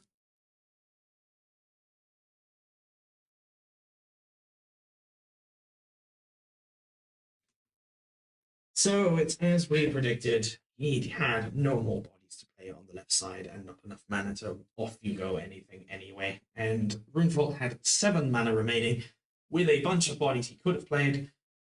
It was at this point just, I yield. You got me. Nonetheless, great finals. Great final. They Great fought on games. right to the end. Runeful having his deserved first place after so many tries at the attempt. Hey, undefeated. And 7-0. undefeated. Because best of 3, so it's the end result that matters. He took a mid-loss win. Verla's going to be proud to be the only one to have socked it to him at least once. Yeah, it's been a good tournament for us. We picked some cracking games. We apologize for round 1. The quality might have been variant, but we fixed it for round 2 and onwards, and should look good on our VODs. Yes. Not so many. This was because we were in the west corner and nowhere, the east corner and nowhere. We had a 17 player pool. It was supposed to be a little higher, but with the trains in the area and the weather didn't. Yeah, we are in the site here that's working on the site, and also keep in mind it's Christmas time season. Correct. People is probably shopping or on vacation, so we are happy to still have 17 players coming up. We're still working on building the community up here, and of course we were commentating instead of playing ourselves. Exactly, because normally we would have been played ourselves. But yeah, in general, I think we had a very good spread of different factions. No, we haven't seen Bravos at all today, or Ortis. We had 4 factions out of the 6 on stream the whole day. Which we apologize for, just there wasn't any Bravos. In the bubble tables, yeah, because in the third and the fourth and fifth, we start looking for the bubble tables, like who could potentially top.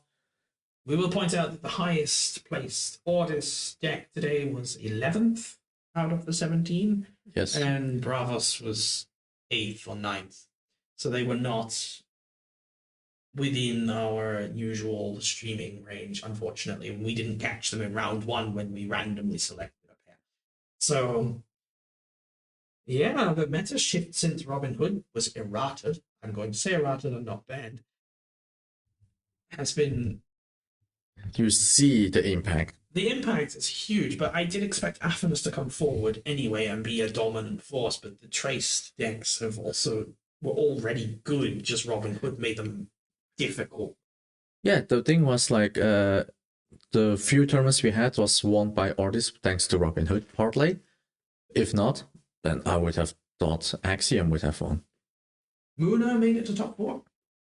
Beatstick Muna, which was a very unusual version of the list. Compared to the other 2. Compared to the Hydrokyna WinCon versions, this one was just play Muna cards and make them very big just through natural effects. And also keep in mind, it was just with 1 unique compared to the other 2 from top 4. It was not. They are fully max out rarity decks. So it performed really well, and it almost got Runeful, unfortunately, as we said. That semi-final was very strange. It went 0-1 due to a tie in round 2, and then by default removal had the game in hand due to time. All right, so let's do the final shout outs. You go first. You've had far more love than I today, so you get the first pick in. Thank you, thank you. Thank you all for joining. This is Tales of Ants. As you can see, we do collabs together with Matt Mindspace. He's on YouTube. And we mostly cover over TCGs like Altered. We also do other TCGs normally, but I think we are mostly shifting now more to Altered, obvious reason, because it's a new Kickstarter. I think it was funded within the 24 hours. Yeah, it was crazy. And this is just tournaments without an organized play program yet. So start next year, end of the January, if I recall correctly, that's the set of Trial by Frost release. And then organized play will be opened and we will see heavy competitive play. So there will be more to come. A road to worlds in France at some point. Exactly. So thank you all for joining. I'll give it over to my co-host. So I'm Max from Matt's Mindspace. As my colleague has told you, I'm from the YouTube side of things. I do YouTube videos. I did take a break. I'm ramping up my videos again. I am completely focused on the Altered side of things for now. There might be some interest in Star Wars later because I did find that in a demo nice, but I am definitely purely right now just Altered content. Mostly deck building stuff and whatever crosses my fancy. There will probably be another video next week, maybe regarding the tournament, focusing on a game I really enjoyed and the deck list I really enjoyed. Keep an eye on our spaces for Trial by Frost content as the next month rolls around. You never know. Yes, and as you can know, the games was also streamed on YouTube. Later will also be cut and put on YouTube as well. But till then, see you next year. See you next year, guys. Or next week, for my case, on YouTube. Or that. See you, guys.